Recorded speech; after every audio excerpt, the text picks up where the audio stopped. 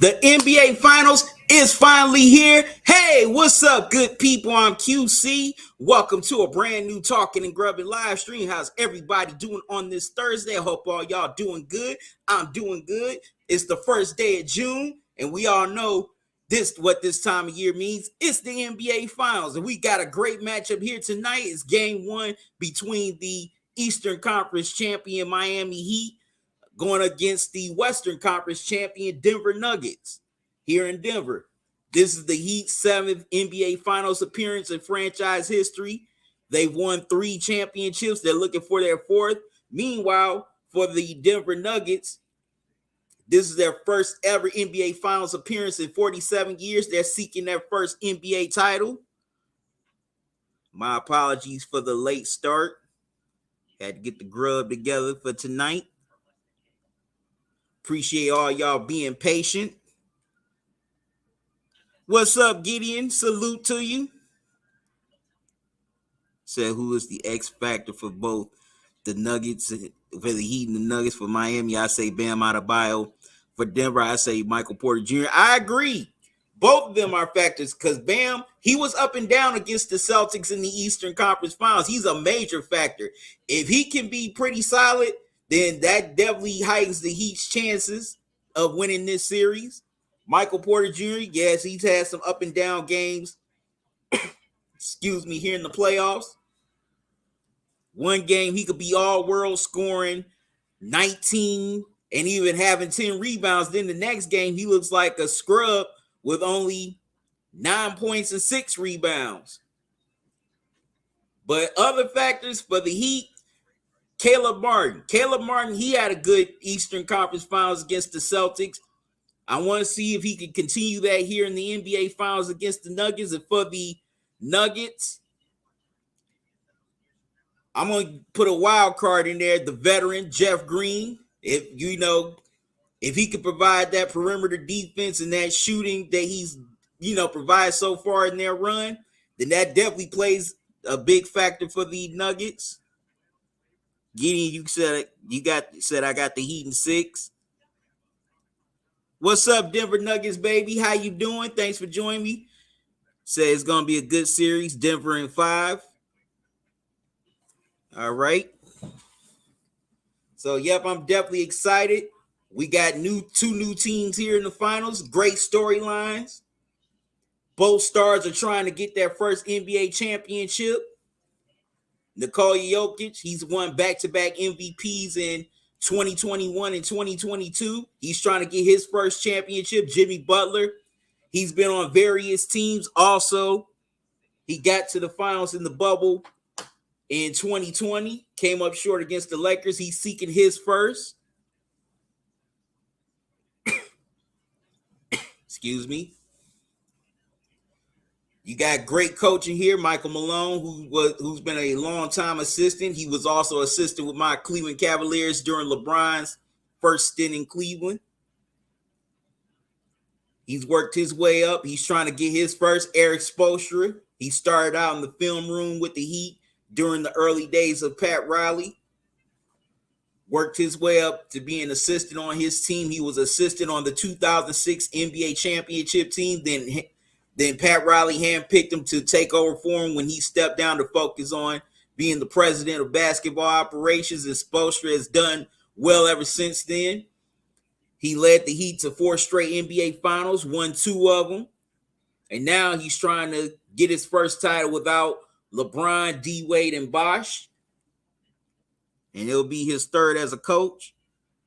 What's up, Denver Nuggets, baby? You said never underestimate Miami. I just think we are hungry. This will be a good series for sure.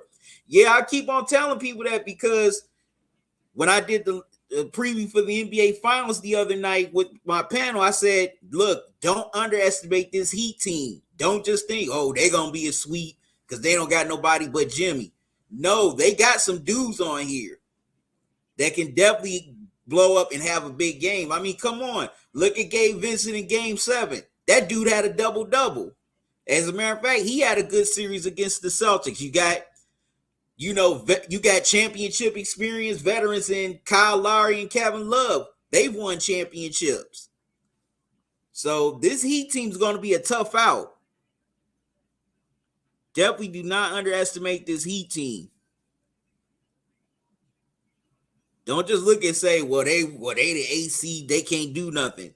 Once you get to the playoffs, seeding doesn't matter. Seeding does not really matter. It's all about what's between the lines. Once again, good people, I appreciate all y'all for being patient with me. So I was preparing for the live stream.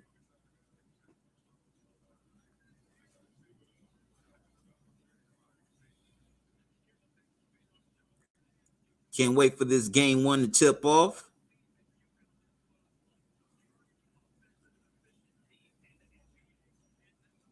But man, this ain't your tip. But don't look at this Heat team because they're an AC and just look at them as an AC. This is not your typical AC.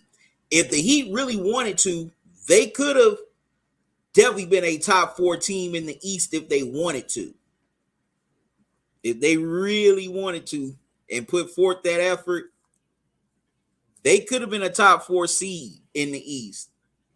But I mean, come on, you got to give them a lot of their credit. I mean, they went into the play-in, lost the first play-in, won the second one, then in the first round, beat the team with the best record in the NBA in a game 5 on the road, then beat an up-and-coming New York Knicks team, and then beat the Celtics, the defending Eastern Conference champions, the number 2 seed in the East, in a game 7 on the road.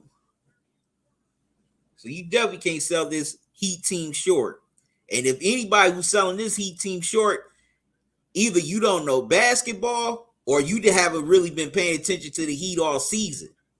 Now, on the flip side for the Nuggets, man, the Nuggets, they've been doing their thing all season long. Of course, they captured the number 1 seed overall in the West. Nikola Jokic, you definitely could have made a strong argument for him winning his 3rd straight MVP. Of course, that went to Joel Embiid. Congrats to Joel Embiid once again. But definitely could have made a case for him winning 3 straight MVPs. Also, Jamal Murray, he's definitely back in full form after coming back from that ankle injury he suffered season before last. He's done his thing in the playoffs, but also there have been guys who stepped up along with him, such as Aaron Gordon. He's been balling, as well as KCP, the veteran who won an NBA championship with the Lakers a few years ago in that same bubble against the Heat. Michael Porter Jr., he's been pretty nice. But also Denver's bench, they've been great. The veteran Bruce Brown, Jeff Green, he's been pretty solid. Coming off the bench for them. As well as Brown. The other Brown, excuse me. Hope I said his last name right. If I didn't, I apologize. Talking about Christian Brown. So they definitely got some good depth.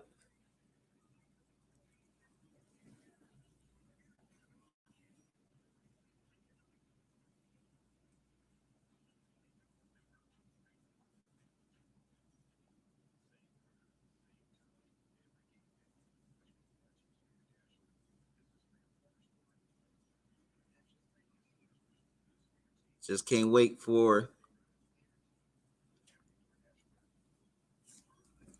this finals to tip off.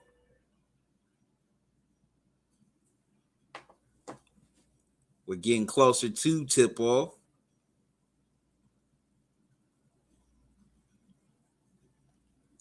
Denver Nuggets, baby, you said Eric Spoelstra is a damn good coach.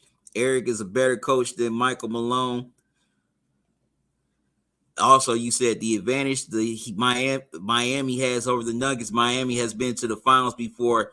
They know what it takes to win, and Miami has a better coach. But yeah, you're definitely right.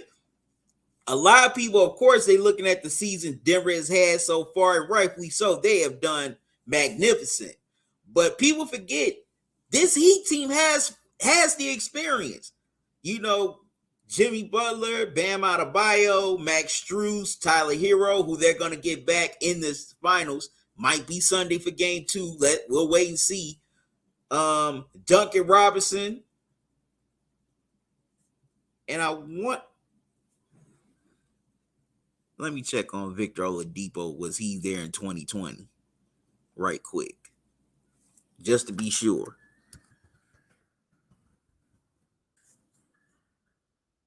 He may not have been there.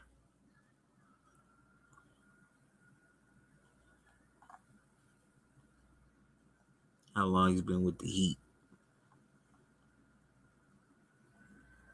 Okay, he wasn't. But still, those guys I just mentioned, they were all in the NBA Finals in that bubble in 2020.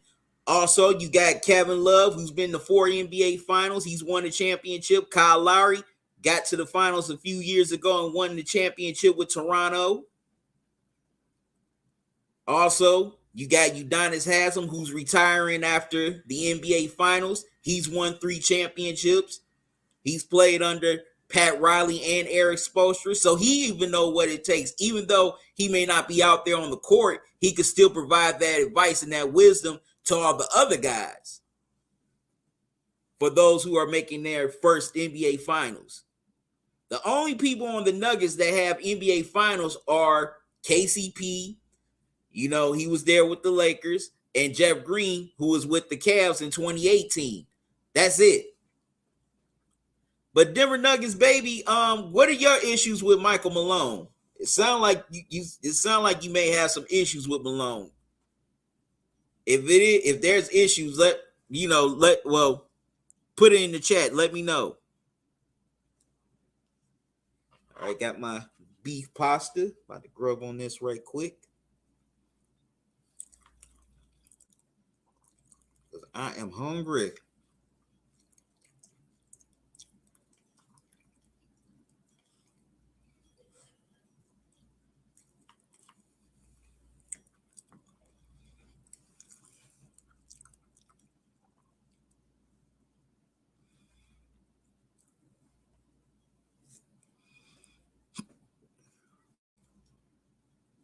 Excuse me.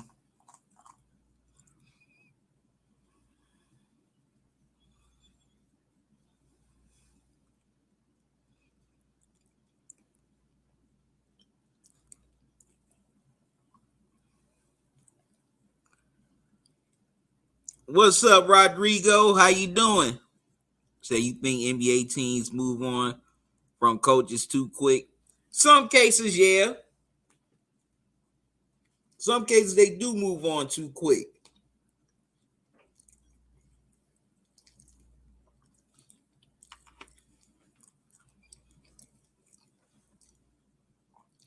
For example, I thought the Celtics jumped the gun too quick on letting Ime Udoka walk. In my opinion.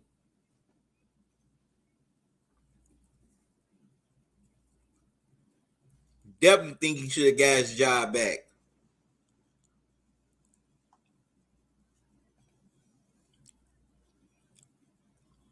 Denver Nuggets, baby. You said I might be a diehard Nuggets fan, but I'm not delusional. Well, I give you credit for that. That you can acknowledge the other team and acknowledge how great and talented they are, because some people aren't acknowledging the Heat.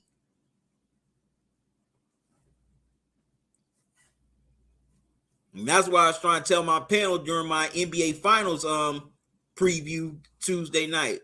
I said it. The Heat are going to be a tough out. Do not underestimate them. They're going to be a tough out. I told them they're not the Lakers, okay? They are not the Lakers. They're definitely going to play. They're going to play with heart. What's up, Jay? How you doing? You said, what's going on, my people? Ready for this series? Elbow cough, cough. Who do you want to win it all? I want the Heat to win.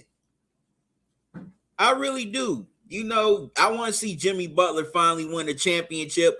Also, I want to see history be made. I want to see an 8th seed who had to play in the play-in to win the championship. That would be historic. They would be the first playing team to win the NBA title if they can win this series. But also a little part of me wouldn't mind Denver winning either, because that would be their first NBA title. You know, the Nuggets fans, like Denver Nuggets, baby, they've been waiting for this moment for all their lives. Of course, I mean, yeah, they saw the Broncos win Super Bowls. They saw the Avalanche win a championship or two, but they never got a chance to experience the Nuggets being at this point. So also, part of me would be happy if the Nuggets won. I would want them to also feel the joy of winning their first, the same joy I had when the Cavs won in 2016. I never thought that the Cavs would ever win a title. And I ended up seeing it, and it happened in the most historic way. And I don't give a damn. And I don't give a damn how some of y'all feel, because some of y'all hate on that Cavs title. Not all, but some.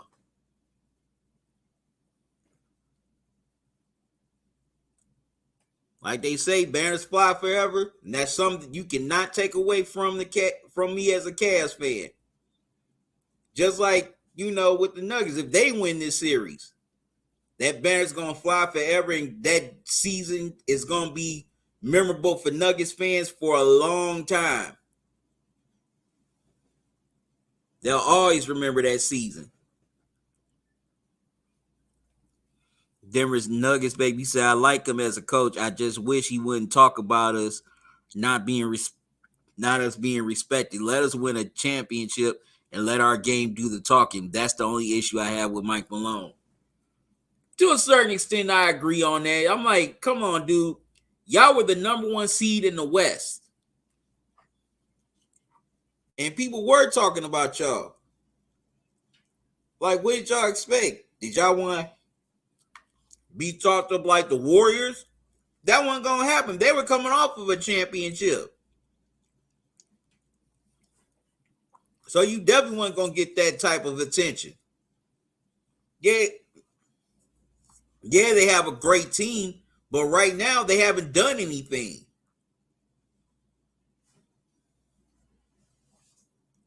Matter of fact, up to this year, they hadn't even gotten to an NBA Finals as a franchise. So I do agree with you on that, Denver Nuggets, baby.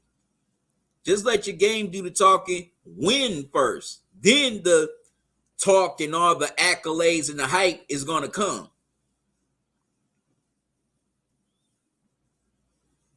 Definitely agree with you on that.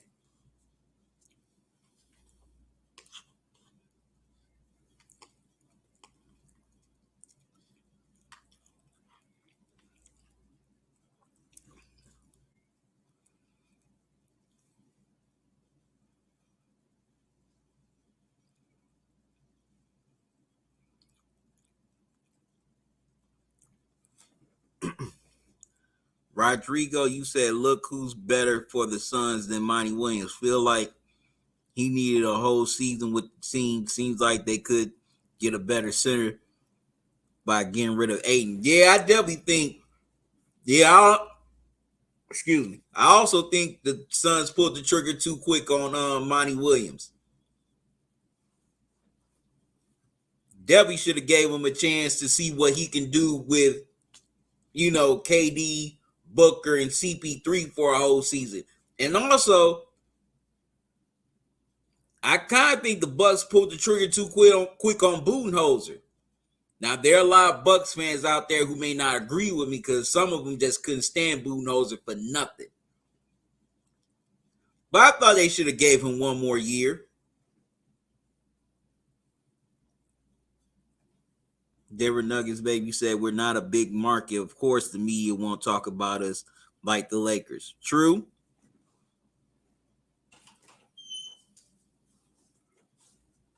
That's definitely true.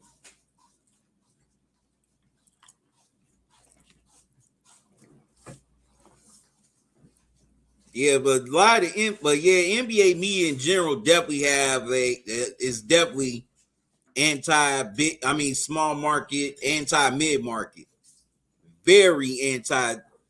small or mid market.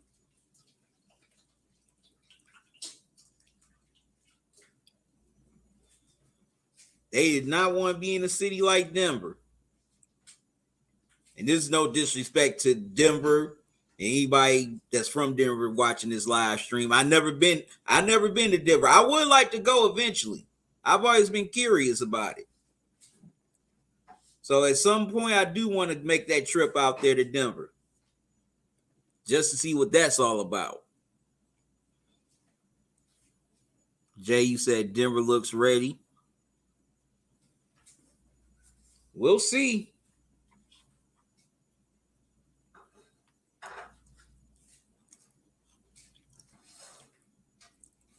We will definitely see.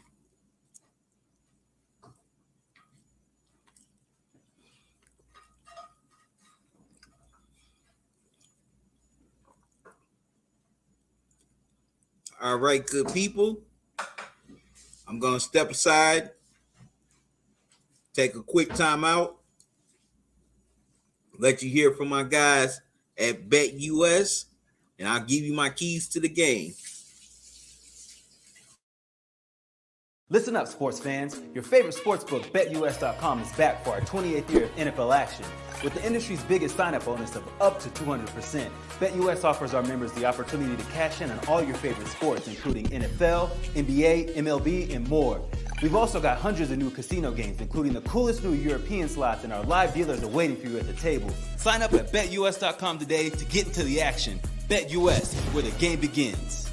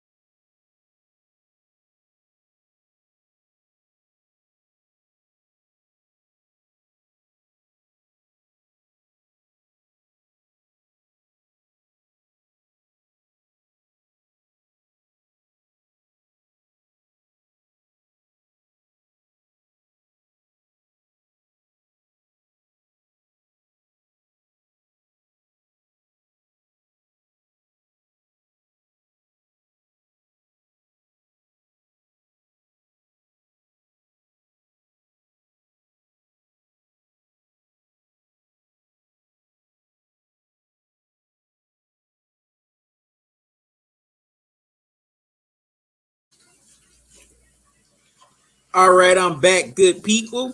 So, if you're looking for a great sports book that's pretty flexible and won't give you any hassle about your winnings, you need to go to betus.com. Whether you want to bet on these NBA finals, MLB, UFC, boxing, BetUS has got you.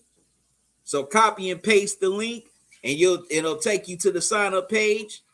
Also, after your first deposit, you'll get 125% sign up bonus. So that'll give you more opportunities to bet, more opportunities to win. Type in that promo code JOIN125 and you'll be on your way. BetUS, where the game begins.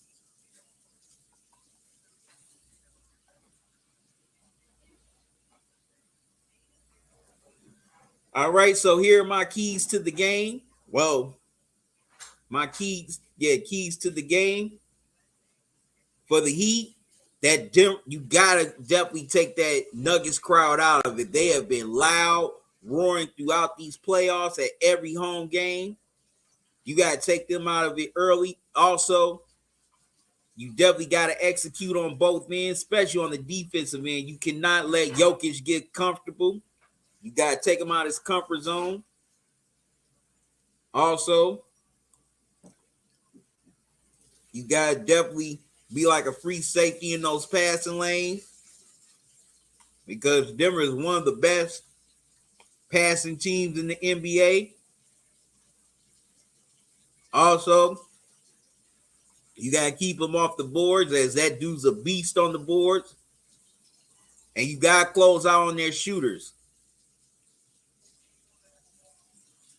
That's where the other teams they faced made their mistakes. They didn't close out on the shooters. You got to get home on those shooters, because if you don't, they definitely can make you pay, especially if they're wide open. On offense, the Heat have to have ball movement and body movement, and all the games they won in the playoffs, they've had that. All right, here's your starting lineups for the Heat. Gabe Vincent, Caleb Martin, Jimmy Butler, Bam Adebayo, and Caleb Martin. For the Nuggets, KCP, Jamal Murray, Nikola Jokic, Michael Porter Jr., and Aaron Gordon. Those are your starting lineups.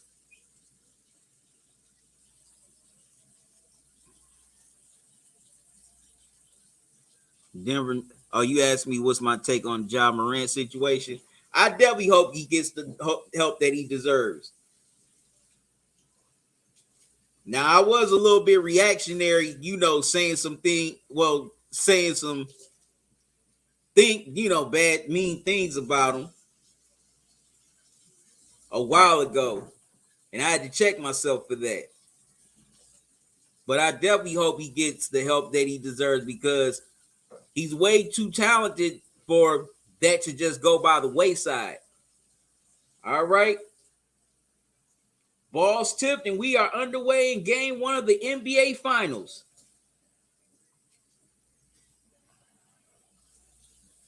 Nuggets with the ball. As Murray lays in, 2-0 Nuggets.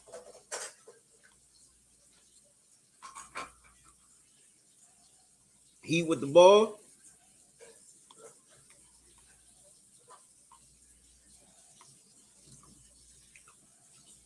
Butler can't get it to go on a step back jumper. Nuggets with the rebound.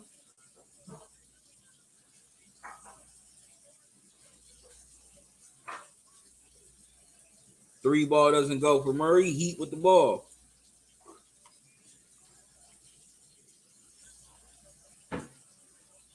Bam couldn't get the jumper to go, but Jimmy gets the offensive rebound, knocks down the jumper. We're tied at 2 apiece.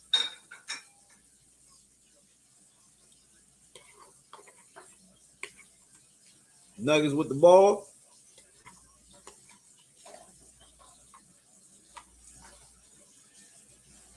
Cross court pass to Gordon. He can't get the 3 ball to go.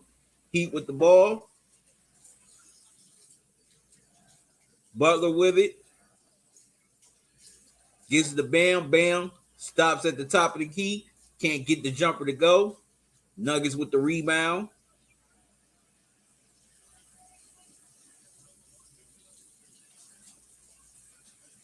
Wow, nice spin move inside by Jokic. 4-2 Nuggets.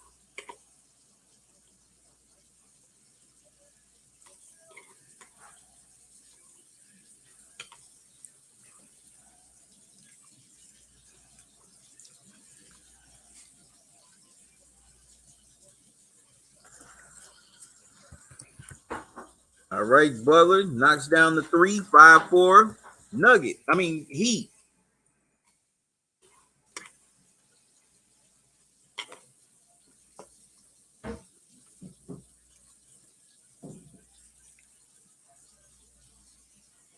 All right, Jokic starting to heat up early on. 6-5 Nuggets.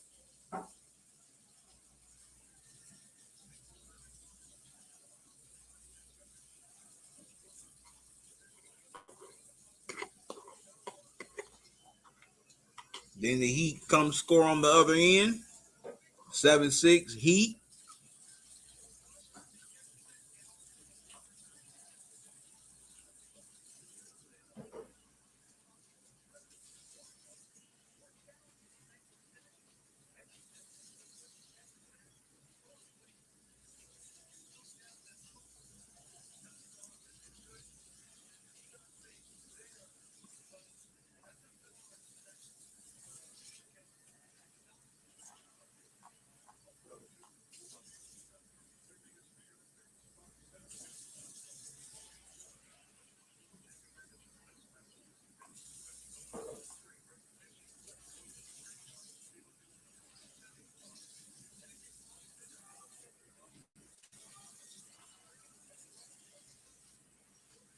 All right, Jokic is at the line. He knocks down, well, splits a pair. 8-7 Nuggets.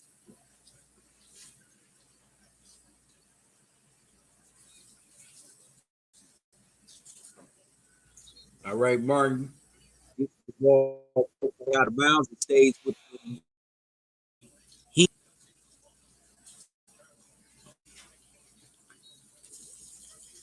Struz with the ball. Almost lost it. Got it back. Gets it to Martin. Martin with the step back. Can't get it to go. Rebound Gordon. Gordon swings it around to Jokic.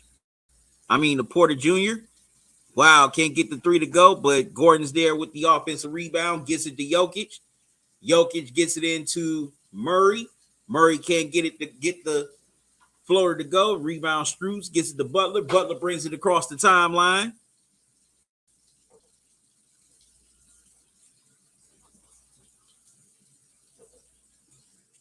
Butler backing down KCP.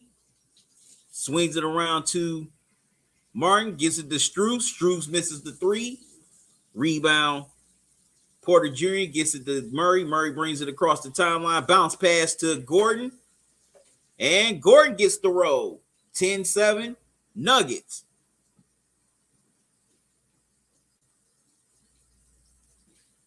Bam with the tough shot. Knocks it down. Martin with the tough shot. Excuse me. 10-9 Nuggets.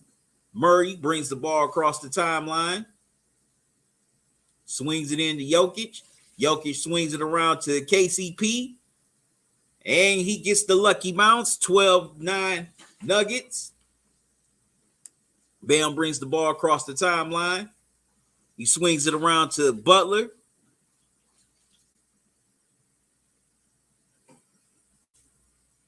Butler. Wow, gas stolen. Got it back, but couldn't get the layup to go. Nuggets with the rebound. KCP swings it around to Murray. Murray swings it into Gordon. Gordon backing down. Wow, Martin, Gordon posts up, lays it in. 14-9 Nuggets. Gordon with 8 points so far. Timeout Heat. As they have a 5-point lead here in the early going.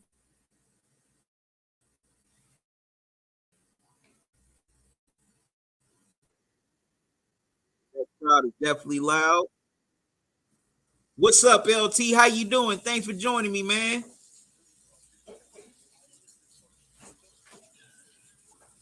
Jay, you said $50 on the Nuggets is just walking through them.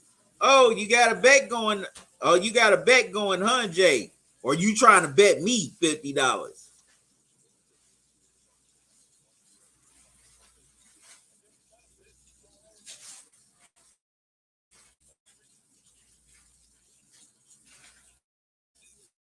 Yeah, Nuggets off to a quick start with a quick 5-point lead. So I'm doing fine. That's good to hear, LT. All right, good people. I'm going to take a brief pause. I'll be right back.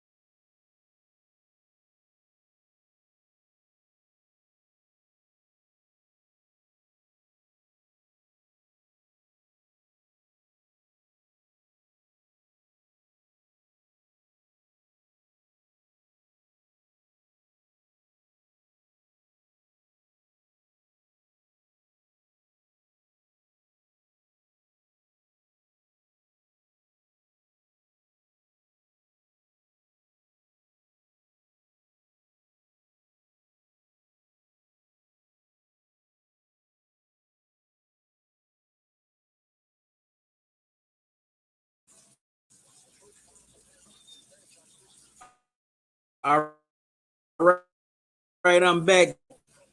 Kenny and aka Miss O for this game one. All right, there he is. What's up, Kenny? What up, Talk? What's popping, bro? Nothing. How you doing? Nothing.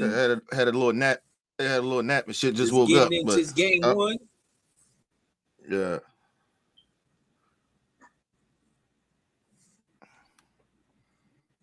Oh wow. Hey, Murray with the push on Jimmy. Yeah, that's a little bit. He playing like Jimmy a like freak he's accident. a like. Like just a little freak collision, though. It still ran into him though. Murray was acting like he was a cornerback. Vincent can't get the three to go, but Bam is there on the follow. 14-11. Nuggets.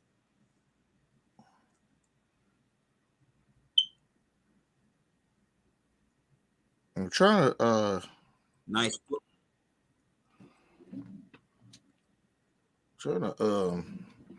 look into more what happened to my boy. My boy got arrested. Who? Tank Davis got arrested. They locked his ass back up. Oh wow. Yeah, he Really? did something. He violated. Yeah, he violated something. Wow. Porter Jr. with the block on Martin.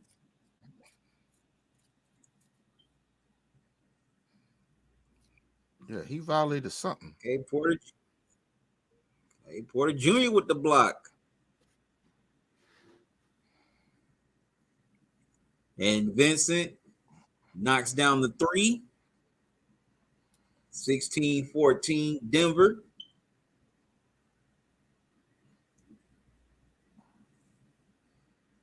That's all day right there.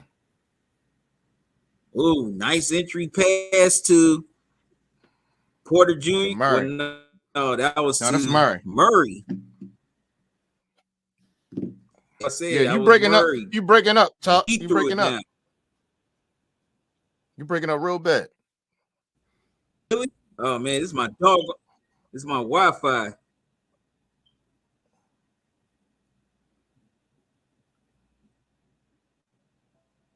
Can you hear me right now? Yeah, I hear you. You just going your shit off. Even your focus off. You sound like Mr. Johnny Five.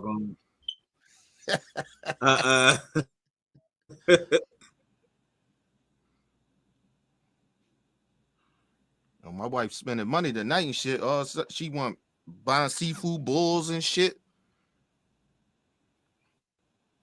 Hell yeah, I want one. Yeah, hell yeah, I want one. Don't ask me. Gordon, he's having a first quarter. Yeah, listen, he gonna have to play good. I want one now too. Right, yeah. She gonna ask me like I'm gonna say 22-14. Am I sounding better now? Yeah, you a little better. Okay, thanks.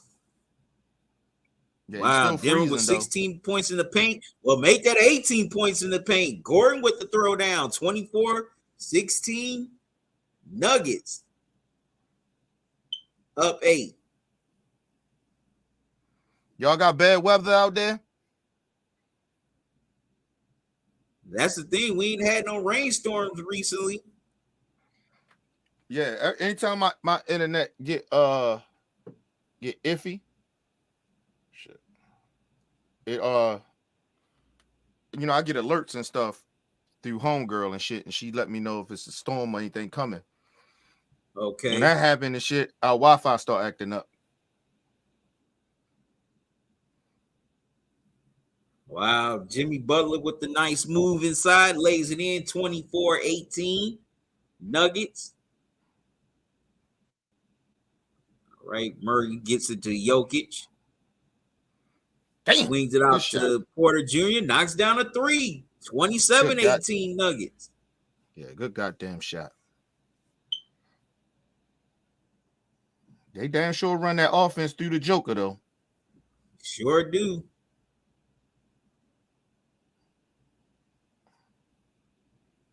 Yeah, Bam got to play good, though. I got to see that. I got to see that all night, Bam. All night. Right, Bam with the hook shot, 27-20 Nuggets. I'm a little ahead of you. I don't know what the fuck. Probably because your Wi-Fi. You in front. You behind me. Probably. All right, Russell Wilson. He's in the building watching the finals. I don't know why. What? He can't be there. Why he can't be there, Kitty? Who are his friends? And you know what? I'm sorry, I forgot. Maybe. You know him and Jimmy like this. I forgot him and Jimmy like that. That could be it, or maybe he might be friends with some of the Nuggets players. No. Jimmy is man. I forgot about that. Jimmy is man, bro. Yeah, but Russ was at some of the other playoff games with the Nuggets. He was at one of the Laker games against the Lakers. I'm trying to think. Oh, you know he was teammates with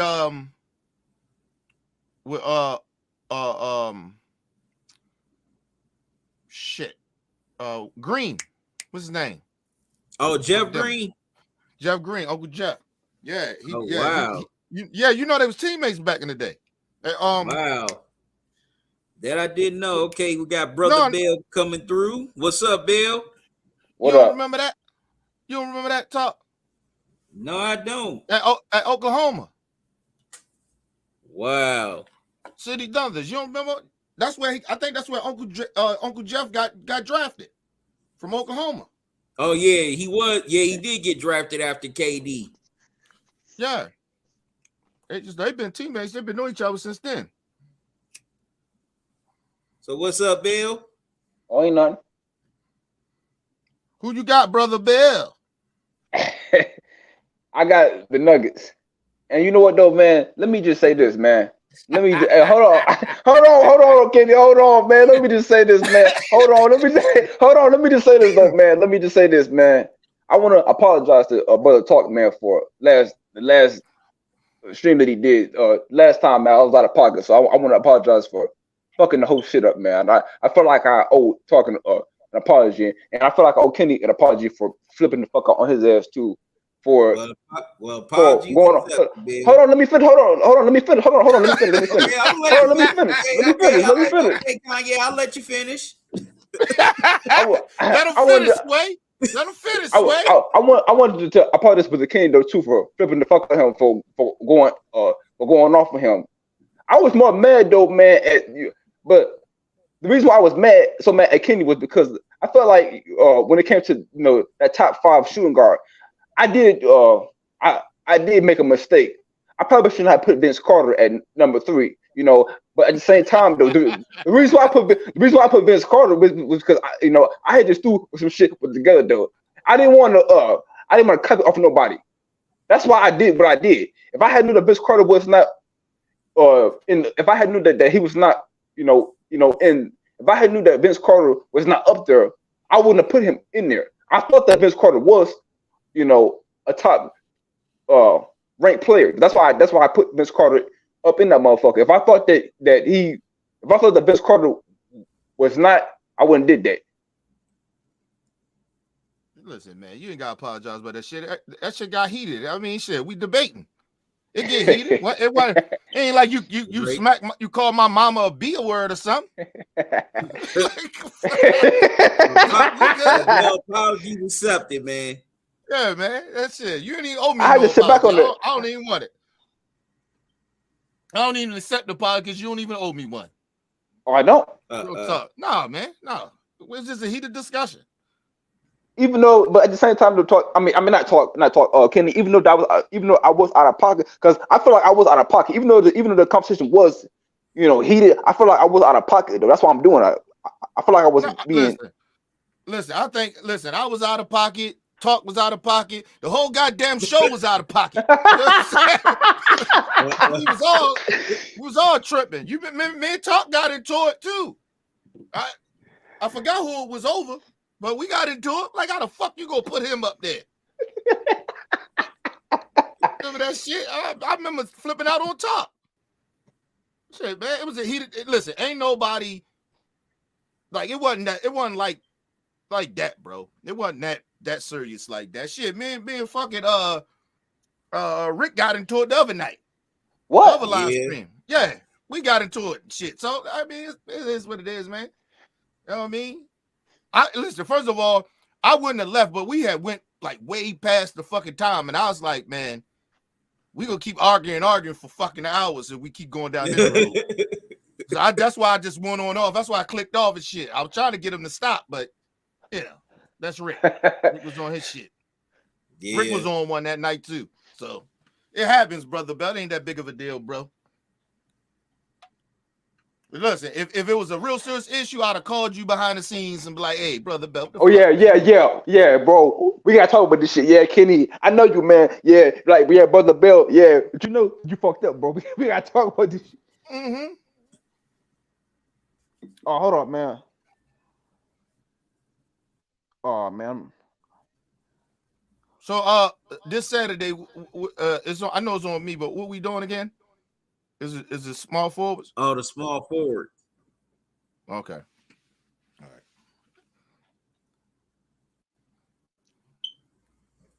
And we got. I guess we got to do that early, bro. At least try to get it early, or we do it. I know the game come on Saturday, right, or Sunday. Sunday. Okay, so we good. We could do it anytime late. We could do it like how we do it now, but so I'll just do it. I say 8:00 for everybody. Oh wow! So, all right. So, Jokic got the steal and the putback. Jimmy Butler couldn't hit the three before the buzzer. It's 29-20 Nuggets after one. You know what? Jokic is not like a great defensive player, but he a sneaky defensive player, if that makes sense. True. You get what I'm saying? Like, he's not bad, but he ain't good either. He all right. You know what I'm saying? He decent enough. Oh, you heard about your boy, Dwight Howard. Dwight Howard. What happened? This nigga said he was better than Jokic in his prime than Jokic in his prime. What is Dwight drinking? Listen, man, he over where you at in Thailand, some fucking way playing. Listen, man, he over there sipping that motherfucking Hushu or whatever the fuck they call that shit. That strong ass Chinese liquor over there. I don't know what the fuck he drinking. Like, nigga, like, listen, Dwight, we ain't saying you ain't a Hall of Famer, but we just saying that, like, your prime compared to the Joker's prime, no. Like, no, nigga. Not at all. Jokic, not even close. Listen, Jokic will still get busy back when Dwight was, like, in his prime. Jokic will still get busy. Because you know why? Let me tell you why Jokic is better than Dwight Howard. Because he can shoot. Right. Dwight Howard couldn't shoot outside of that goddamn paint. Not at all.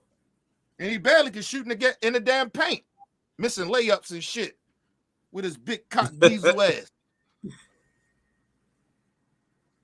That nigga said that. Niggas on the internet was laughing at his ass. They like, what? The fuck is you smoking on? That nigga Dwight Howard smoking on that motherfucking sugar booger. Okay, Rodrigo asks, who's y'all favorite underrated players ever? He said for him, Steve Francis, saw him play street ball at 46. Well, you know, Steve Francis from the city, so you know I've been watching Steve Francis since we was young. Because Steve Francis is not that old. What, he like 46? Yeah, he's not that old. So I've been watching Steve Francis since he was like in high school. So, is Steve Francis underrated? No, I don't think he's underrated. I think he's a little overrated. Well, not overrated. I mean, like, I ain't gonna say overrated. He didn't live up to all his potential, if that makes sense. You get what I mean? He would have been a Hall of Famer if he'd have lived up to his potential. Listen, he better than Kwame Brown. Put it that way.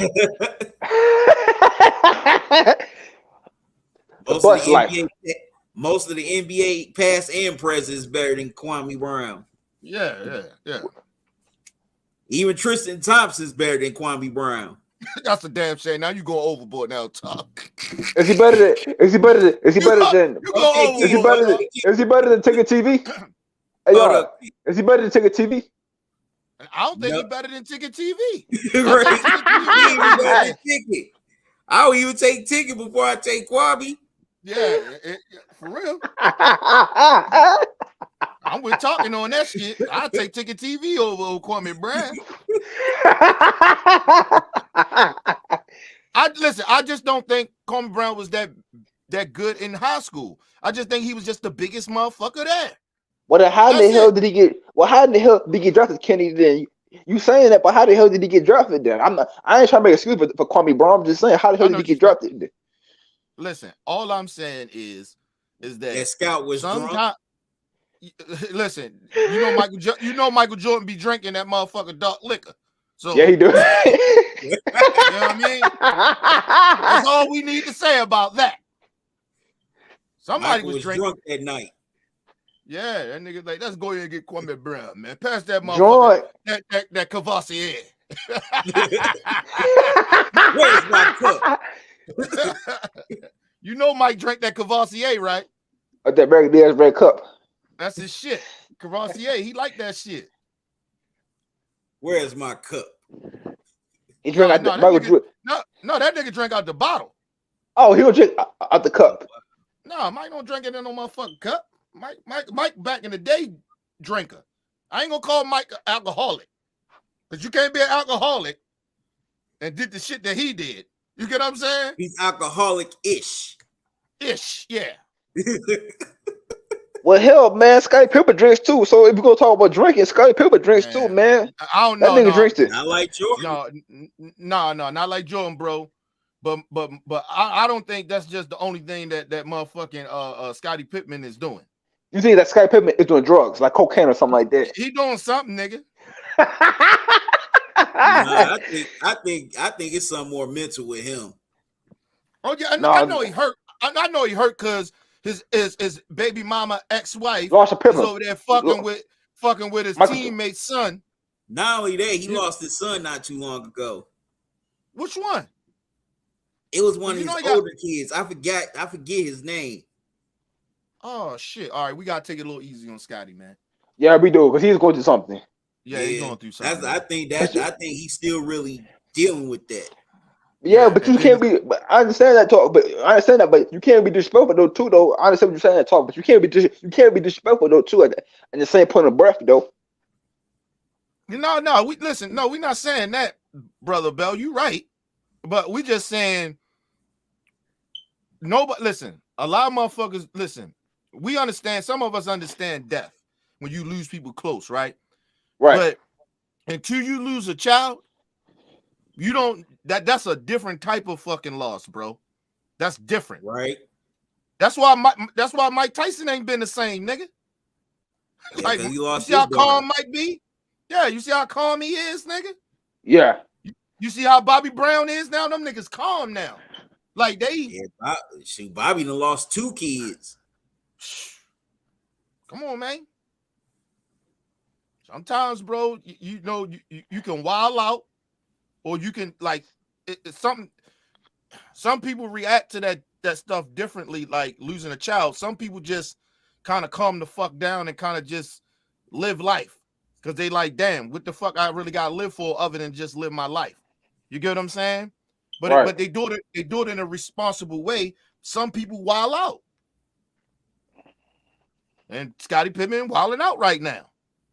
Because something got to be wrong with him for this nigga to be talking about Michael Jordan was a horrible basketball player before he got there. Come on, man. I thought he said he was a horrible teammate.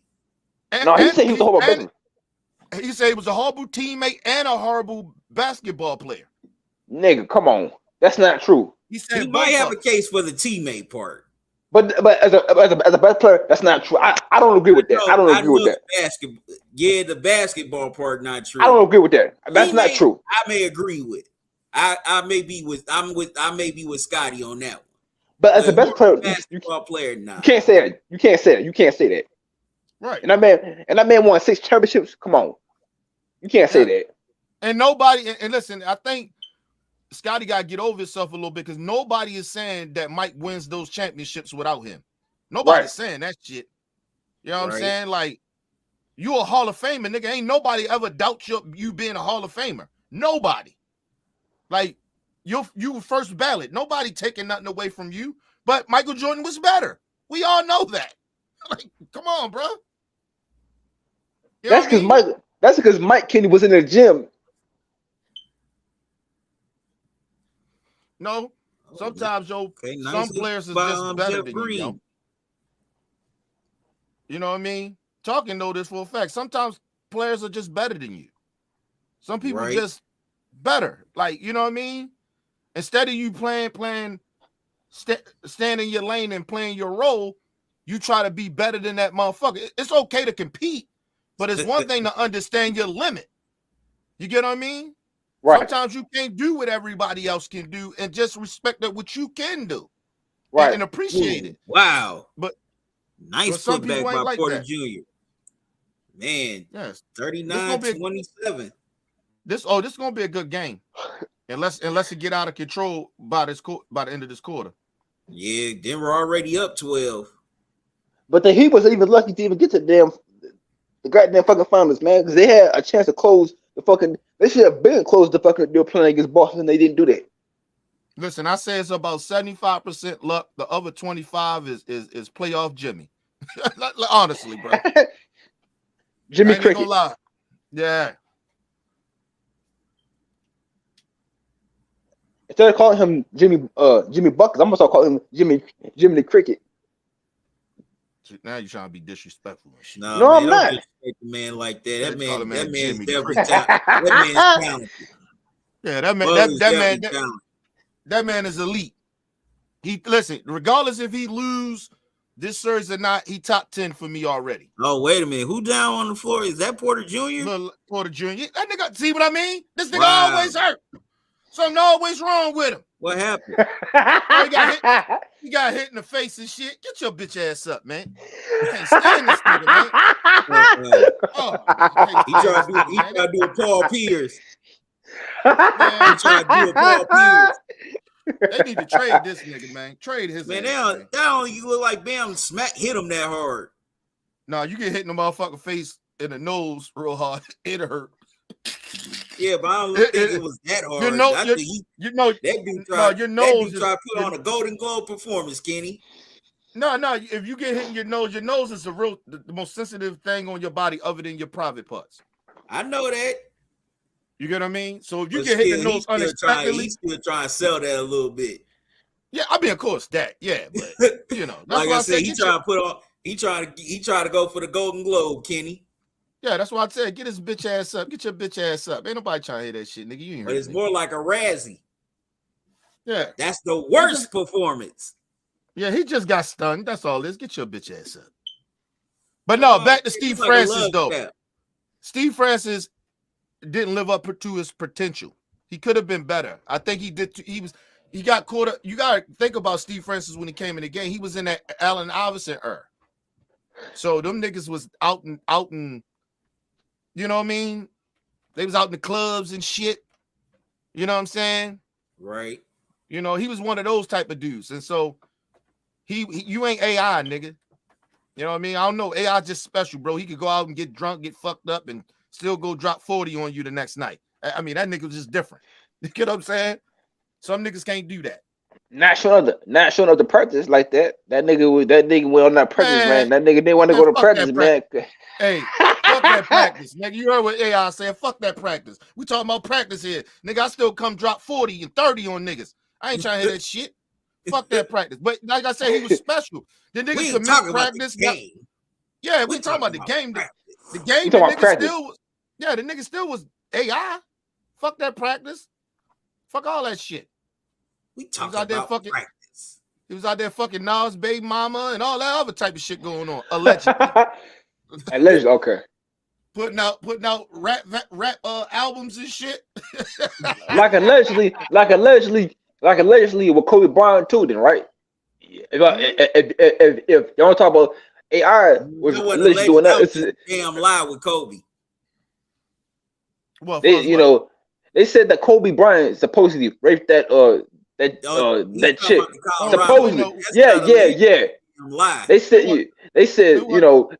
They said supposedly he did that. I don't believe that. In my opinion, I don't believe that. First of all, it was already proven that it was a lie, so it ain't no suppose. Right. It didn't happen. She lied. Now she did get that D. Okay, she did get the D, but as far as him a lot of taking it that day when she messed around with Kobe. she got that mamba. Okay, but he ain't take it. He ain't force it. He ain't forced the mama in her. She wanted it. And plus, they say that she had a lot of mental illness shit going on with her too. So I don't want to disrespect the woman. You know what I mean? Can't disrespect people going through mental illness. Sometimes mentally ill people do fucked up shit. We see it every day. Donald Trump is mentally ill, so we see mentally ill people doing fucked up shit all the time. You get what I'm saying? I don't think He's just an idiot. Donald Trump is not. Donald Trump is just a straight up psychopath. The way that nigga get down, he's just a straight psychopath. He's just an idiot. That's mental illness. That's in the range of mental illness. Okay, Kyle Lowry with the floater, 39, 33. He trying to come back. I think they might should start Kyle Lowry. I'm surprised they didn't. Yeah. Because you need all motherfucking all everybody Bam going off, ain't he? Wow, Bam hitting it off the glass. 41-35. Okay. Bam gonna need that all motherfucking game. He need to play like this all game. We finally got a good coach too. The Pistons finally picked up that coach from Phoenix. Monty, what's his name? Monty Williams. Yeah. Yeah, that's gonna be interesting to see what he does for the Pistons. That don't mean shit if y'all don't get no goddamn players. I don't think they should have let Williams go. The Suns. They should, but they did. I'm not saying they should. I'm just saying I don't give a fuck. I don't give a fuck. Detroit got Monty Williams. It don't matter. You got a good coach. If you ain't got no goddamn players, I agree. Yeah. You gonna coach a bunch of bums? Round us. I agree. 37. He gonna look like a bad coach out there. I agree. Only your team, the team that you got, the players you got, make the coach look good. Right. I told you I don't put all that stock in the coaches like that. Y'all know better than that. Especially Talk got mad at me the other night. I told him put all that motherfucker stuff. I ain't getting mad. I disagreed. Yeah, it's the same thing. And I still disagree. But anyway. Yeah, hey, listen. Hey, man. You prove the Detroit Pistons going to prove my point if they ain't got no goddamn players. I agree. That coach is a very good coach. And it doesn't matter. If he ain't got no players, he gonna look like a bad coach. Dwayne Casey was a good coach, and the Pistons made him look like trash. So I totally agree. Yeah, it's a lot of good coaches out there, but the teams is trash. Look at my boy. That's my boy Doo-Doo Brown. Yep. Doo-Doo Brown. That's my dude right there. I fucks with you. Doing the weed smoking sign. Okay, we know what you doing after the game, Bruce. Nah, you know that ain't mean. He's talking about I'm smoking their ass. I'm smoking their ass. I know. I'm just playing. Trying to get that man in trouble and shit. God, Kenny, he's safe. He's in Colorado. Weed is legal there. Oh, okay. But that don't mean shit if the league ain't okay with that. I don't think you can be high, right? With the league.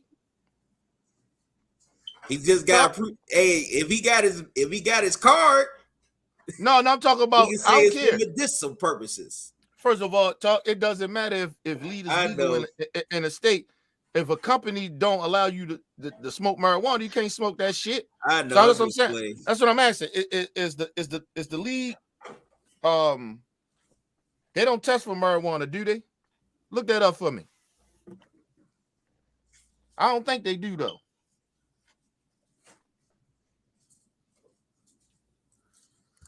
Let me see. Because I remember fuck Stephen A. Smith. I know you. That's what I was about to say too. Stephen A. made that quote too. No, because you know why I'm saying that? Because what's the name said he was smoking like that. Him and Matt Barnes and Stack. They said they was smoking when they was playing. So we might not be something that they test for.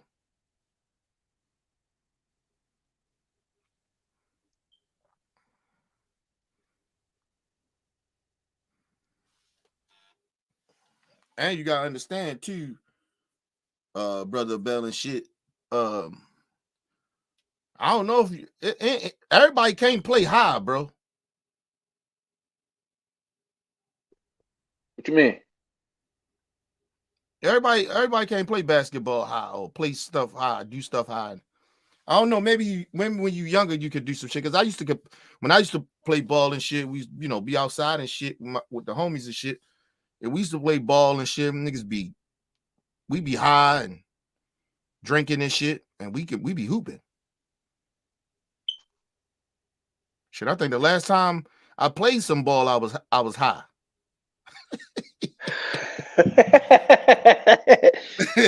You feel me? Yeah. All right, people. We went to a quick commercial break for the game, but yeah, yeah, man. I mean, maybe when you're younger, you could probably still get high and shit and play ball, but after you get a certain age and shit, you can't be smoking that weed, man. Getting high and shit, be high on the court and shit. I don't know about that. You know Shannon gone? Oh yeah. He don't want to. He don't want to work with Skip Bayless no more. Listen, bro. I think they gave him an out. I think because my understanding, going through a lot of shit, doing research, Shannon never asked to leave. They offered that for him to leave. I mean, not offered him, but they was like, I don't know if his contract is getting ready to be up soon, but they bought him out. And I think they probably was like, Shannon, and they doing a lot of cuts and shit now everywhere. So they probably went to Shannon just on some shit of like, what you gonna do, what you want to do type shit. And Shannon probably was like, hey man, bye, y'all, get the fuck up out of here. I don't want to be around Skip any motherfucker way. But I think he would have, if they ain't come to him and asked him, I think he still would have stayed. I was reading someone on Facebook that somebody was saying that he should go with Stephen A. Smith. Hell no, that's the worst nigga. That's the worst nigga to be around. No. I don't. I think that should be a good thing. I don't. I actually think it'd be a good thing. Why? Huh? Why? Why you two? I mean, why? You said how? Yeah, like what? Like why? What's the reason for him? Yeah, what's the reason? I mean, what would Shannon Sharp get out of that being around Stephen A. Smith? Because Stephen A. Smith is at least if you have. First of all, it'll be a fucking great show, just because of both of their types of personalities, right? Because they like very old, they very animated type of dudes, so it'll hit right away, right? Right. And believe it or not, even though I can't stand Stephen A. Smith, to see two black brothers up there, it'd be great to see. You know what I mean? Prime time like that. And second is, the third, I think, because you know how Stephen A. is, right? Right. But you know, Shannon ain't gonna let him get away with some of that shit he be saying. Oh, hold up, You though. know what Hold up, I'm hold up, hold up, hold up. You said two saying? brothers. Hold on, though, Ken. You said two brothers, but let's not forget, though, Ken. You the same dude that said Stephen A. Smith ain't a brother of ours because of the simple fact of what he be doing and selling out the black money. So now you're saying that you're saying now he's a brother now. When this dude has been saying more bad stuff about the black community and puts the black community down and kisses white supremacy's ass. I don't look at Stephen A. Smith as a brother, just like I don't No, look no, at no. Candace Owens as a sister. Wrong choice of words. You're right. Two black people, two black men. So I Okay. mean, you can't take away the nigga. Can't say because he a sellout, he ain't black. You know what I mean? He's I'm still not. black. I'm not. Yeah, yeah. I understand that Yeah, Stephen but A. is black. I get what you're saying. I get what you're saying about the calling him a brother. I get what you're saying. You know, I take that back. You're right about that. Yeah, I misspoke. But yeah, but to see two black people there, and then like I said, I don't think that Shannon will let him say a lot of that bullshit he be saying, or get away with saying a lot of that shit he say. And it'll be entertaining as fuck. Yeah, yeah, yeah. Because when first take was really popular, I used to watch First Take. And I thought that it was, in my opinion, I love First Take when Skip Bayless was on with Stephen A. Smith, but then when Stephen A. was yeah, I mean when Skip Bayless left that show, then that show kind of fell apart after that. Yeah, listen, listen, and believe it or not, it'll be very, very good to see that. Because I think it'll be big. I think it'll be huge. Just the announcement that Shannon is coming will make that shit huge. You feel me? Right, right, Like seriously. You know what I mean? I stopped watching First Take because the shit be all you got is Stephen A. Smith, over talking everybody, kind of almost borderline bullying. You get what I'm saying? right. And that shit, it's not even entertaining no more. It got to the point where like you just bullying niggas now, and everybody know, and then everybody kiss Stephen A. Smith ass a little bit. You know what I mean? Would you I think think, that he be? Do you think that he be doing that with Shannon Sharp though? That's my question. Do you think that he yeah, be no, bullying? Stephen A. Smith is who he is, bro. Listen, let me just say this too, right? When it comes to Stephen A. Smith, he's one of those house Negroes that believe in what he believes in. He's nobody. He's one of those guys it's nothing he can say, nothing you can say to change his mind or who he think he is and how he affects others in his mind. He's just that type of dude. You know what I mean? And believe it or not, I actually borderline in a way respect Stephen A. Smith for that because at least he's standing on that shit. You get what I mean? So when I Right, come out and I say you're a fucking sellout, I'm standing on my shit, you stand on your shit, and we see who at the end see who's right. You get what I'm saying? right. But I'd rather for a motherfucker stand on their shit than to be doing all that phony shit. Stephen A. Smith believes in the shit that he says. And listen, I just believe that he definitely gonna go, he gonna say some fuck shit that may ruffle feathers and shit, especially with Shannon, especially on political shit, especially. You get what I mean? Definitely. But why the hell should we be taking this dude seriously though? Why the hell should we be taking Stephen A. Smith seriously when this nigga ain't never played in any? First of all, man, when it comes to Shannon Sharp, I got nothing but respect for him because he played football and he's a Mm-hmm. Hall of Famer. So I'll give Shannon Sharp that. What has Stephen A. Smith done, with his life, other than kiss white supremacy's ass and ESPN his ass? What has he really done? He's made a career out of talking shit about these athletes. That's it. It ain't like Shannon Sharp is respected. He's a respectful dude, a respectful brother. So I you think I know, think I think the difference between, because they both kind of do the same shit in a way, but I believe that Shannon, all right, the halftime, hold on. Halftime, the Nuggets up 59-42 people at the half. Nuggets is winning.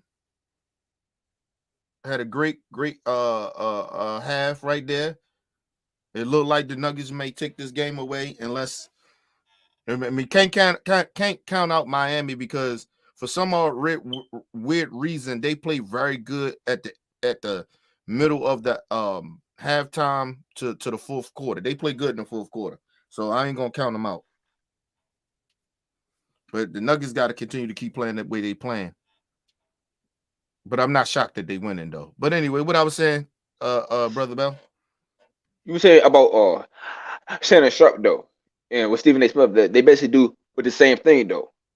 Yeah, they do the same kind of shit, but Shannon's a little bit more respectful and a little bit more player friendly, if you want to say that in a way. I think motherfuckers genuinely like Shannon. You get what I mean? Like the players and people, they genuinely like him. Stephen A. Smith, it's more of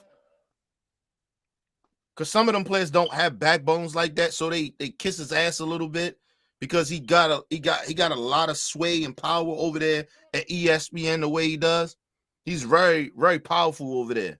He's like he's one of the most powerful Negroes over there. Probably the powerful Negro over there at ESPN. So, you know, other than probably the higher ups or something, but if they got some black higher ups, but he's that guy. And so a lot of those guys, you know, they kind of like cower to Stephen A. So it's like a difference. Like you got athletes that may come on the show now because of Shannon. You know what I mean? He gonna bring some people. You know what I mean? He gonna bring athletes with him. You know what I'm saying? So if I'm ESPN, I'm straight trying to go get Shannon. I'm going to go try to get him. You know what I mean? Yeah. I'm straight going to get Shannon Sharp. So, because, you know what I mean? Because, you know, First Take is not like how it used to be anyway. It's just all Stephen A. Smith. You know what I mean? Here and there, Stephen A. Smith says some fuck shit out of his mouth and it make headlines. But I think that's him, you know, being a attention whore. But Shannon is genuine about some of the shit he say, even if you disagree with it. Especially with the LeBron shit, you be like, come on, bro, you doing too much. But I think a part of him genuinely believe a lot of the shit that he says. Now, do I be thinking that he just be out here trolling sometimes, saying some of the shit he's saying or capping? Yeah. When it comes to LeBron, yeah. But a lot of that shit, he genuinely got love for LeBron. And he really, truly, genuinely think LeBron is the best basketball player ever.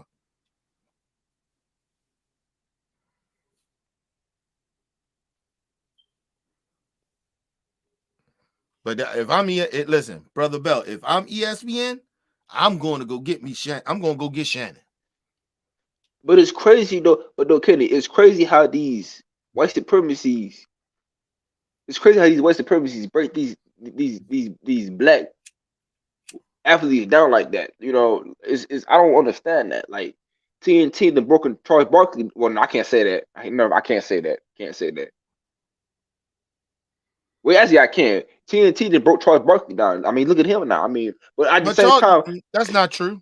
That's not true. Oh, that's not true. That's not true. Yeah, Charles Barkley always been like that. He always been like that. And I don't think. Listen, and when it comes to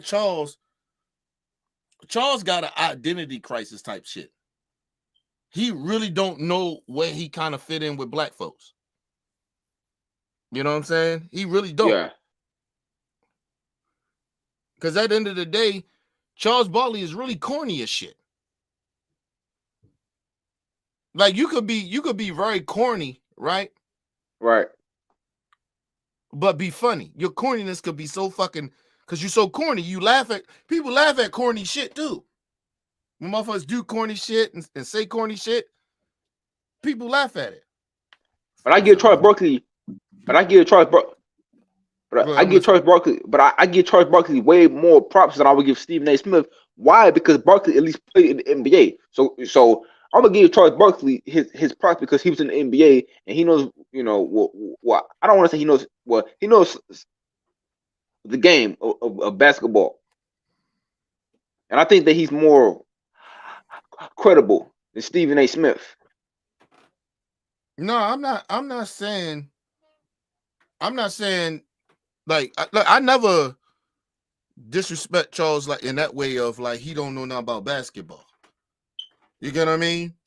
Right. It's just when he get political, that's where he lose me. I never question his basketball knowledge. I never do that when it comes to Charles Barkley. Charles Barkley know what the fuck he talking about, bro. You know what I'm saying?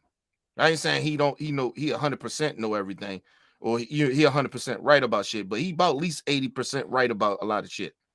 You know what I mean? And he know basketball. Right.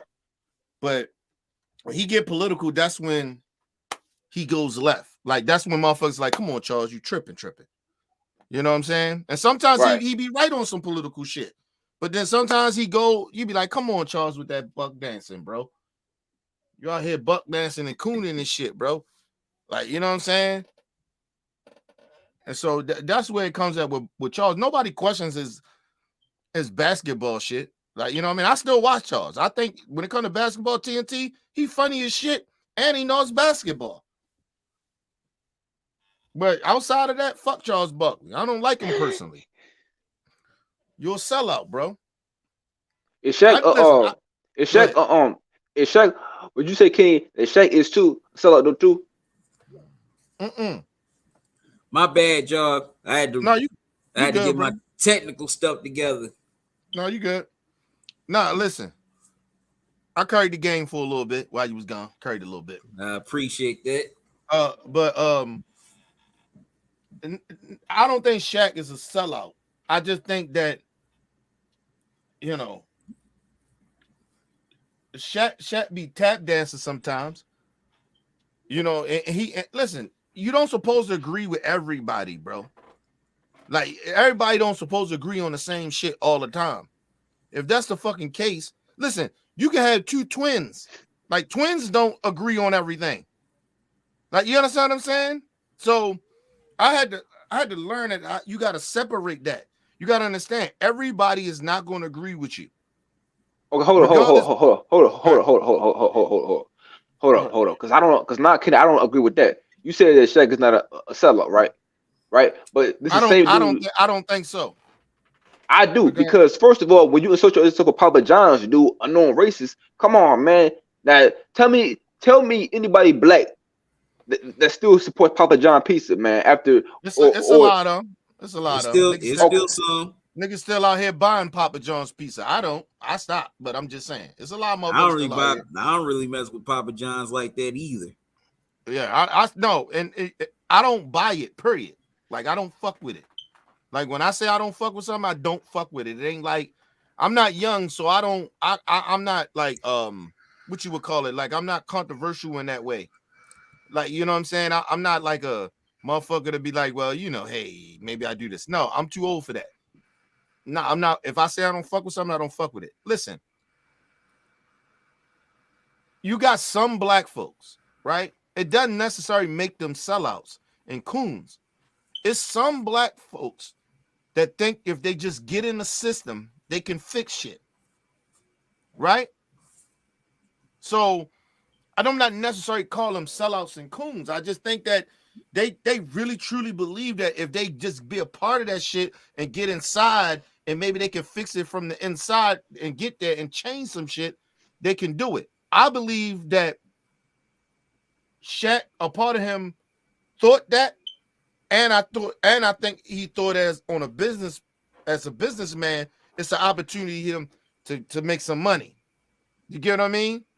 But there's a way, and we live in a capitalist country and a world. So, but there's a way of doing that without kissing. There's a way of doing it without kissing ass too, though. You think Shaq kiss ass?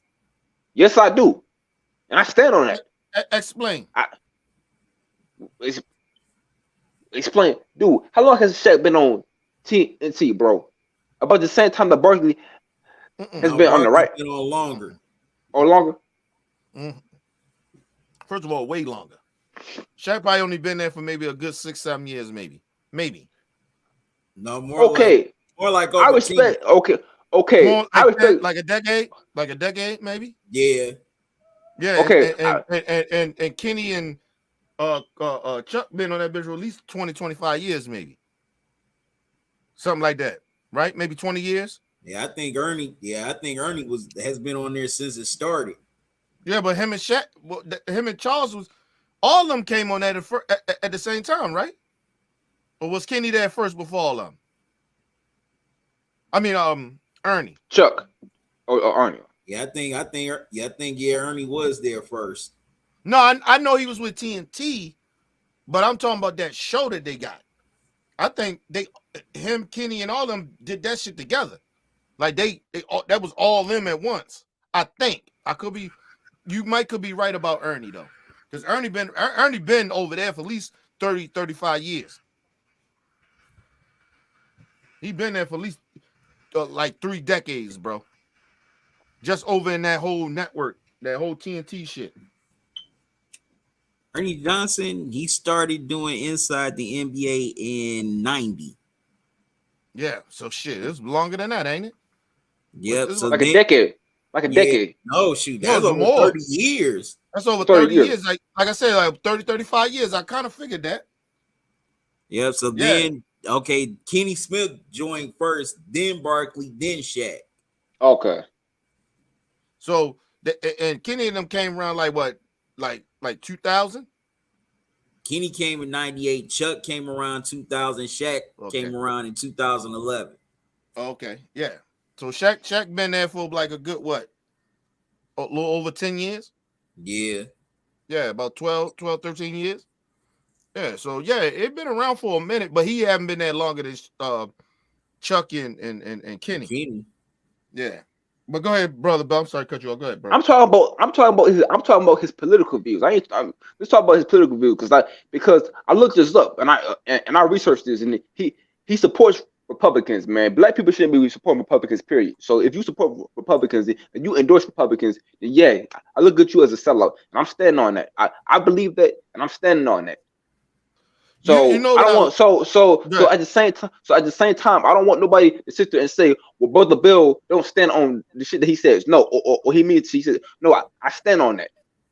Mm-hmm. If I say something about somebody, I mean that. I'm standing on what I say.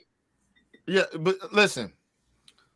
And like I said, maybe you and a lot of other people can't understand this, right? And I had to learn how to understand this. They live in a whole different atmosphere, yo. A different reality. Like, you know, Shaq be around Republican billionaires, bro. Like, you understand what I'm saying? Like, he's around these they're around these type of people. So sometimes, yo, you might run into one of them white guys like that vote Republican, and they might not be like that towards you, but they are, they vote against people that look like you, that's less fortunate than you. You get what I'm saying? That like it's a different atmosphere. I'm agreeing with you, but I always try to have a different perspective to try to understand why people do shit that they do, or why they side with shit, right? Listen, bro. Only thing I couldn't be around people like that, right? And it's just because some fact I come from living around people that's doing what I kind of do, living my tax bracket, or live less fortunate than I do. You understand what I'm saying? Right. I don't know, like I know a millionaire, like you get what I'm saying, but I don't hang around that millionaire like that. Like, you know what I'm saying? I don't like they ain't my day-to-day person I hang around with. I maybe talk more to them on the phone than I haven't seen them in years. Like, you get what I'm saying? So it depends where you are in life sometimes. I'm not saying it's an excuse, but sometimes those guys be in the atmosphere of those guys. That's why I said the whole Papa John shit. I believe Shaq probably thought he can go in there and make a difference. It was an opportunity that he can go in there and maybe make a difference, right? But then at the same time, I know he jumped in that shit because it was some money he could make. You know what I mean? It was a great opportunity to jump in there and get some stock and buy it. You get what I mean? Shit, the niggas already, they trying to serve him and sue his ass with some shit that he just got into with, I think, a tech guy, some shit that stole and scammed people. You know what I mean? Yeah. So like Shaq, listen. Shaq does shit that I don't like, but I've seen worse. I didn't see, you talk about Charles. Charles is definitely a sellout. Big But time. I don't know if I can call Shaq a sellout. Shaq doesn't say and do shit so much to me that's like a sellout. You know what I mean? If that makes sense to y'all. Well, all right. Well, the third quarter about to start. Man, well, I'm gonna say this, man, because I don't agree with. I'm gonna say this because I don't agree with that. If you are willing to do business with a racist, bro, then you are a sellout.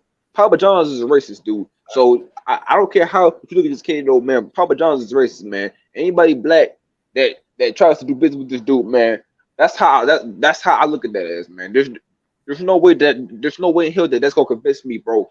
I'm not doing business. I wouldn't do business with a racist. That's just something I won't do.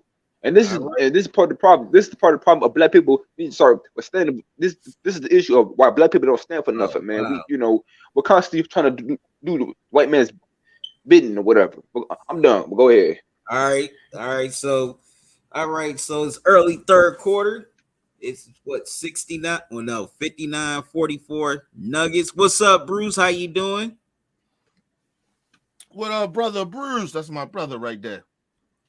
That's my Rodrigo guy. asks who's retiring first, LeBron, Chris Paul. Chris Paul. He said what? He asks who's gonna retire first between LeBron and Chris Paul. I think they might retire around the same time. Yeah, I can see that too. Chris just like you get up in age like that, you get hurt. And then like he always had an issue of getting hurt late in season. So that's why I said listen, I'm okay with James Harden coming to Phoenix. You know what I mean? He just gotta come out the bench. Like, I try to hear that shit.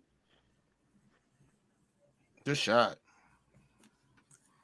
Rodrigo said KD and Claudia Thompson are known for smoking weed. I think the league is soft on weed nowadays. Yeah, I did look that up earlier. The NBA, they're not drug testing players for weed anymore. Okay, kind of figured that.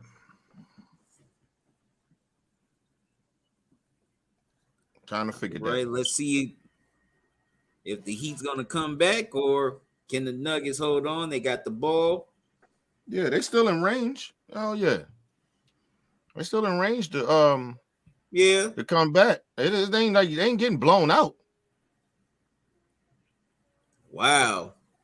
What was that on the turnaround by Gordon?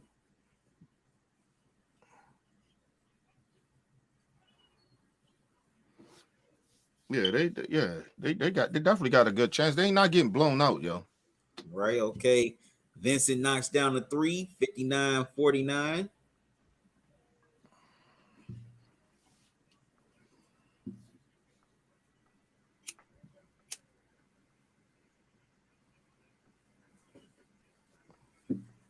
But Murray gets the and one, has a chance to complete the 3-point play.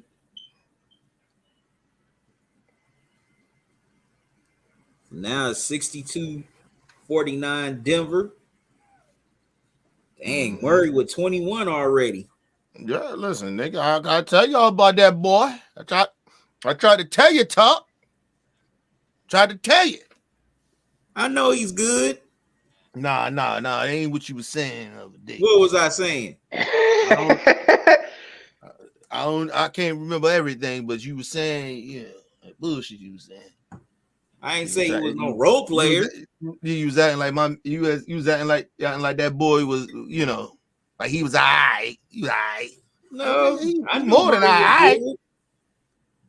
I liked him a few years ago in the bubble. Did we ever say he top 15? Who, Gordon? No, Murray. Murray. Did we say he was top 15? Did we say that? Yeah. Okay. Hey, wait a I know minute. he Did they call it? Yeah, they did call an illegal screen. I know at least top 20. I tell you that shit. Oh, definitely. This nigga, this goddamn nigga, I can't stand this nigga, Porter Who? Jr. I can't stand him, man. Who? Porter Jr. I can't stand him, bro. Why is that? I don't like him, man. He's so inconsistent. He overrated. He definitely overrated. Definitely. I don't like this dude. Yeah, he is definitely too up and down. He is not consistent at all in his life. All right, Martin gets called for the foul.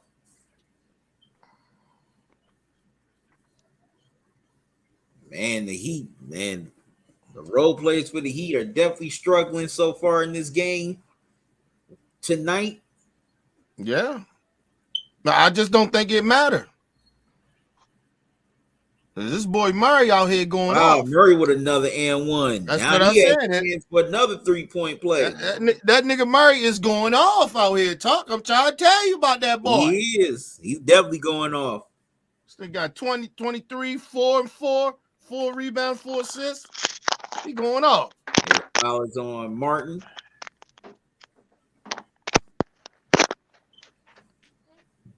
Was talking all that shit about my man. I did not do that. I gave him his props. I thought he was gonna be a Western Conference Finals MVP, or at least he should have been co-MVP with Jokic. Are you talking about the what? We talking about this year? Yeah, for the Western Conference Finals. Oh, or at least he could have been co-MVP with Jokic. Yes, he could have, Kenny. Nah. He had a great series, dude. No, I know that. I'm not denying that. I'm just saying. I mean, man. Well, I'm just saying, Jokic that guy, man. Case. Jokic's that guy, man. But you could have, you could have had MVPs, him and Murray. Yes, you could have. Murray played great in that series. I ain't giving that to him. I'm sorry. I would. I can't, motherfucker, do it. I just can't, motherfucker, do it. That's uncivilized. Now listen, if he go off in this series like he looked like he's doing, see what I'm saying about this nigga, man? I don't like yo. Oh, Porter. Okay. Let me take a break, man. I'll be right back, man. This nigga, man. I can't stand this nigga, man. Get him out of here, man. Put him on the bench. All right, Porter Jr. gets fouled. That's on Martin.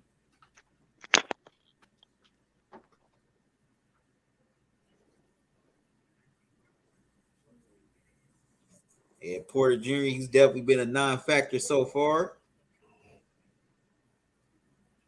I do like the fact that they've put the NBA Finals logo back on the court again. I will give the NBA that much. And they got the champion, and they got the Larry O'Brien trophy on the stanchion part of the rim. That's a nice setup. All right, Porter Jr. knocks down both free throws, 67-51. Porter Jr., he's got 12 so far. This is the Nuggets' largest lead of the night. Well, I don't care about that. You know what I care about? What? I care about they need to take that goddamn logo down. That's what they need to do. Get rid of that damn logo. Jerry West. Yeah. They do. I totally agree with Brother King on that. Yeah, man. It should have been changed, man. You know, how long has Jerry West even been with the logo of the NBA? Since what, the 70s? Since the 70s? Yeah, like 60s. No, like mid to late 60s. That was 50 some years. Come on, man. He's been almost 60 years. Oh, almost 60 years. Okay. If not, if it No, ain't it's been 60. 60. No, it's 60. It's 60 Oh years. wow. Okay, so it has been 60.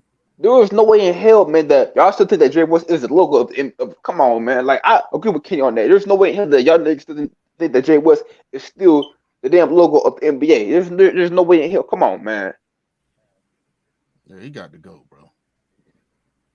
Jokic doing what Jokic do. He got 11. Yeah, knocks down the first free I throw. mean, he must not got that many rebounds. No, he don't. He's 'Cause they got say- 7 right now. He gonna get a triple double. We already know that. Yeah, but Jerry West, I keep on saying they need to change the executive of the year award, and name that after him. What okay. Who they named it? Who they got it named after? It's not named after anybody right now. Oh, okay. Oh, you just saying they just should do it. Okay. Right. We should be protesting the NBA. Well, get that petition started.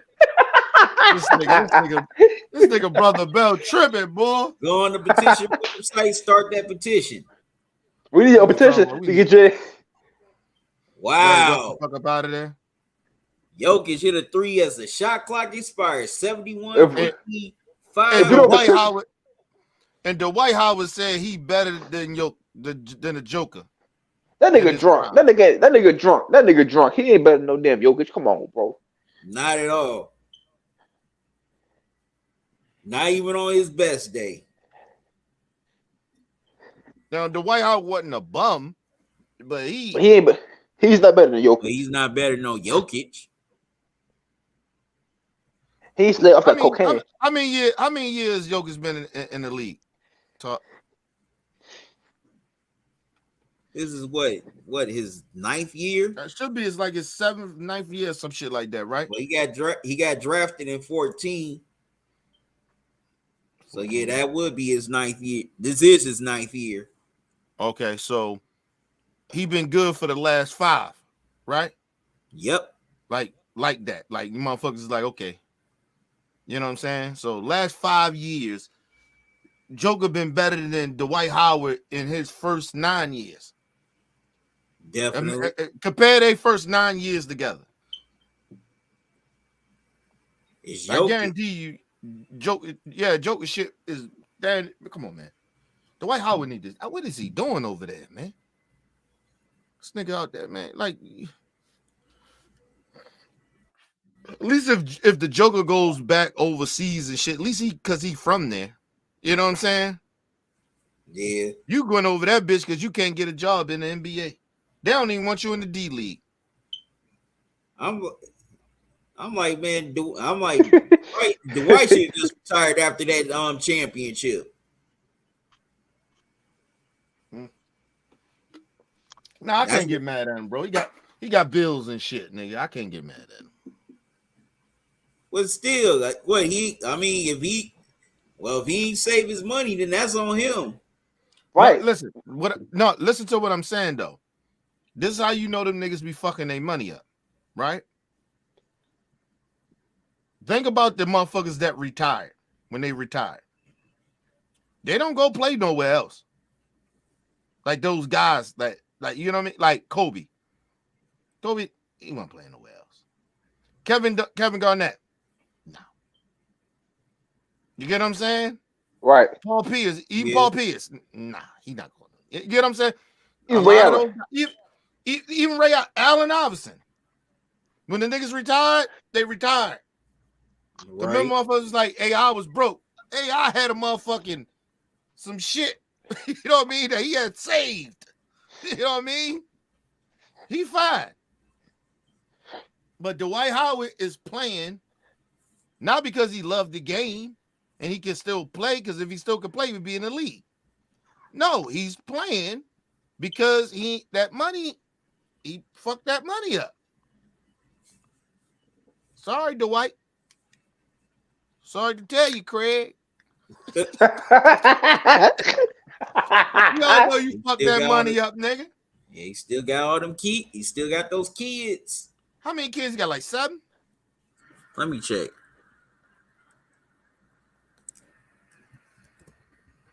All that damn child support. Nigga, that's what's killing his ass.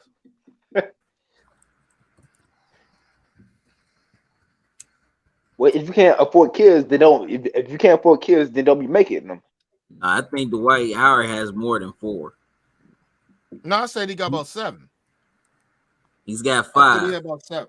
Oh, he got 5. Oh, he got Okay. 5. That's still a lot, bro. That's child support, bro. Oh, You of ain't paying for course. just. You paying for all them goddamn kids. That's a lot of goddamn kids. Right. Denver out on the fast break. But man, got too loose with the ball. Miami with it. And they turn the damn ball over. Big time. KCP. Wow. KCP with the 3. 74-55 Nuggets. It's definitely the largest lead for the Nuggets. Yeah, it ain't over though. I listen. I got faith in the Heat that this is gonna be a great series. I just think they're gonna get swept, bro. I still don't think it's gonna be a sweep.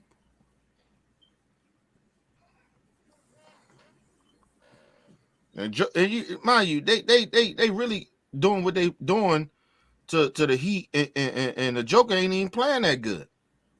I'm talking about far as scoring. He playing pretty well on everything else. He's not even rebounding like he normally rebound either. Not at all. This is like an off game for him. True. And if the game get totally out of control, they're gonna sit his ass on the bench soon. You get what I'm saying? If they start blowing him out, so he might not even get 20. Right. Who they call an offensive foul on? Murray. Oh. Murray sitting up arguing with the ref like he ain't never committed an offensive foul in his life.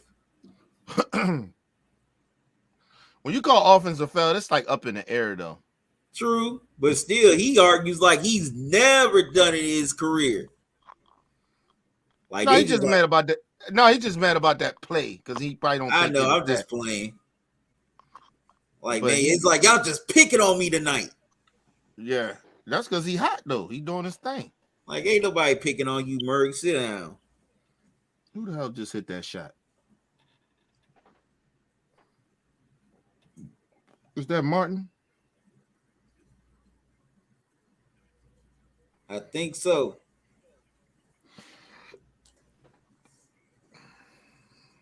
Yeah, Martin.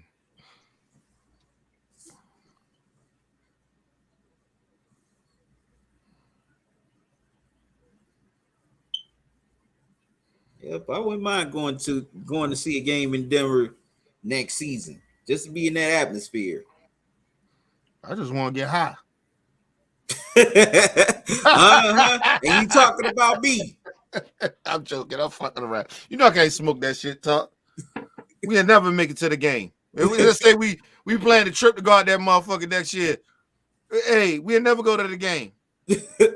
Like we gotta leave this nigga Kenny at the hotel, man. Right.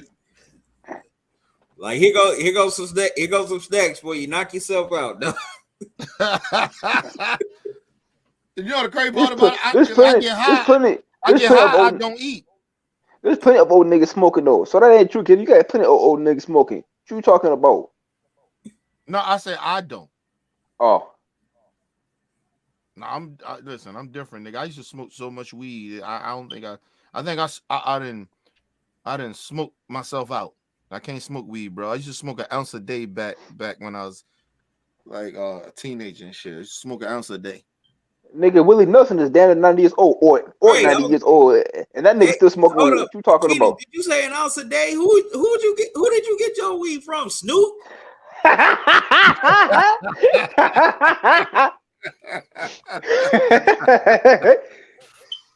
Oh, that's fucked up, Tom. That's fucked up. That's fucked up, bro. Listen. That's fucked up, bro. Listen. He said, "Who you get your weed from?" He said, "Who?" Hey, Ken. He said, "Who you get your weed from?" Snoop. Snoop, nigga, what you get your weed from, Snoop? Listen, bro.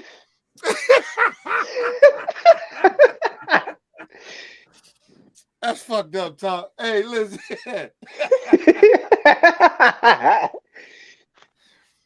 Listen, man. Back in the day, bro, you got talk. You as old as I am and shit. Listen, back in the day, 90, we had regular weed, nigga. Okay, listen. I know. Back in the day, and weed was cheaper then, so you gotta understand that. So I'm a dope boy, so weed was nothing to buy for me. You know what I mean? And I smoked a lot of weed. So, because I had anxiety when I used to sell dope, I hated selling dope. I always tell people that I always hated being out there selling dope, and I was always paranoid. So, weed at that period of time used to calm me the fuck down. Yeah, I used to smoke an ounce of weed a day by myself. So, Oh wow, you know, yeah, man, yeah, that shit crazy though. I can't even take a couple of puffs off a goddamn blunt now. You know what I'm saying? So, yeah. Even listen, and maybe a joint, but it depends how strong the fucking weed is. You get what I'm saying? So maybe I can hit a joint or two. I hit it three or four times. Maybe I can smoke a joint if it ain't that strong. But you know, these niggas, man, this weed now, nigga, I can't fuck with it, bro. Fuck my whole life up.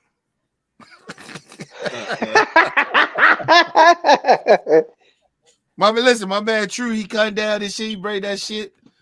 Man, he always try to get me smoke. You gonna smoke you know how like that shit off of Friday, you gonna smoke the day. Like that's how my man True is. Every time he come down, you gonna smoke the night, nigga.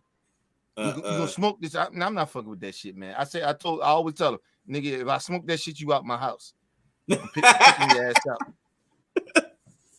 And the nigga know I'm serious too. Like that's the crazy part about it. He didn't see me while I had that weed in me. He seen me, I done kick niggas out. Y'all got to go. Get the fuck out of my crib, man. I don't even want nobody in my house, bro. Look, I'm already borderline paranoid. All the cameras and shit. You know what I'm saying? And you know, I don't give a fuck. I know you, nigga. Listen, I get high. I don't know nobody. Like that's what marijuana do to me, bro. I ain't gonna lie to y'all. That's why I don't smoke that shit. Hearing that, listen, like I said, maybe my birthday, I usually do it around my birthday. I hit a little something, but I gotta be in the right environment. And I need niggas around me to make sure to have my back, because then I'm off. This nigga can't know nobody. This nigga is Fred Sanford. This nigga got amnesia. But Lamont who? Lamont Sanford. Never heard of him. I never heard of that motherfucker. I ain't never heard of you. I smoke that shit. I don't know nobody. This nigga is Fred. Who are you? Never heard of you. And listen, and if I get too fucked up like that, I'll leave you. Like if you're in my crib, I'll leave your ass. I'm out. I go fuck upstairs and I lay down. That's why usually my wife will be around or my man True will be around. They usually be around for that shit because I leave their ass. Oh wow, man, it's definitely looking like a blowout here. It's 81, my man 60. Doo-Doo Brown. Having a nice game. What in the? I come back to this shit. What the hell? I come back to this. The fuck's going on with Miami? 60-81. Hey man, we tried to tell you. Oh man, We've just been balling, especially Murray. No, I'm sorry. We tried to tell Talkin. The Talkin out this moment. Yeah, they got a chance. Yeah. I don't think it's gonna be. I don't think it's gonna be a sweep. I still don't think it's gonna be a sweep. Craig, stop lying. Craig, stop lying. I ain't lying. Craig, stop lying, man. You lying. You lying to yourself, man. No, I stand Yeah. by my convictions. My dude. Joke ain't even Hold playing on. that good, bro. My dude. I didn't say Miami was gonna win game 1. You said it ain't gonna be a sweep though. I don't, man. Come on, man. They barely got past Boston, man. Come on, man. Them niggas barely got past Boston. Come on, man. Boston was a great team. Was a pretty good team. It ain't I'll like give them that. I'll give them that. But Boston was a boo-boo team they played yeah, against. yeah, true. I'll give them that. But at the same time, though, they should have still been close to their ass out though too. They should have backdoored them niggas, man. The Lakers wasn't no chance for the niggas. So it should have been the same way with Boston and Miami. They should have been out They should have been out. Nah, you want to go? No, Boston. That was a tough out too. Oh, can I ask you a question, Talk? What's up? If the Denver Nuggets win tonight, then they win Sunday, and then they win game 3 in Miami, is it over? Yeah, it would be over. Okay, then. Then they would have an edge. And that's what's going to happen. And that's what's going to happen. So Chris, stop the line. I don't think it's gonna be a sweep. I'm not lying. And you know what? I stand by my convictions. Craig is lying, man. Craig is lying out his asshole, man. Come on, man. I ain't lying, Smokey. Oh, you know what? Never mind. I take that back. I take that back. This nigga is Big Perm. I mean Big Worm. I don't That think nigga you Big Worm. lying yourself, Smokey. This nigga Big Worm. Where my $200? What you told me? You ain't applying yourself, Smokey. Hey, wait a minute. What you gonna call me Big Worm for, dude? I ain't got no perm. I mean, that's slip. I meant to say Big Worm. My bad. No, Man, I don't got no perm, dude. No, first of all, the way you said it, nigga, and ice cream. First of all, the way you said it sound like Big Worm, nigga. You sound like Big Worm when you said what you said. Yeah, I'm the weed neighborhood weed man and the ice cream man. You ain't my ice cream man.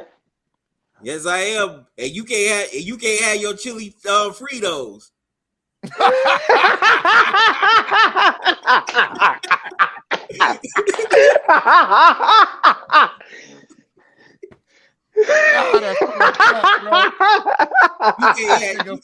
You can't have shit. I'm closed, little man. No.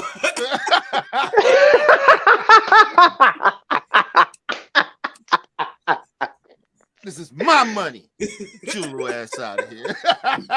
That little nigga was screaming. That nigga was like, "Mama, mama." That little nigga was mad as shit, but he kicking over trash cans and shit. That's that nigga whole job all day. He ain't even I'll be mad just too. that little boy didn't even get his dog back." He said, "That nigga face all up like it's my money. I ain't got shit." And it's like, "I ain't got shit. I'm closed, little fat boy. Can I have my dog back?" He was like, "Then it was like, it's my money, mama." No, this is my money. Get your little fat ass out of here. Yeah, that shit fucked up, yo. Oh wow.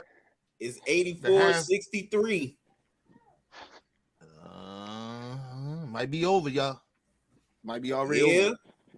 Looks like Nuggets is gonna definitely take this game 1.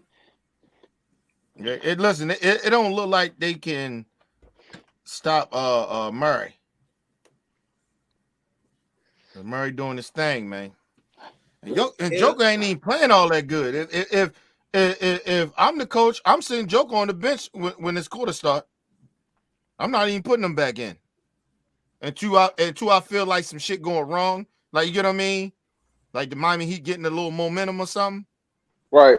Yeah. I wouldn't put him back in the game. Say that nigga. Man, I wish they just eliminate the Kardashians.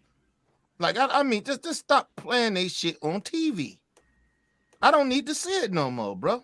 Unfortunately, they here to stay. Like you worth billions of dollars. Nobody, I mean, come on. What the fuck else you working for? Right. Like, it ain't like your lifestyle is. They work for dollar bills.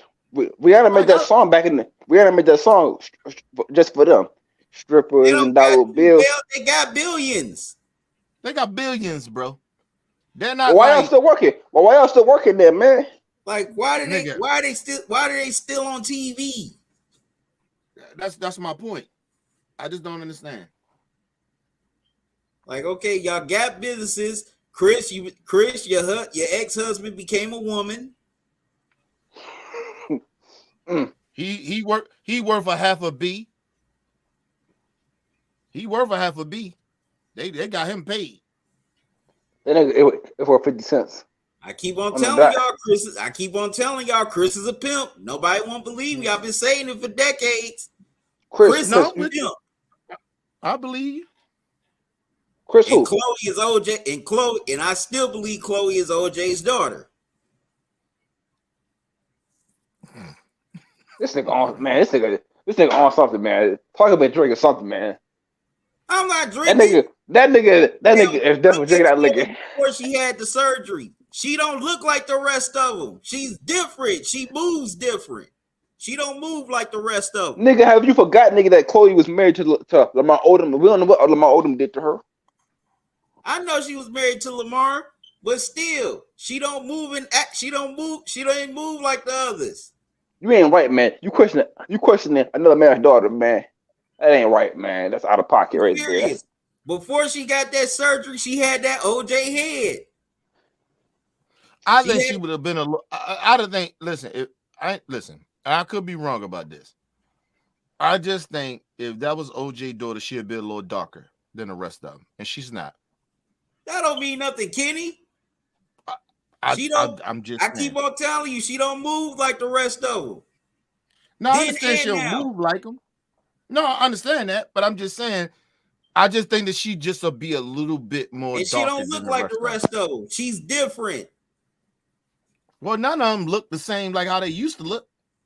I'm talking about before the surgery. She didn't look like the rest of them. Shit, all of them trying to look like Kim. All of them. Get the fuck. Other than the oldest one, I don't know if she had any plastic surgery. I don't think she did either. Yeah, I think she the only one that don't, she don't be doing a lot of that shit.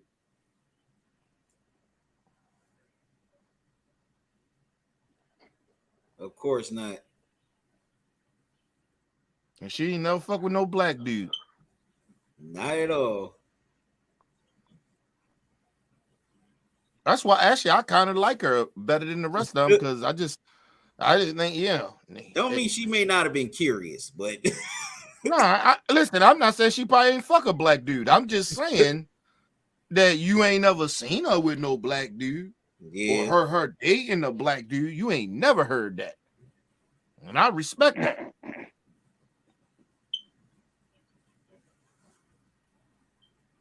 Some people would call it racist, but I don't.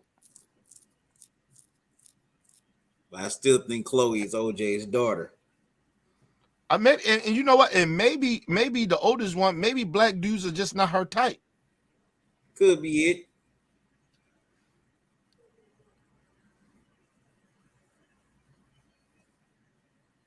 Definitely could be it. Cause she just seemed like she's a little bit more serious than the rest of them. Like, you get what I mean? Like she ain't like be on they fuck shit. Right.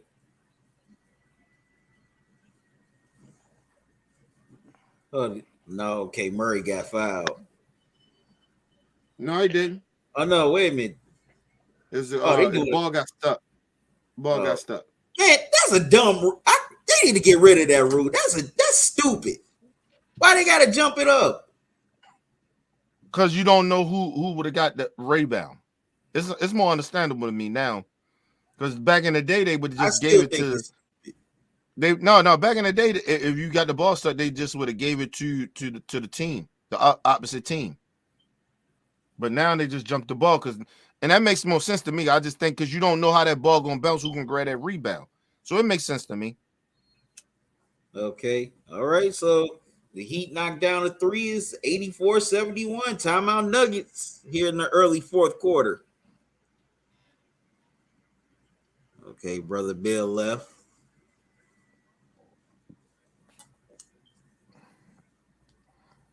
He probably coming back because he probably Okay, Kyle Lowry with the 3, trying to do something.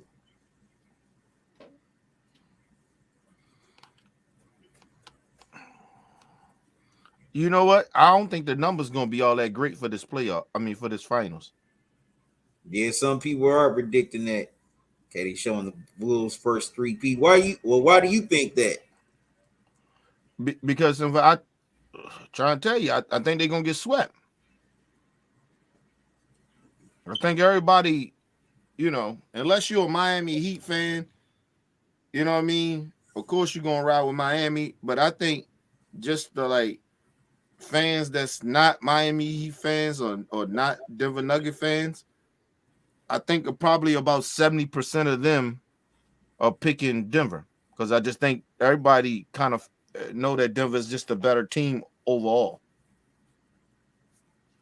They've been the best team in the whole league to me through the whole season. So, you know what I mean? I've heard a lot of people say that this finals may not get a lot of ratings because a lot of people ain't really invested in the teams.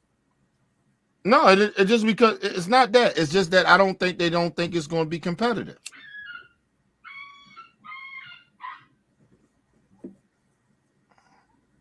What the hell? And also, a lot of people aren't invested in the teams,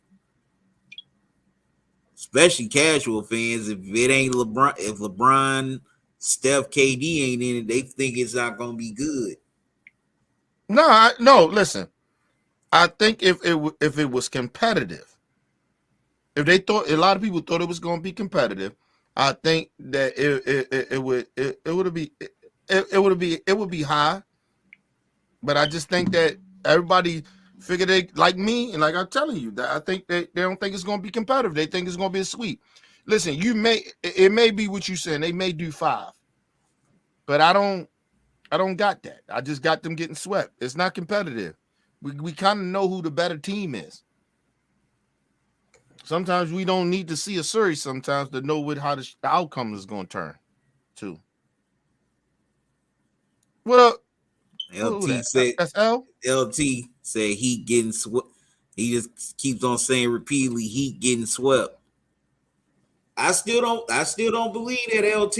I don't think it's gonna be a sweep. Come on up in here, L. We're gonna do a pre-game show out of this. Well, post game. No, post game. I said pre-game. My bad. LT said I remember last year we thought it was gonna be Brooklyn versus the Lakers. Skip and Shannon had predicted that. I knew that wasn't gonna happen. Yeah. Not the way how Kyrie was acting. And then we all know the goddamn Lakers, they was trash. Trash last year with Russell Westbrook. Did they even make the playoffs last year?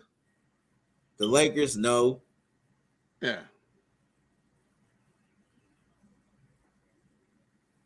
Not at all.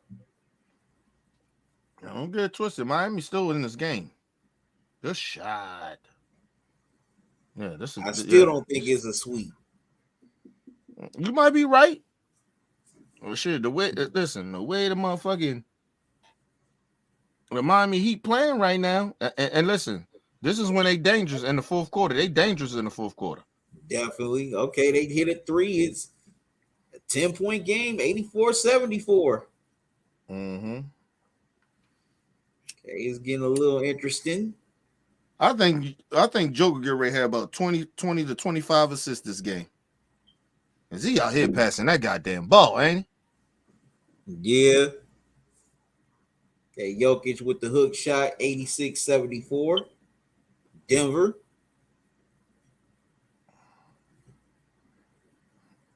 Jokic was about what, 16?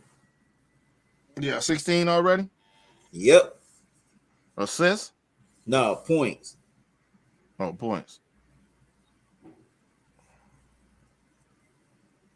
How many assists he got? I think he at least got about 16. He got like 16 assists too. Or close to it. Damn near, you right.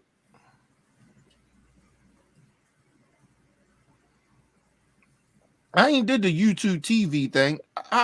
Anybody have did the YouTube TV thing? I've Bought done the it YouTube before. TV? How is it? It's all right. What you get? What's the package all together like? You get your you get your local channels. You get your basic. If you want any movie channels, you gotta pay extra for that, of course. But you gotta pay for the NBA shit though. Right. Football shit. Yeah. I mean, Right. It's the same thing as cable. Yeah, It's the same thing as cable. Yeah, it's the same thing as cable. LT says I have YouTube TV. Yeah, it's been a minute since I've had YouTube TV. And it might have got better because it seemed like they put them commercials out. It seemed like it got better. Yeah. They got like a better deal. You know what I mean? Yeah, but them getting the NFL Sunday ticket, that's definitely a big deal for them.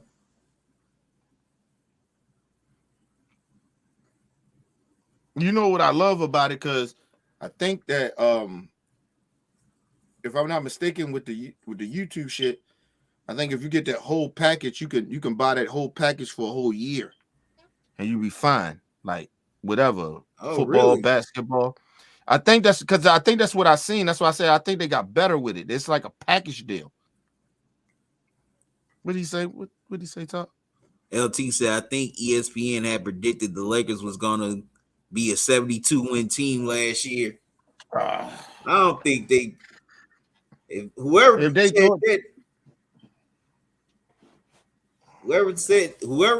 that, they was smoking something.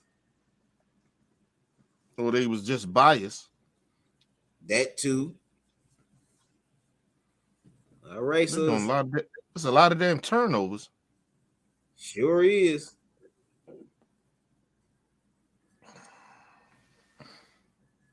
Man, nobody can control the ball. All right. It's tripping. Good shit. Good shit, Joker. All right. Nice layup by Jokic. 90-74 timeout Heat. But LT, how long you've had YouTube TV?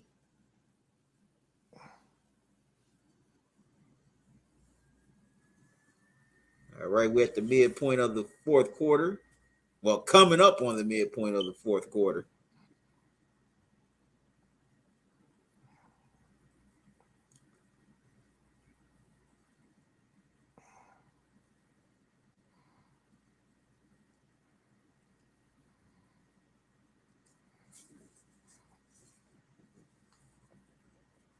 Yep, definitely. Denver's taking this game 1.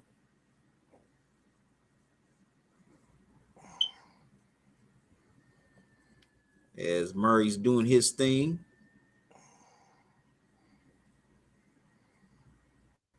Jokic trying to come on. Well, Jokic is definitely trying to close.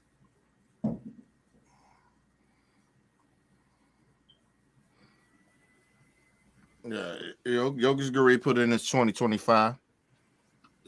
He get ready to do his thing. Now, you know what I mean? Like, I don't be counting Jokic out when he play bad, yo. Well, it seems like he playing bad. Because a lot of times I think he okay with them other guys going off. LT, you say you had it since February. Okay. Yeah.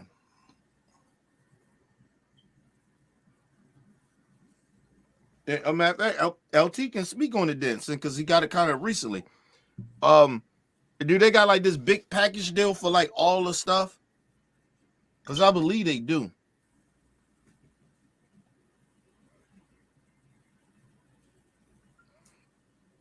Because they be sending me shit. And I'll be like, nah, I don't.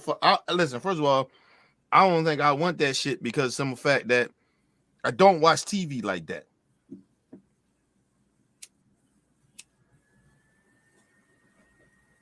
Right. I think I stopped watching TV about 15 years ago. Like, you know what I mean? Like regular, like cable. I don't think I had cable in like trying to think when last time I had cable. My daughter, she's 7. Probably about 10 years ago. Last time I had like cable. So it's been like 10 years. I don't have like regular TV. I don't watch that shit. Yeah, a lot of people are cutting their cutting off their cable. Mm-hmm. Lots of people. Because what's the point? Like, listen, believe it or not, I don't watch live TV.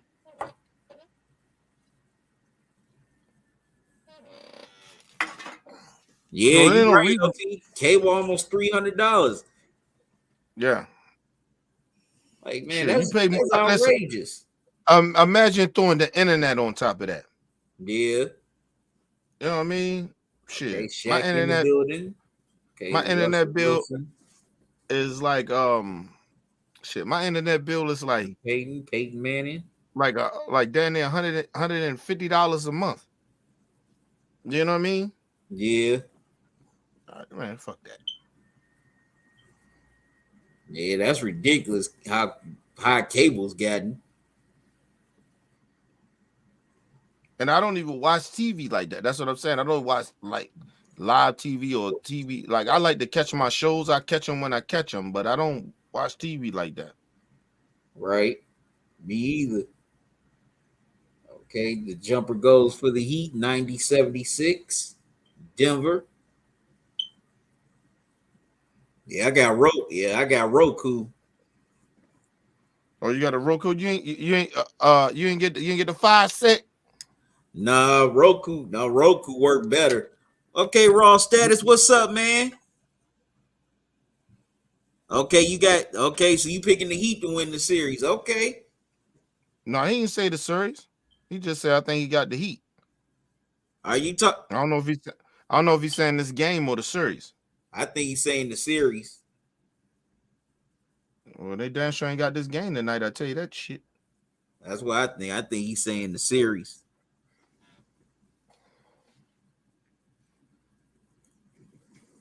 This first game's definitely going to Denver. Thanks to Jamal Murray.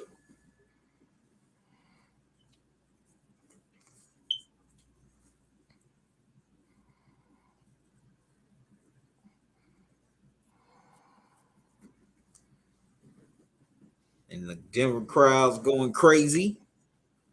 Shit, you know what? I need to pay my damn internet bill. Just a thought about it. Uh-oh. I'm just thinking about that shit. I should pay my shit.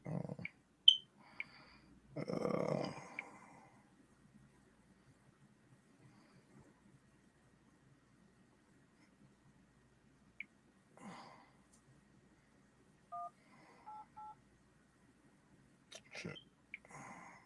All right, Nuggets with the ball here.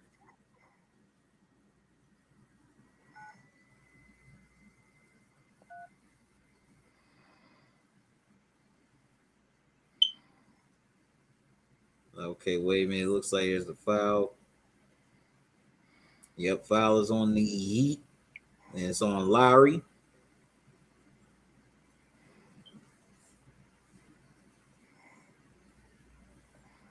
Yeah, loose ball foul on Kyle Lowry.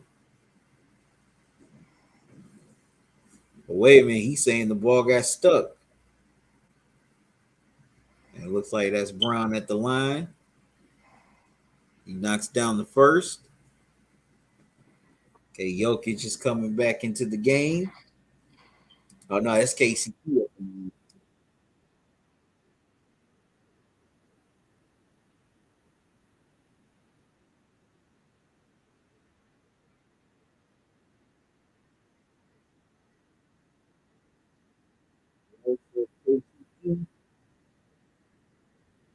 Missing both. And Bam scores on the other end is 92-80. Timeout Nuggets. The Heat still won't go away. as KCP missed 2 big free throws on the other end.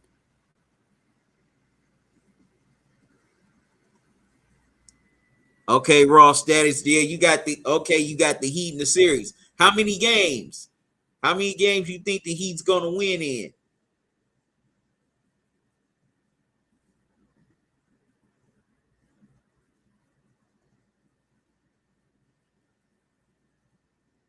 A nice pass to Bam for the easy score. Okay, Alonzo Moore and Pat Riley are hoping for a big comeback here in these last 4:42. Oh, nice dunk by Bam. Or could it be too late?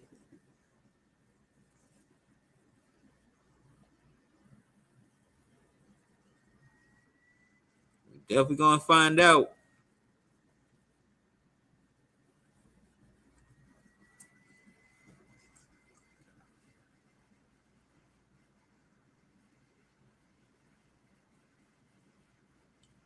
Or I'm gonna step away for it.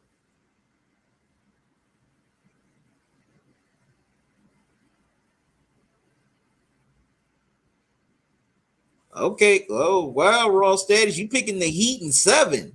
Wow. Said Denver's underrated, but you feel the Heat's toughness and grit will get it. Maybe. LOL. Okay, you going with the Heat. Oh, wow. It's a 10-point game. 92-82.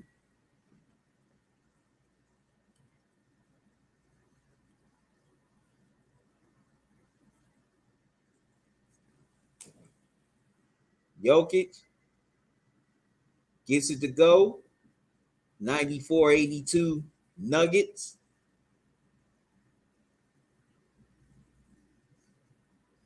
Definitely needed that basket.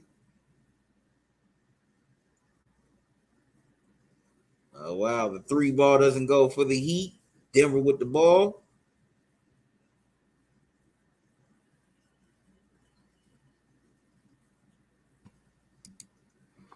Yeah, I gotta wait till I get upstairs. All right. Denver scores again 96-82. Jokic with another big shot. He's got 22.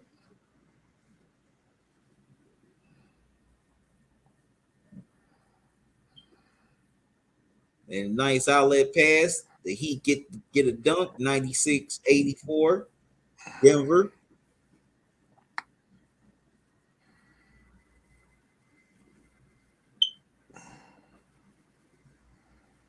We got a little over 3 left to go. Heat pushing the ball across the timeline.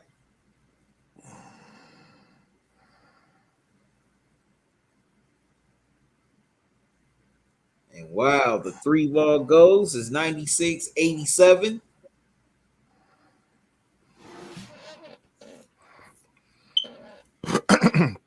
It's a tight game. Yes, it is. So we're coming up on 2 minutes left to go.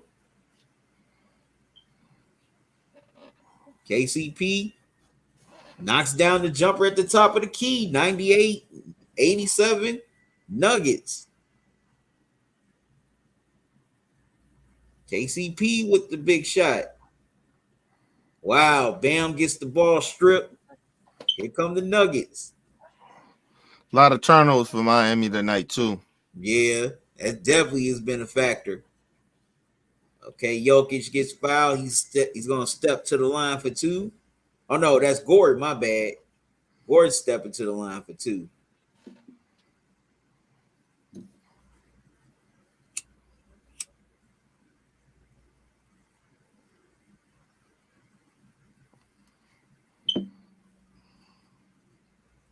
Okay, Gordon knocks down the first.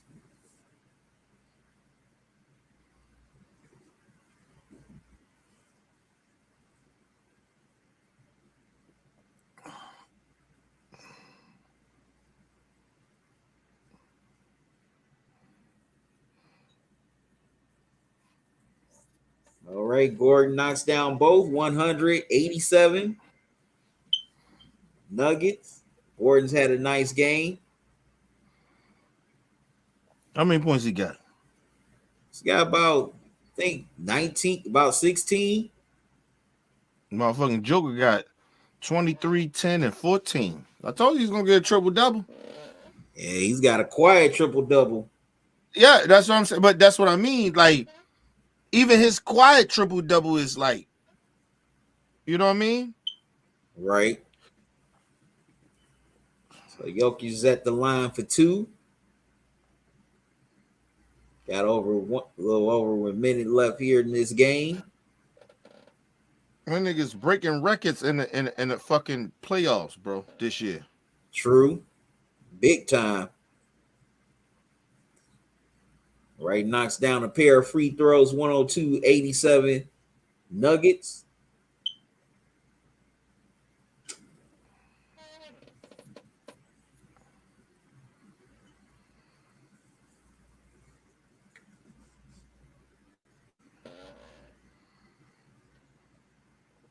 It's over though. Definitely. Raw status. I got the Nuggets. I want the Heat to. I want the Heat to win because I like to see history happen, but I got the Nuggets. I want the Heat to win just because of Jimmy Butler, because I think he deserves a ring. But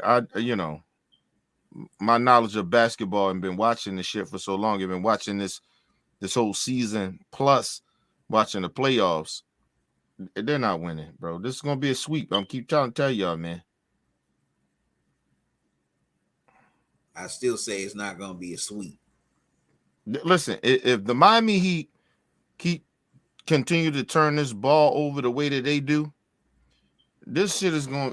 Listen, it's gonna be one of these games that where they're gonna get blown out, and it may be the 4th game.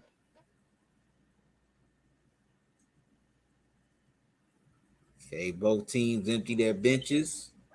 I just don't think the Denver Nuggets, far as they haven't shot very good tonight. You know what I mean? And you gotta understand, Jokic go off of like 30, 40 points. He haven't even did that tonight. So they'd have got blown out if Joker would have hit 30, 40 points tonight. How many points Murray had tonight? What? Maybe 30? Maybe. I don't even think he reached 30. Nah, I don't think he didn't reach 30. Yeah, that's what I'm saying. So you got both of the stars in their 20s, bro. That means that their bench played very good. And the role players. That's what I mean. That's what I'm calling all of them. Like, all them niggas is, well, you're right. All them role players to me, but you know what I'm saying? Yep. So the Nuggets will take game 1 of these finals and go up 1-0. And I believe Miami turned the ball over too much. Because this would have been a very even more tighter game if they didn't turn the fucking ball over so much. And Jimmy Butler had 13.7 rebounds and 7 assists. Come on, you can't do that. I told y'all, Jimmy got to come out this bitch and drop at least 40 for them to win. Yeah, Jimmy Butler definitely didn't have a great game tonight. He almost had a triple single. He almost had a Draymond Green out this motherfucker. Yeah, if it wasn't for those 13 points, it would have been a triple single. Right.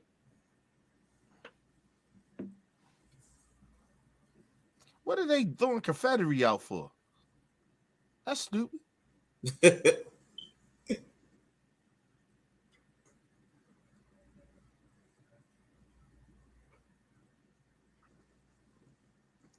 Oh, this is going to be a tough. Listen, me saying that they're going to get swept, right, Talk? I'm not saying that it ain't going to be tough. These games ain't going to be tough. I'm not saying that. I just don't think that they're going to. I don't think they're a better team. But go ahead. Okay, Ronstadt says Denver is mad deep, though. Facts. Yeah. They're definitely deep. Their bench is better. We know that already. And then and their 2 starters is better than everybody on a whole team. So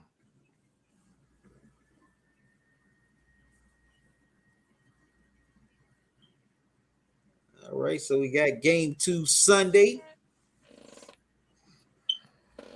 and make sure y'all guys check in Saturday at 8 p.m. OBF the Family Challenge on OBF the Family YouTube channel. We're gonna do we're doing a small forwards, right? Yep. Small forwards, the greatest of all time, small forwards. So make sure y'all tune in for that on Saturday. That's gonna be a fun one. And if you ain't subscribed to the channel, go to OBF OBF the Family YouTube channel and subscribe over there, people. Definitely.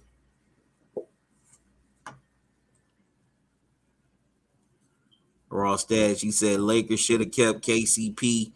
Said that from the jump. Yeah, KCP definitely was big for them when they won the championship a few years ago. He was a key contributor to that. Yeah, but he just didn't fit in though. I think he fits better over here with those guys because it's less expectations. You know what I mean? I think when he's playing with LeBron expectations of people because he's not a real dominant scorer like that. And so because he's more of an all-around basketball player, that right. Takes a toll on everybody else. And then he demands all this crazy shit.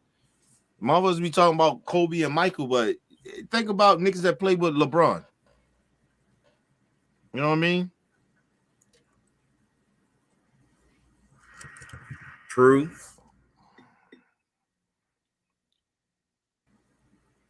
He had his expectations too, of his teammates as well. Oh yeah, and he was hard on them niggas talking grimy. And you gotta understand, you piss LeBron off, nigga, you up out of there. You know what I mean? You gone. Especially if you're an average player. You feel me? You ain't Anthony Davis or nothing. You gone. Shit, they talking about trading Anthony Davis this year. They need for to. the summer. I'm playing. Listen, I'm with you. I'm serious about that. Anthony Davis got to go, bro. Trade street clothes. Yeah, that nigga playing like garbage. Well, he's an up and down player. Get his ass out of here, man. I don't know who you can get for him, though. That's the crazy thing. Who you think they can get for Anthony Davis? I don't think they can get that much. No, I'm just saying, you think they can get enough, at least a star back for him? Nah.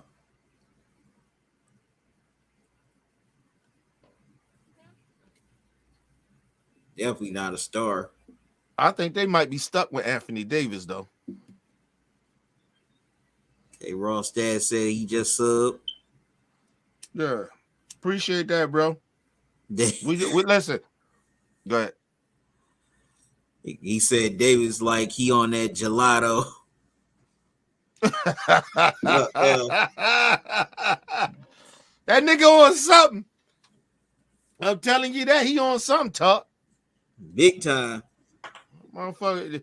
Talk called them street clothes. I ain't even go that far. I just said it. Everybody's called them street clothes. I ain't call him that. I call him a lot of people call them street I clothes. call him Mr. I call him Mr. Always Hurt. Mr. I can't not stay hurt. I call him that, but you call him street clothes. Okay. Everybody's called them street clothes. Hey, man. No, but I appreciate it though, Raw. I appreciate it. Going over there, tell somebody to know somebody over there at OBF the Family. We don't just do sports. Definitely. We do sports. We talk about sports. I said we talk about sports, but we don't do what my brother Talkin does over here. This is different. But you know what I mean? Respect my brother. That's why we come over here and do this shit. But you know, you go OBF, we do we talk about everything over that motherfucker. Definitely.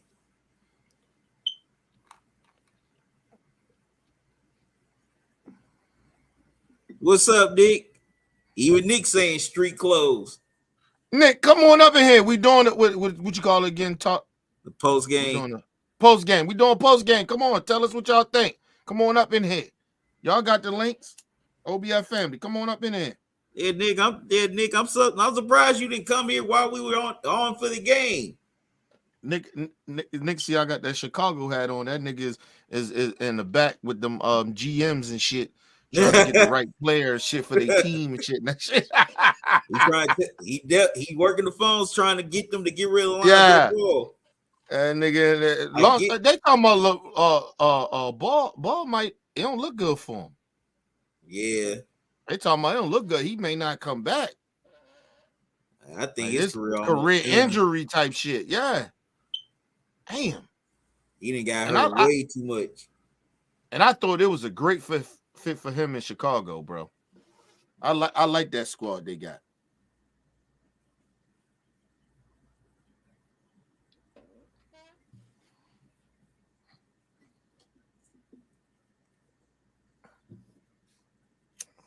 Nick said street clothes.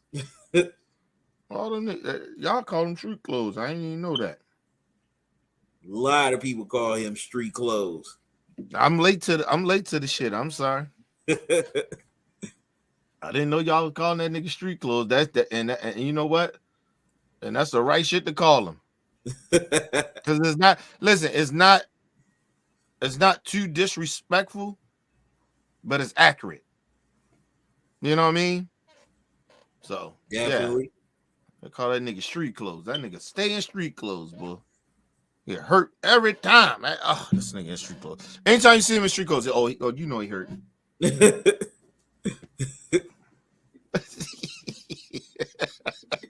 Nigga always hurt, bro.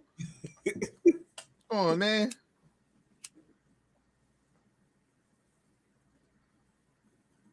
Oh, hey, talk. You ain't hear about the Kobe shit?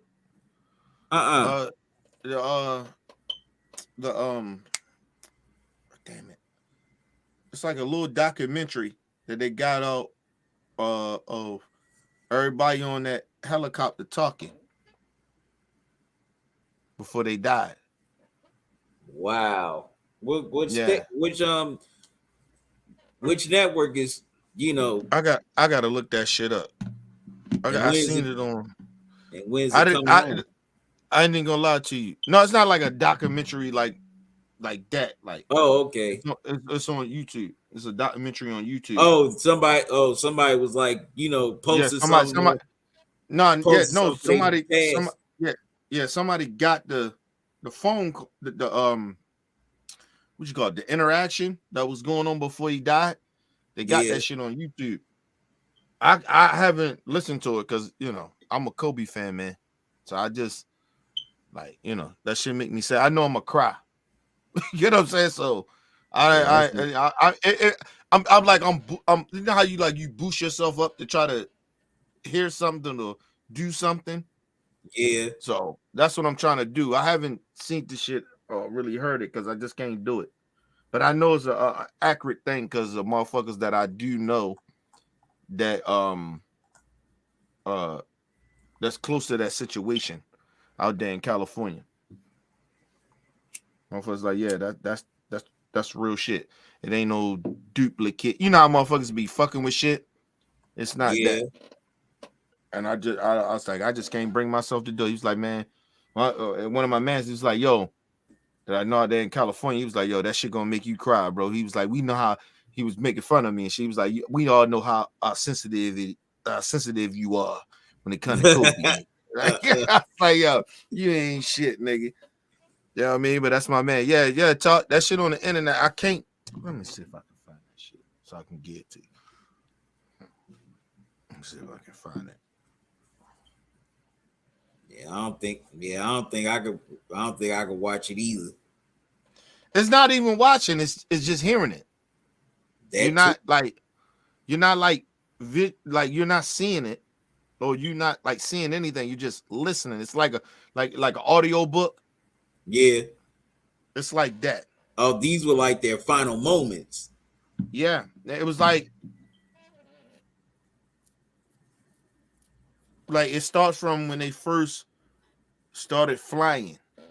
From what my homie was telling me, it was like when they first started flying, when they first started getting in. Well, before they even got in the air, they was, the guy that was flying the shit, he was talking to the people, and from there, you hear the whole conversation to the end. You hear Kobe, you hear the kids, you hear the other people that was on the fucking, on that helicopter.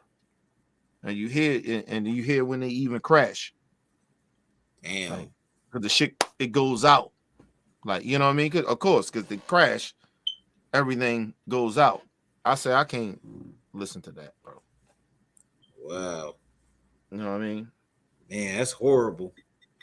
And it was more, listen, you know how I feel about Kobe, it was just more about those kids that was on there though. True. You know how I feel about the kids, and it's like, yo, to know those kids, I don't think they knew they was gonna die, but from what my homeboy said, he's like, they probably didn't know they was gonna die, bro. They knew it was serious, but they didn't know they was gonna die. Right. He was like, the adults probably knew the shit was bad. You get what I'm saying? But the kids did not know. They just didn't know, and he's just like, yo, just hearing that shit. He's like, yo, he's like, I had to, like, he had, like, when he listened to it or whatever, he said he had to keep cutting it off. Like, when it got to certain parts, he cut it off, and he had to listen to it again. Like, you know what I mean? When he got his shit together, then he had to go listen to it again. It's sad shit. It's almost, he told me, he said it's almost like listening to torture. Wow. So that's an accurate description. Yeah. Shout out to my homie from LA. What Brother Bell say? He's just shouting out Nick. What happened to you, Brother Bell? What happened, Bill? Where y'all at, man? We doing the show. Bill must be working the phones, calling the people of the Pistons, telling them who to get. He working the phones. Man, I don't listen, bro. Oh, you heard about the Warriors GM, right? No, what happened? I heard something about him, but I didn't know. I seen it, but I didn't really read it. He stepped down. Why he stepped down? Basically, say he wanted to spend more time with his family. I mean, hey, man. I think he I just think he wanted to just like a mental health break from it all. I think he'll take another job at some point. Yeah, listen, but sometimes, bro, those guys, like, that's a 24-hour job. Oh, yeah. And so you're not spending time with your family. You be thinking, oh, they spend time with No, they not. No, they don't. It's like them athletes. They don't spend all their time with them they fucking kids, bro. You know what I mean? Right. So, that's why I be saying shout out to LeBron, because the shit that you see him doing with his kids, like, you know what I mean? And I'm not saying ain't nobody else doing what LeBron does, but I'm just saying for those guys to do that shit with their kids and be involved, like, yo, like, you gotta get those type of dudes their props. They very famous, and everybody need them to be a part of something. You get what I'm saying? Because they money. They actually the product. You know what I mean? LeBron the product. You know what I'm saying? Even though he's working himself into being like I always tell people, LeBron is only playing basketball right now is because he loved the game. Definitely. He's not doing that shit for no money, bro. This nigga is already a billionaire. So it's not like he's not doing it for what people think he does the shit for. He does it. He's doing it now because he loved the game. It was like Kobe and a lot of those guys that finally do retire. Those guys not doing it for money no more. They just doing that shit for the game. So get those props, man. Seriously, get LeBron his props, and then see him spending time with his kids and going out and going to them basketball games and shit like that. Nigga, I done missed a whole bunch of shit, and I ain't LeBron. You know what I mean? What up, Nick? What's up, Nick? He's saying what's up to Bill. But yeah, Where y'all at, man? Come come on. on Come on up in through. the building. Yeah, but I think just that. I think the whole Draymond Green and Jordan Poole incident. I think that was the straw that broke the camel's back for him. You think so? Or it could have been a possibility. I don't think it got nothing to do with that. But Honestly, yeah, I truly don't. I just think the way they lost, I think that was more of maybe that could be yeah, more that too. of a situation. But and you know what? You may could be right because you know what? Maybe the higher ups don't want to get rid of Draymond, and I keep saying this, the trade this nigga, but I don't think he's tradable. I think. This is the last. Well, this is last year his contract. I think they're just gonna let him walk. Listen, if he comes back, they not paying him no money. I'll tell you that shit. But go ahead, Right. bro. Yeah, you right. Raw status said Bron's kids are shining too good. Well, too good father right there, definitely. Matter of fact, shout outs to Bronny. He just graduated. Yeah. That's why I don't be understand people be hating on LeBron outside of basketball. I get we all got our opinions about him, you know, as far as the game, but outside of that shit, yo, you gotta respect and love LeBron, nigga. And he come from the gutter. He's not like no dude that was like he had both parents or even one of his parents had money. Right. Like, you get what I'm saying? He come from the gutter, bro. Like, fuck out of here, man. I'm proud of LeBron. Definitely. And he always been a real dude. Like, you know what I'm saying? LeBron been a real dude. Like, he look out for his people the best way he can. You know what I'm saying? Because he do more. Yes, everybody can do more with a whole bunch of fucking money. But if you don't got a whole bunch of millionaires and billionaires around you that's black and they don't want to kind of do what they supposed to do for the community, then you can't help that. You supposed to lose all your money putting up shit. Hell no. Nigga, you still got a family to take care of, and you talk about, and I guarantee you, LeBron James probably take care of about hundreds of families. Not even just his family, just hundreds of family, close friends, their families, and shit like that. I guarantee you that, bro. And his staff. Come on, bro. Like, man. Like, give LeBron James a break, man. Seriously. I get tired of niggas hating on LeBron outside of the court. You know how I feel about that shit talk. Yep, LT. Yep, Shannon Sharp. Yep, he about to leave undisputed after the. He ain't about to leave. He left.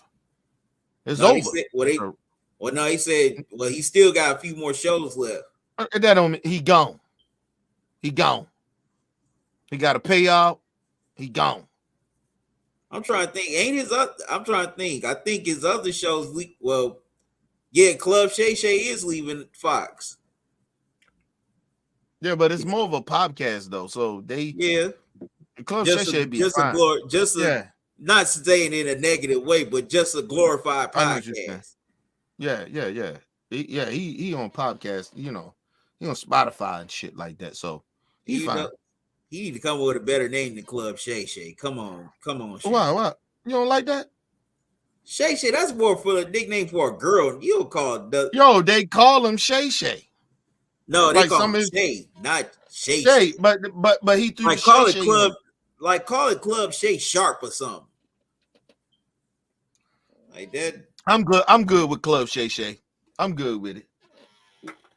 You don't like it because it sounds girly. That's what you're saying? Just a little bit. Like, come on, Shannon. He good. I've seen a few videos. All right, then. The name that you don't like, you still gonna watch it though, Talk, right?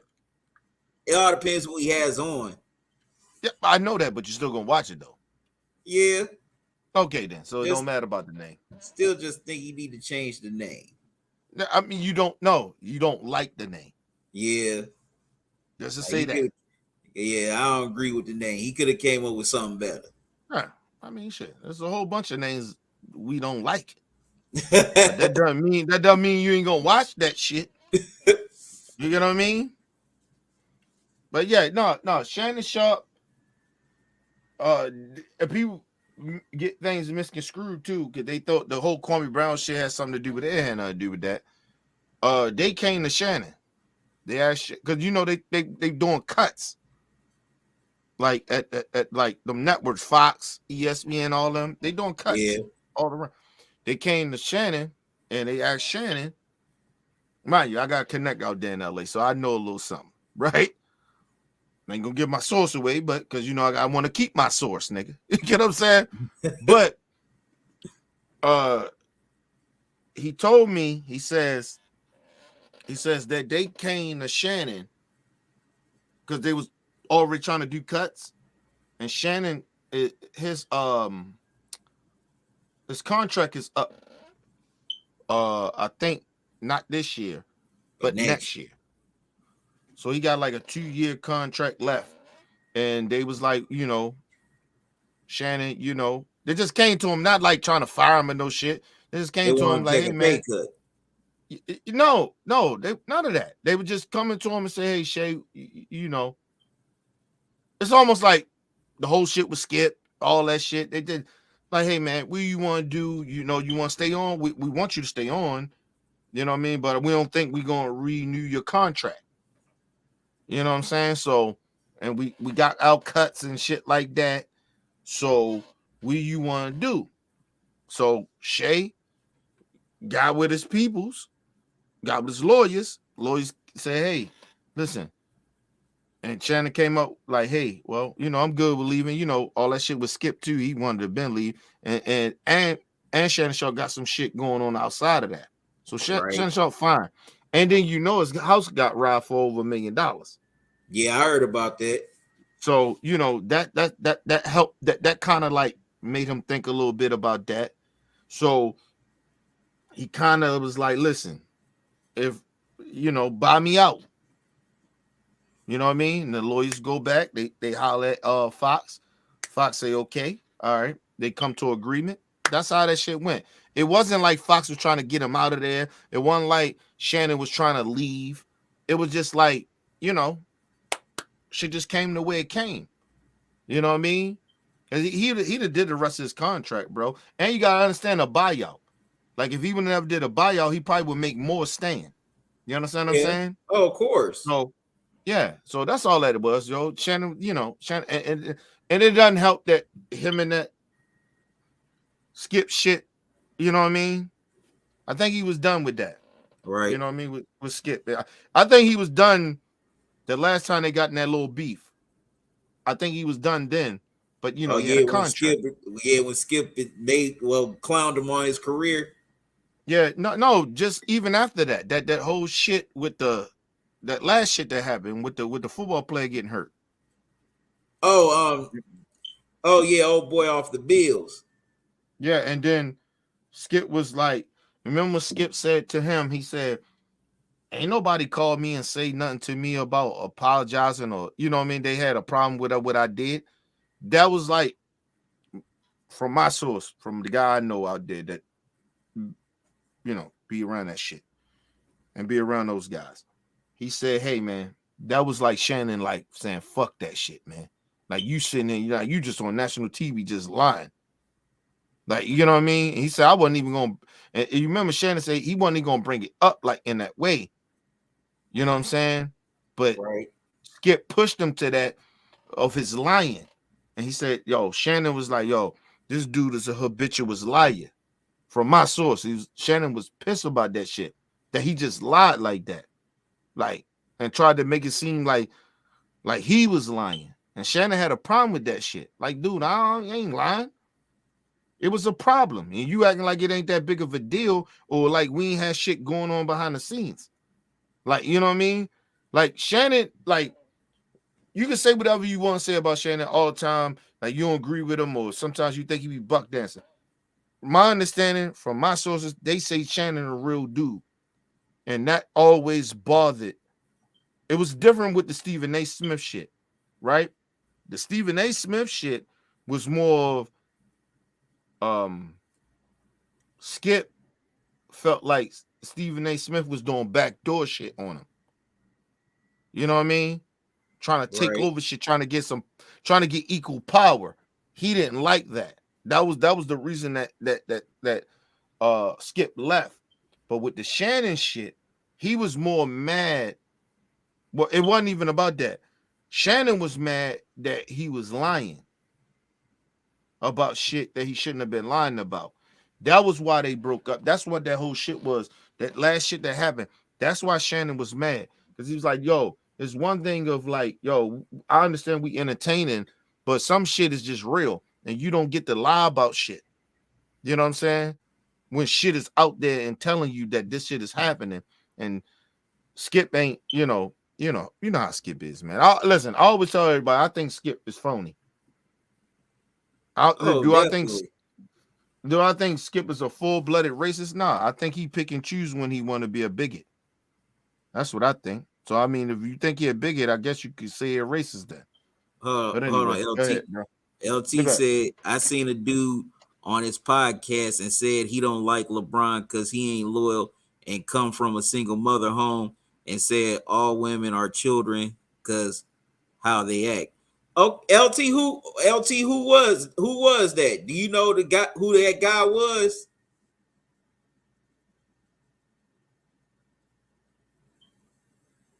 Or what podcast it was?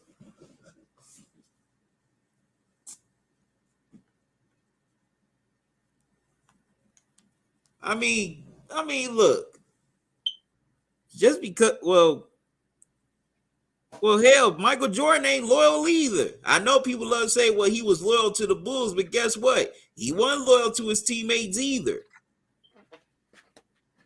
He had no loyalty to his teammates whatsoever.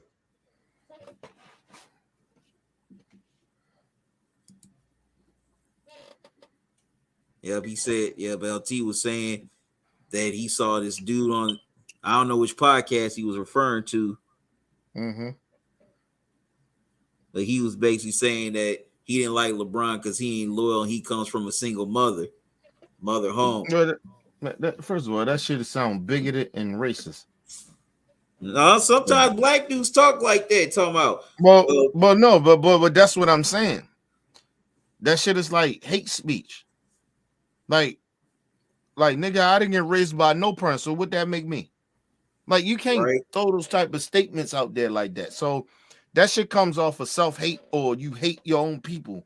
So to me, it's racism or self-hate, if you want to look at it in that way. And also, people love, but also I've seen comments on other YouTube videos. People love to praise, well, Michael Jordan was an alpha. He came from a 2-parent household, but Michael Jordan did a lot of feminine shit too now. What do you mean? Just how something, well, not feminine, but still, he didn't always move the right way either. Yeah, it wasn't no feminine. He made mistakes.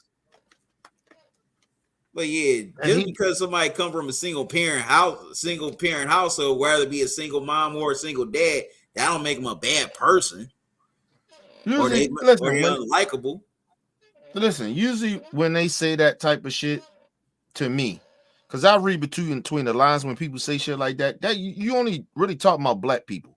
Right. Like, you're not really talking about white folks like that. Like, you get what I mean? You know what I'm saying? Unless it's a white terrorist go out there and do some fuck shit. And even when they never ask about their parents.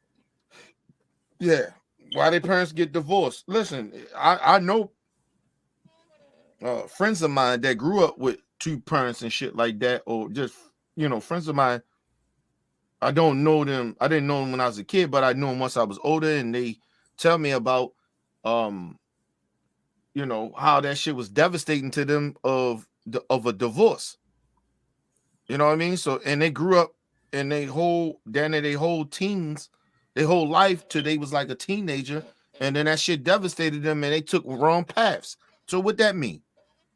And that happens more than motherfuckers having single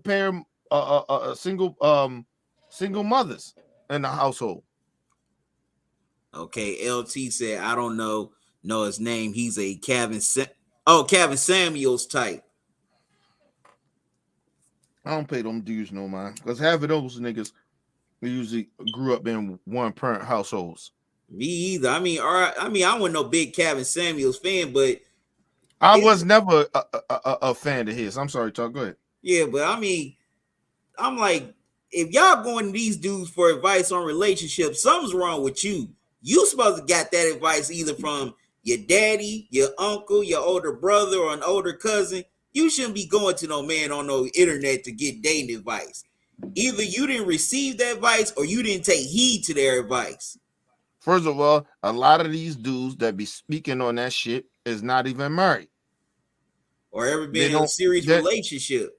Yeah, they're not even in a serious relationship. And even if they are, these are a lot of these dudes that get women that are way too submissive, where they bully women.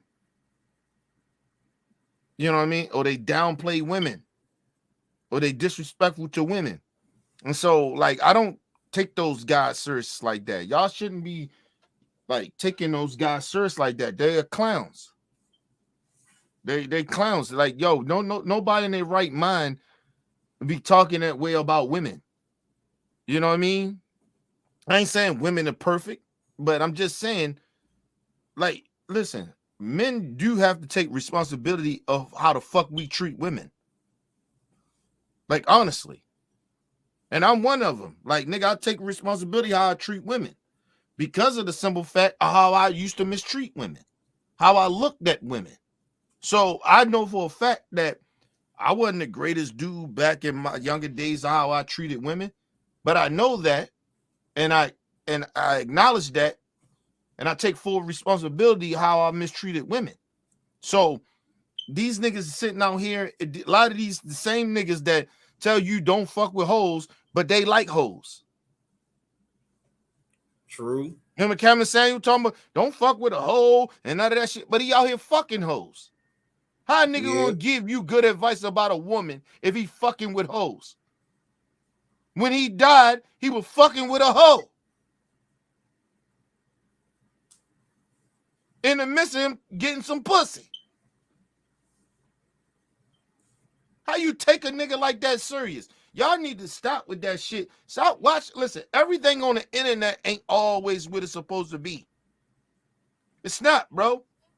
Kevin Samuels was a fucking self-hating Negro. That's what he was. And the reason I say that, and you, some of you so-called alpha niggas gonna get upset. I don't give a fuck about you niggas. This is why he was a self-hating Negro. Because he hated black women. Ain't they black? Because they're a different gender of us? We supposed to hate them? No, he was a self-hating Negro. He hated black women. Other than if they could whore for him. They give him some pussy. He can go out and get the whores. The nigga died with a whore.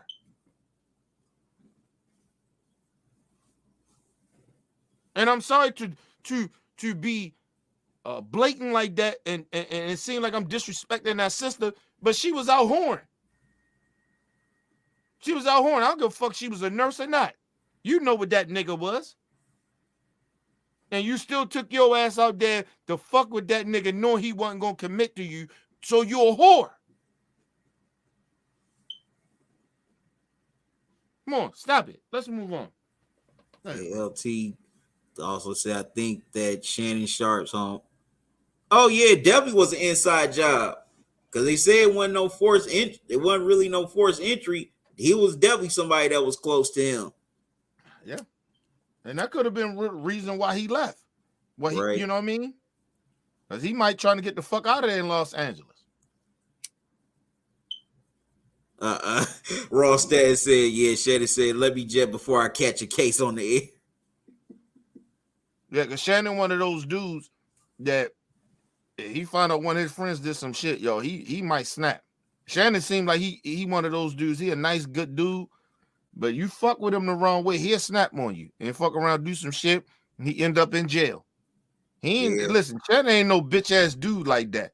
Motherfucker trying to be like, oh, he like this, and you hear Corey Holcomb talk that shit. Corey Holcomb is a self-hating nigga. He hate himself. That's why every time you hear, listen, and I got a certain type of respect for Corey Holcomb, but Corey Holcomb is a self-hating Negro. All he does, if you ever hear him, all he talk about, these bitches, these black bitches, these black women. Nigga, you acting like hoes don't just be black women. That's Maybe true. it's just the whole black women that you fuck with. There was some Cat Williams said, he said about the women. He said in one of his comedy skits, I think it was Pimp Chronicles. And he said, hey bitch, maybe it's the niggas that you're fucking with that ain't good, ain't good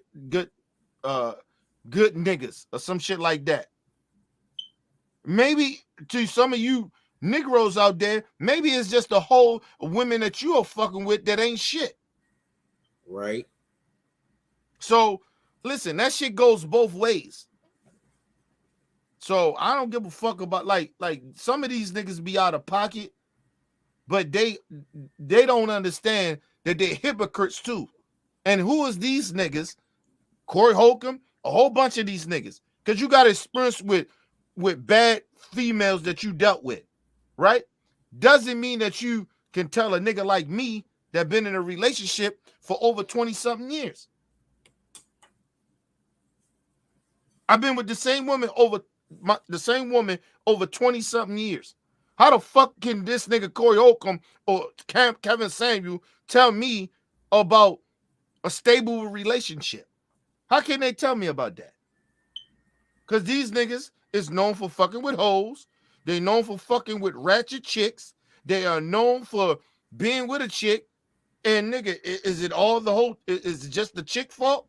You don't take no responsibility into why y'all relationship didn't work? You just gonna blame the woman? Nah, nigga, that's not reality. So that's how I feel about it. But go ahead, bro. I'm sorry. Okay. Ross Dad says that LeBron hate be silly. Oh yeah. Oh, definitely. I mean, okay, about I say a good 10, 15 years ago, it was all about basketball, but ever since seems like ever since the turn of not the turn of this decade, but after LeBron started becoming vocal about social issues, especially black issues, In the last 10 years, yes, right, it became more personal. And it's not just and of course, okay, we all know Laura Ingram's infamous shut up and dribble line, but right. it seemed like more of our people are attacking LeBron than they are. Because let me just say this, right? The reason they hate LeBron, a lot of our own people, is because of the simple fact, and I did this, and listen, I talked about this shit talk when I first started doing this shit on the YouTube. I did this shit I'm about 8 years in, right? So when I first started off, I was getting on the fucking celebrities. It's like, yo, y'all should be coming together and do more. I was getting in their ass. And I remember when I first started off and I first was getting in all these guys' ass, my shit, my views and all that shit went up. They like that shit. Our black folks, they like that shit. Right. But what they didn't understand, that I was wrong. I was partly wrong. I'm not fully wrong, but I'm partly wrong. Because what niggas don't understand is that when you want change, you think it start from the top. No, it start from us. That's true. We low on the totem pole, right? We the ones going through some shit. So when the fuck are we going to be like, you know what? Enough of this shit. When we going to start looking out for each other? Like we got to do this shit first. We asking these niggas that made it from out where we come from to come back and do some shit when we don't want to help ourselves. Right. Like we getting mad at those niggas. Oh, they ain't coming to do some shit for us. Like, nigga, hold on, bro. Yeah, we can can ask them to do some shit, but we gotta help ourselves. We gotta stop the violence. We gotta speak up. We gotta say, you know what? This shit can't happen in our neighborhood. We gonna die for some shit.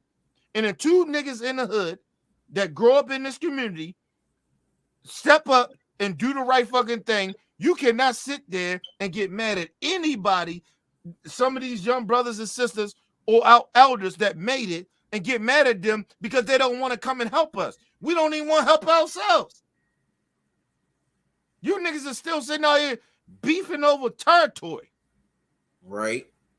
So if I'm rich and I ain't even on their level, but I ain't in the hood, nigga, I ain't helping no nigga. If you trying to kill another brother and sister that look like me or you, I'm not helping you niggas. I'm not even going to be a part of it. And I stand on that. Because you know why I can stand on it? Because I was a part of it. I was a part of the fucking problem. So what I'm talking about is about these niggas do not understand when you are a part of the fucking problem, you can't get mad at because some niggas that made it out, why they ain't coming back and doing nothing? Because you still part of the problem. Big time. So if they come and help and you get all the shit that they come help you with and you do nothing with it, you go back to doing the same fuck shit. So how the fuck is on them? And like I said, I've been around this shit all my life. I've been a street nigga. I've been around this shit all my life. And I'm telling you, you can't help every black person. Because these motherfuckers are gone. They are institutionalized to this fuck shit. They don't even understand. A lot of us standing our own way. We standing our own way. We fuck this shit up ourselves. And then you know what the white people do? Don't racist motherfuckers. We know they racist. Right? You know what they do? Look at them. Look at them. They doing the work for us. They doing the goddamn work for us. When you see your black brothers and sisters out there getting beat down in the street, what a lot of you niggas do? Nothing. You get your phone out. You don't step up. You don't say nothing. When you see a brother getting beat down, nigga, you should getting beat down. That's how you step up. Hey, some of us gonna have to sacrifice and die. Nigga, that's what the civil rights movement did. You niggas keep acting like, oh, they old, they out of touch. You niggas can't even do that. Some of you niggas die for nonsense shit. You niggas will tell us you'll die for being gangster. You'll die for the bag.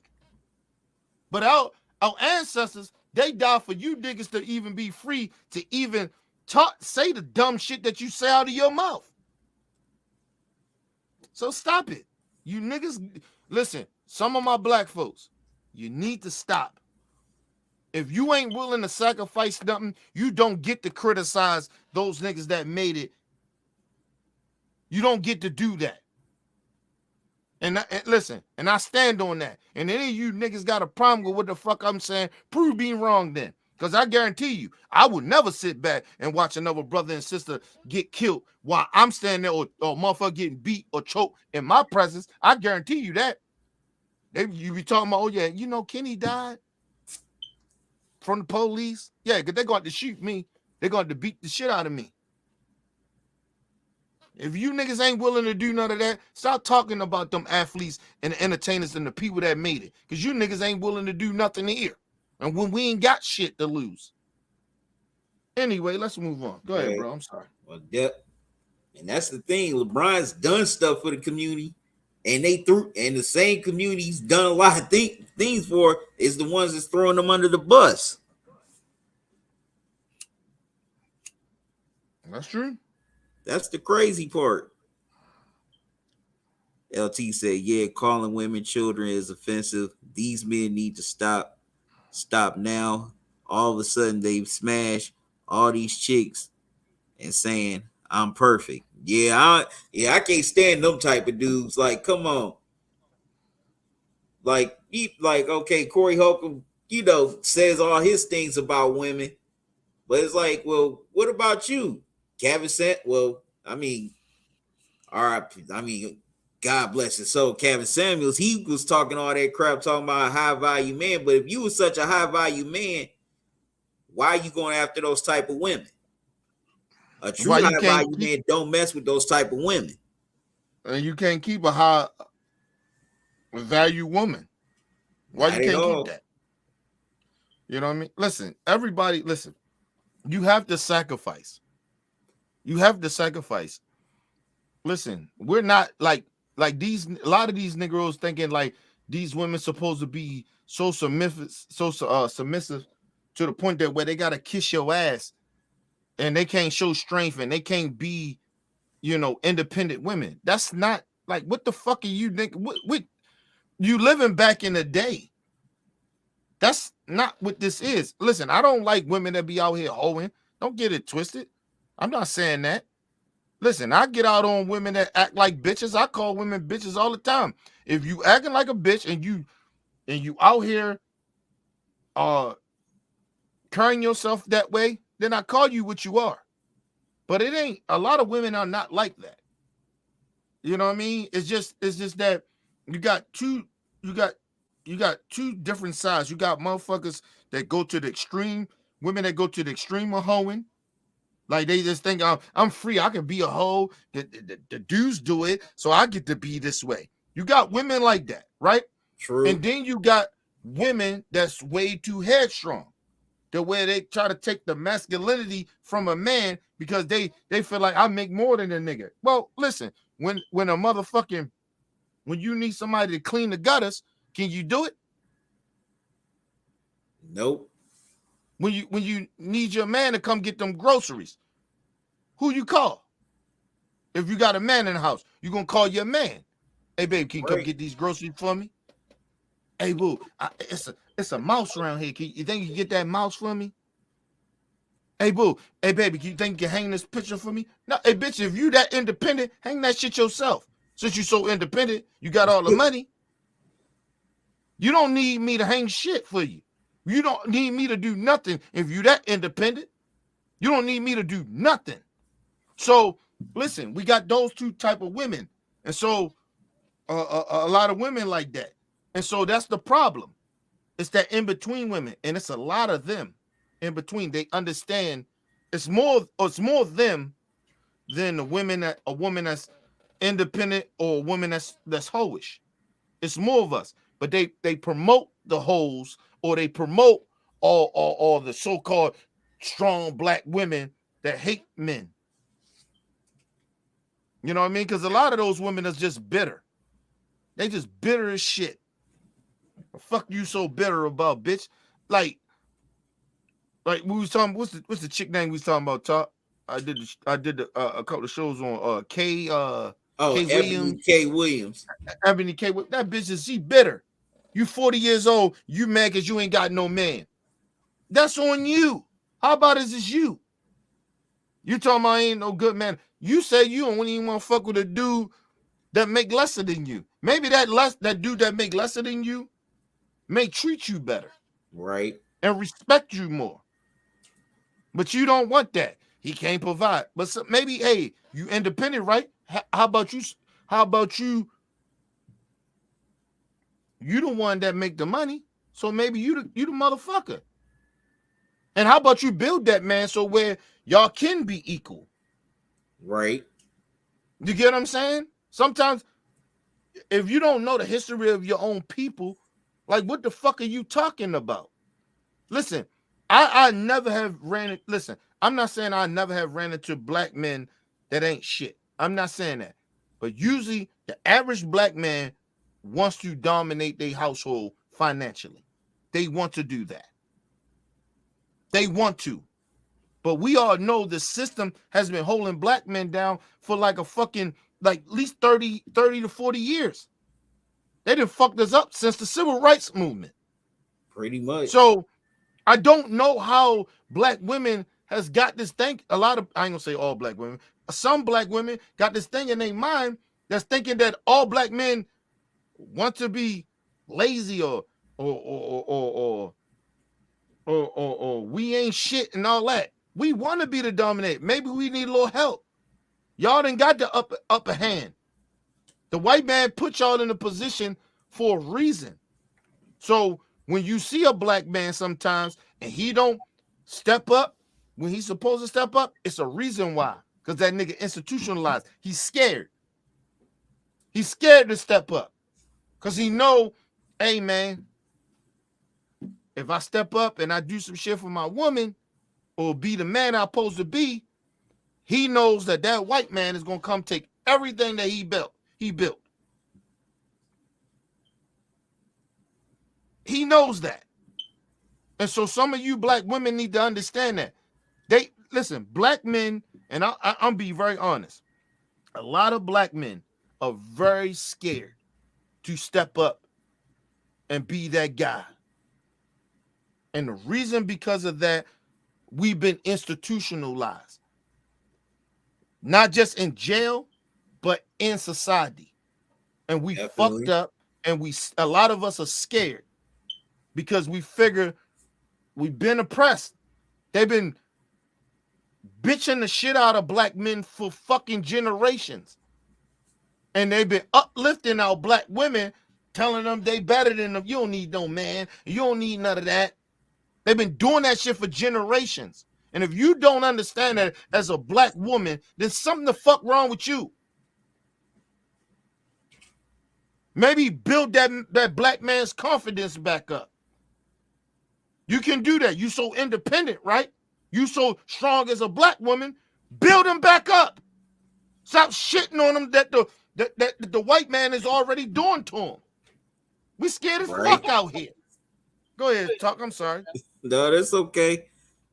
Okay, Raw Stats, you said in LA they're following celebrities home and robbing them. Facts. And I've seen some of these homes in LA. They're so spaced out. And also all these mansions in LA, like, where's the security? Listen, let me just say this. There's no way in the world Shannon Sharp's house should have been robbed. Listen, let me just say this. I ain't gonna be long on this talk. I'm gonna let you jump right back in. Anybody house that gets robbed in the day's time, that's on you. I ain't got no money like Shannon Sharp. I wish you would try to rob my shit. I wish you would. If I got I don't even got the money that none of them got. Nowhere compared to it. I guarantee you rolling my shit, you ain't gonna listen, you ain't gonna take shit out this house. You ain't gonna take shit. I guarantee you that. I guarantee you ain't gonna take shit out my house. I guarantee you. And me and my wife, we ain't even got to be here. I guarantee you won't. How the fuck they got all that money and they letting their motherfucking houses get robbed? So they think it's not going to happen to them. That's what a lot of them think. They think because they're in that type of neighborhood, it's not going to happen to them. Listen, what I have learned, that you get more robbed when you got shit. Ain't nobody robbing you when you ain't got nothing. Right. You understand what I'm saying? I learned that from the streets. When I started making a lot of money like that, niggas trying to rob me, trying to get me. I got robbed one time, and ever since that time, nigga, I don't move. I understood, like, okay, oh, these niggas see I'm shining. Okay, all right, I don't move that way no more. Like, you know what I mean? You learn. Right. But definitely. These niggas are sitting out here, these rich ass motherfuckers sitting out here like nothing can happen to them. Everybody can get robbed. Everybody can get touched. Fuck is wrong with them? Go ahead, talk. I'm sorry, but these motherfuckers sitting out here acting like why they getting robbed? You get robbed because how the fuck Shannon Sharp get robbed? What was your security? I don't give a fuck if it was an inside job. I don't even care if it was an inside job. You ain't just gonna rob me like that, nigga. Not at all. Listen, just imagine it was an inside job. You got house camera. You can watch that shit on your phone. Get the alerts, whatever. Right? Right. Now, mind you, if I get alert on my phone and all the cameras cut off, I know something wrong. Bloop, send the police there. True. How the fuck your shit, nigga? Yeah, it may even be the police inside job, but man, hey, well, we don't know because these niggas sitting out here stupid, acting stupid. But anyway, go ahead, talk. I'm sorry, bro. These niggas, but I'm like, man, they angering me. But I'm like, y'all didn't learn nothing from what was that music executive last year? His wife, Clarence Avant. Y'all didn't learn from him last year where his wife ended up getting killed.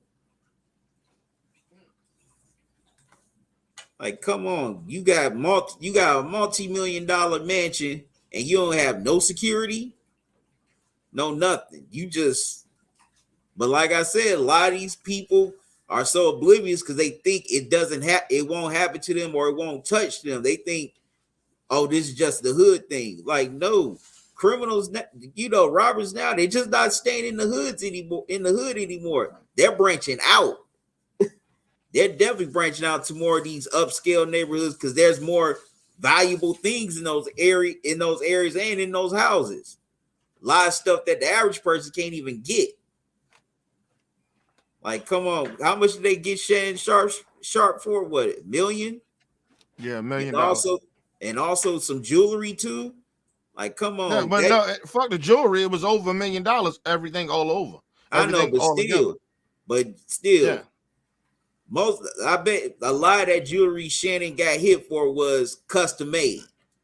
First of all, can I just say this about stupid motherfuckers, right? With jewelry, because I got jewelry. I don't keep my shit out.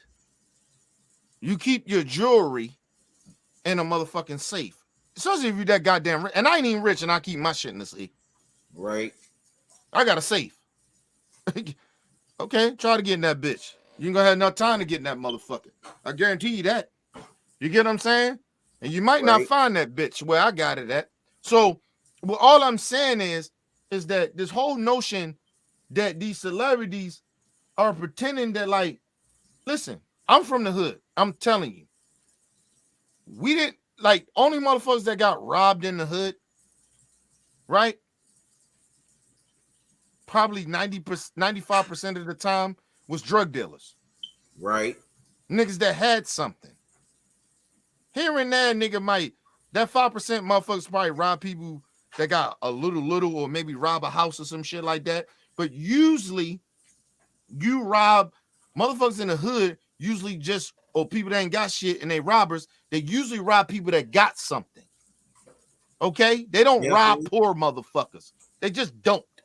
Okay? That's a 5% chance that happens. Now, you motherfuckers that got all this money and live where you live, I got a little something. And nigga, I don't play that shit. That's why I got cameras all around my shit. Nigga, I'm strapped. Alarm system. I got all that shit. And I ain't even worth none of that shit. Nigga, I work off of my shit. So, no. Nigga, I'm on point. I come from the hood. I know how shit go. These niggas get money and act like they ain't gotta have security. Yeah, you do. You should listen, everybody that lives in the suburbs, shit should be like Fort Knox. Definitely. The fuck out of here. First of all, listen, if I'm that damn rich, I'll pay somebody on the payroll. Like, not on the payroll, but I'll pay somebody, a security motherfucker, at least 2, and I pay him to watch my house. They on the payroll. I put them on the payroll to watch my house with a gun, all that shit. And you niggas are sitting out here, and these rich motherfuckers sitting out here, they act like this shit can't happen. Nigga, we live in the suburbs. Means nothing. That's where real robbers go to rob people in the good neighborhoods, dummies. Fuck out of here. Anyway, go ahead. LT said Corey Hope gonna be dropping some jewels, but most of the BS he be saying don't be reality. Facts. No, it's not that. He speak out of like a broken black nigga. Right. Like when you broken, of all the women that you fuck with, always been shit to you, right? So you assume all black women are like that, or all women in that way. It's like a dude that hate women in a way. That's how Corey comes off a lot of the times. I'm not saying he don't drop no jewels, but he do. I wouldn't even say he just hate black women. I think he have his disdain for for women because he been broken by women. Like women broke him. Nigga, we all go through heartbreak. Right. Damn, we gonna hate all women? You know what I mean? So, you know, it is what it is. And then you wonder why, like some women, when niggas do fucked up shit to women, and that's their reality, right? And then some of these women turn gay. And niggas be like, oh, you too beautiful to turn gay. I'd have been in those situations. Like, damn, you fine. Why are you gay? You know? Because of the no good niggas that she fucking with. Or, you know, every time she encounter a man, she got her heart broken. That happened to everybody. So for like Corey Holcomb to be, he asked us like those women that wind up turning gay.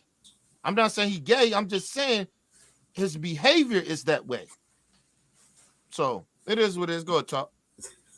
Okay, Raw Status says, good points on Holcomb. I'm a fan of Corey Holcomb at the same time.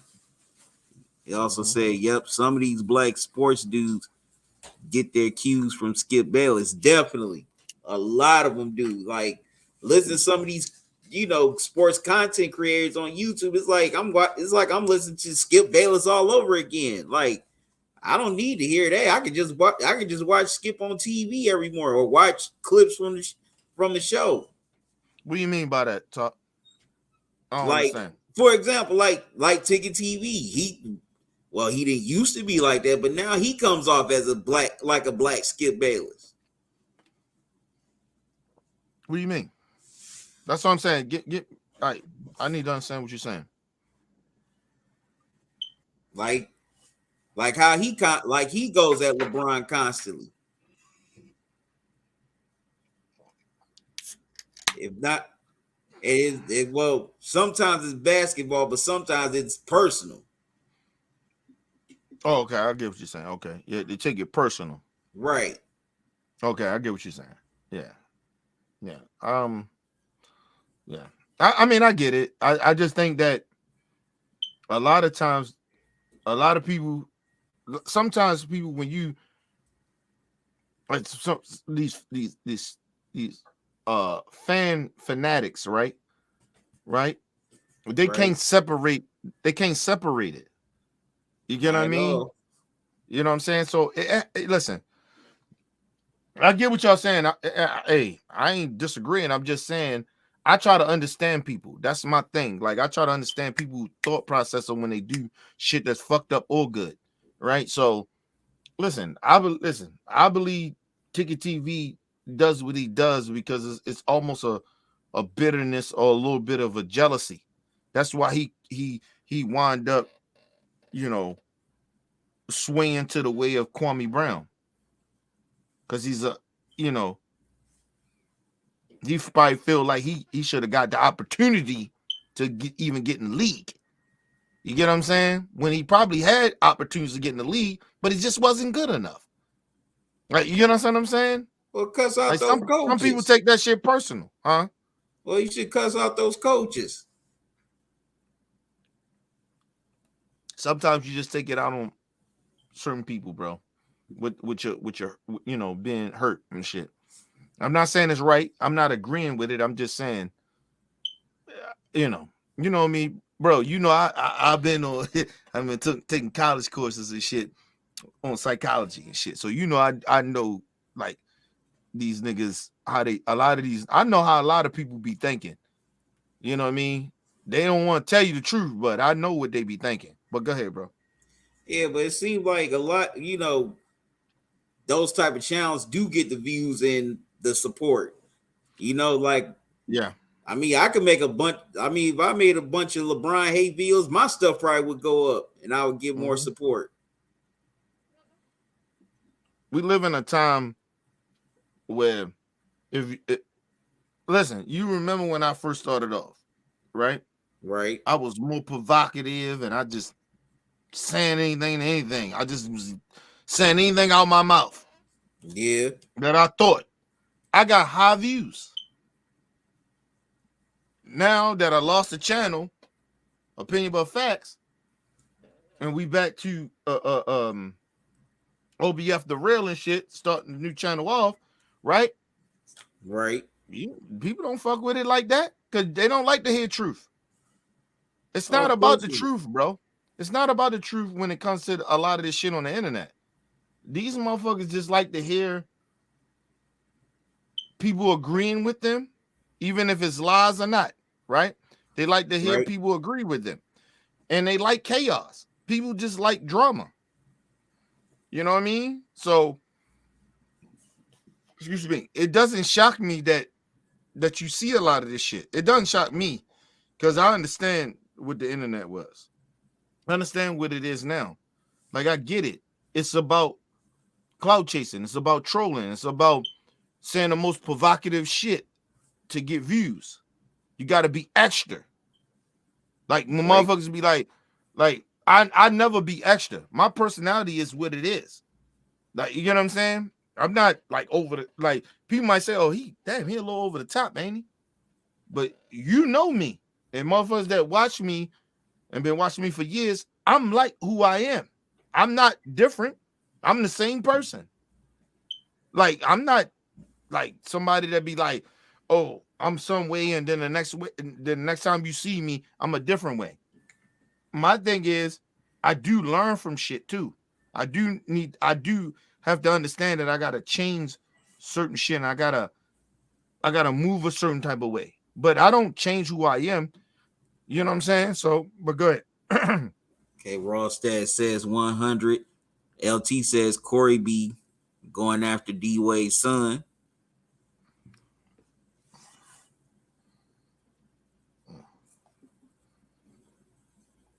Like I said, man, I never understand men like that. Right? And the reason I'm saying this is because of something, and I ain't gonna be long talking. I'm gonna let you jump back into the I know you got enough shit up. The reason I say this, what I'm getting ready to say, is because of the simple fact of that, like, yo,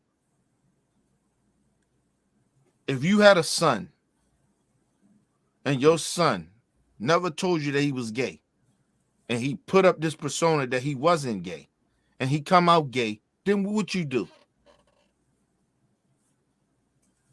Are you gonna stop fucking with your son? Are you gonna stop loving your son?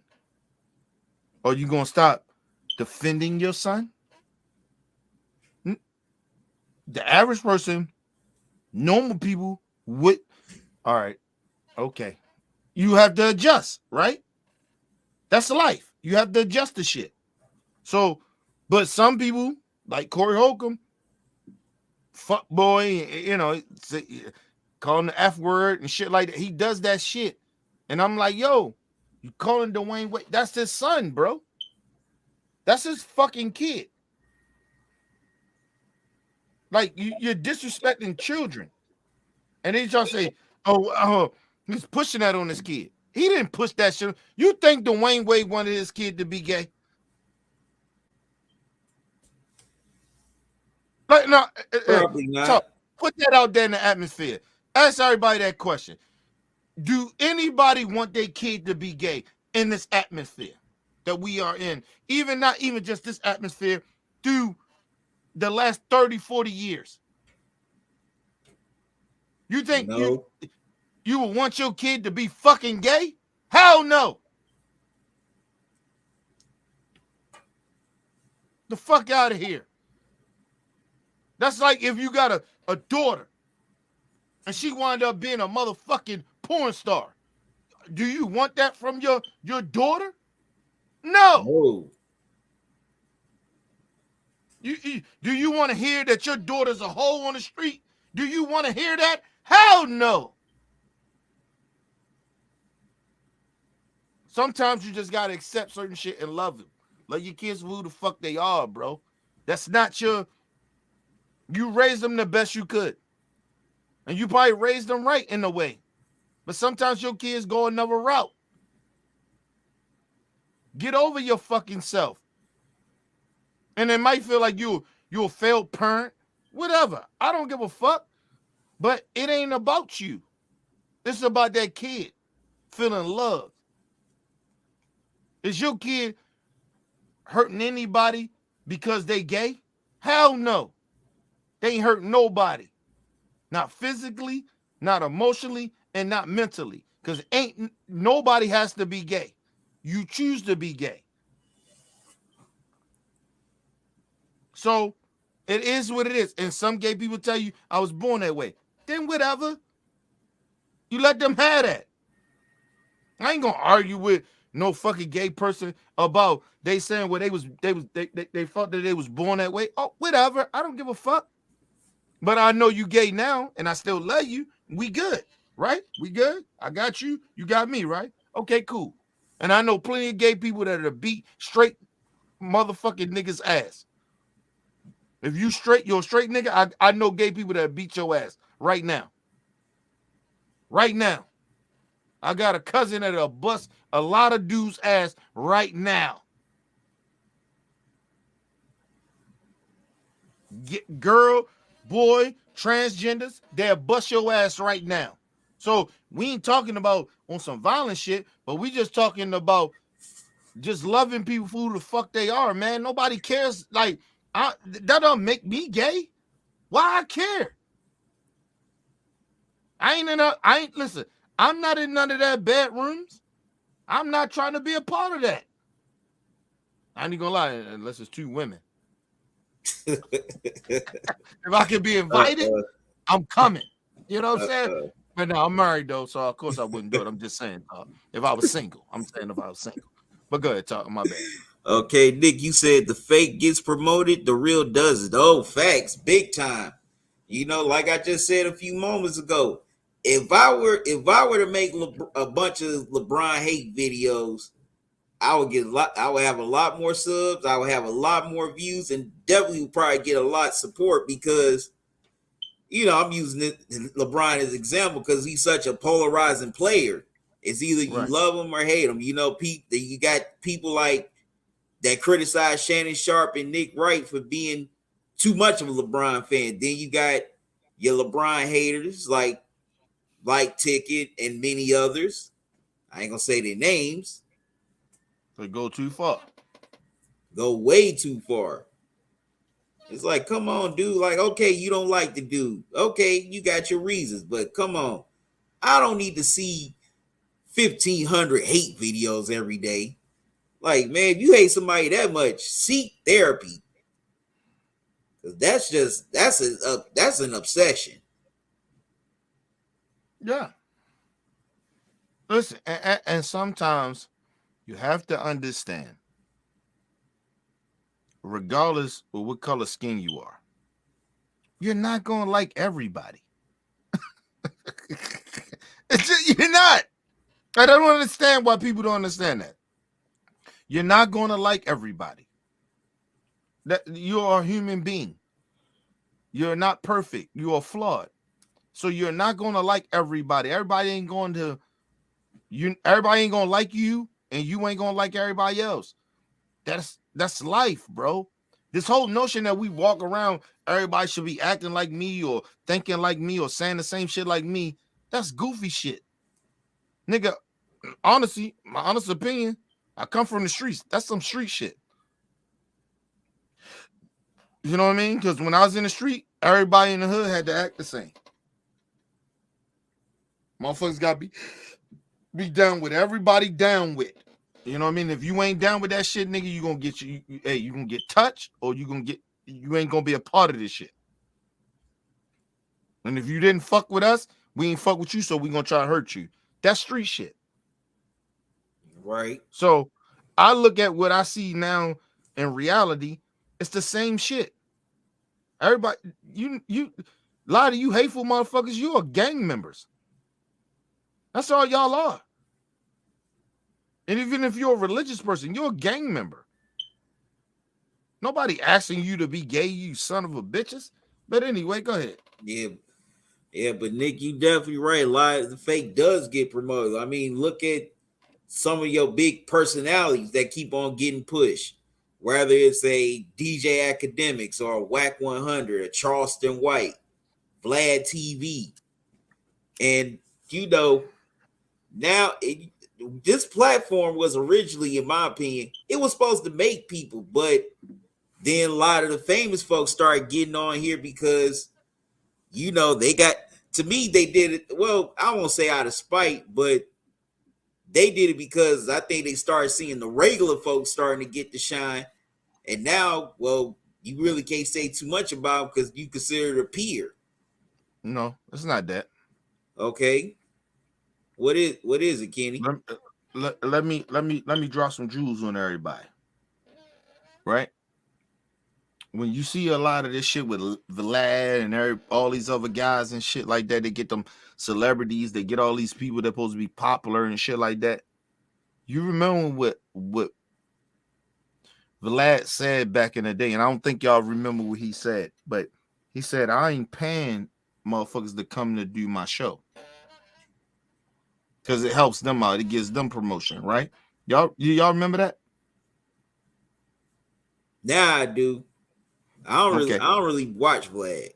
No, I'm just saying. If you go back, I used to watch him. I used to subscribe to him. I was a big fan. Lad and all these other YouTube niggas that's big like that, they pay those guys. Now, they can't get those guys unless they pay them. You remember when Lad said, I don't pay nobody. He paid Bootsy to go on that show, to come on his show. He pay him now. He pay him. But he said, I'm never going to pay a motherfucker to come on my show. He ate those but words. He does now. Right, he does now, though. That's what I said. It's about the money, too. So when you see these niggas out here acting stupid, even these YouTubers, they out here acting stupid and saying false shit and stupid, goofy shit, it's about money. They're not real. A lot of them ain't real. They're just sitting out here just talking nonsense. And it was crazy because I remember somebody said to me, right? In a comment, they said to me, they said, well, you asked for donations, but I specifically tell everybody, if you can, right, donate. If you can, I highly appreciate it. That's the difference. I'm not saying I need you to donate. I'm asking you if you can donate to the channel. If you can, donate. If you can't, then good. I mean, it's all good. If you can or you can't, it's still all good. I'm still going to do what I do. Right. So that's the difference. These niggas are out here. It's about the money. It's about the bag. That's all they do. That's why they clickbait. That's why they sit out here and spark controversy. DJ Academics would not be who he is if he wasn't sparking controversy and trolling and doing the shit that he does. He would not be the guy he is.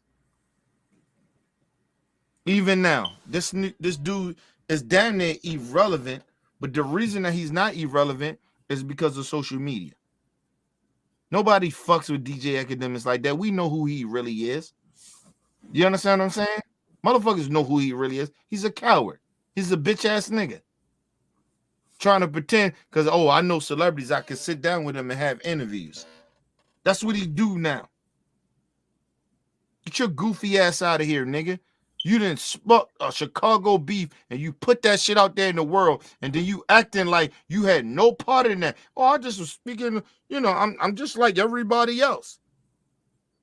Nigga, did you go to school for being a reporter? No. A lot of these niggas on the internet, me myself, ain't an interview. I never went to school to be a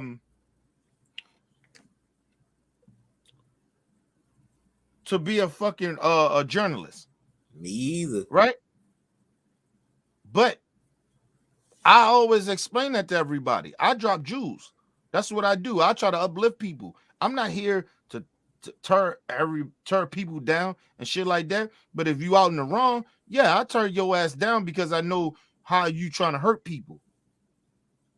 That's different than a motherfucker that's sitting out here faking and sit down with people that they don't agree with and they don't like and they know they fucked up, and then they try to pretend that like they're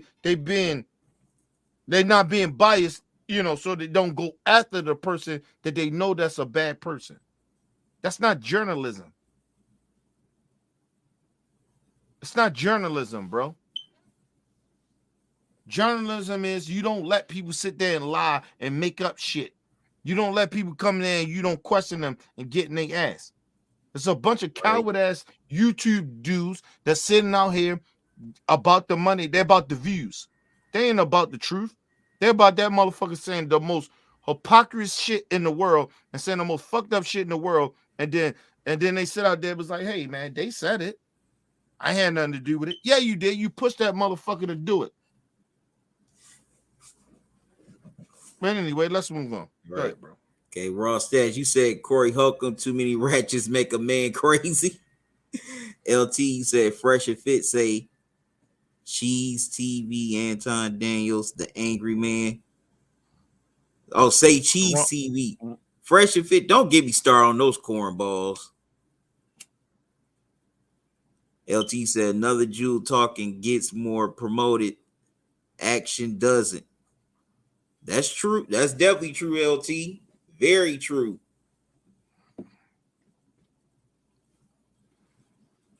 Well, but listen, a lot of those dudes, the realest dude, and he dead now. Shout out to the brother from Chicago, Zach TV. He was the realest dude because he went around in all the hoods. He went everywhere. He was the realest dude, and they still killed him. You know what I mean? So, you can't do. That's what I always tell people. I don't even give a fuck about like with certain shit. I just don't care. Like motherfuckers ain't. Listen, I always tell people, niggas ain't right. The niggas ain't built like that. You know what I mean? Niggas kill you over. Oh shit, excuse me. I'm sorry, but motherfuckers kill you. Listen, I come from where people kill you for nothing, so I don't be shocked about a lot of shit. They killed Zach TV over what? We still don't even know why those dudes, and they arrested. Them niggas is arrested now. We still don't even know why those dudes did what they did to Zach TV. We don't know.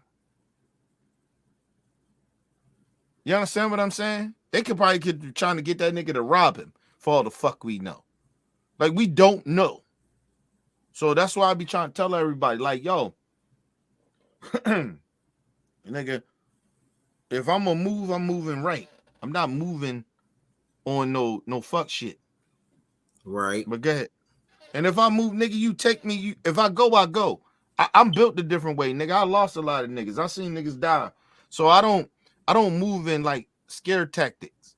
But I still don't move stupid because I understand, niggas out here trying to scare people, but I still don't move stupid. You know what I mean? But go ahead, bro.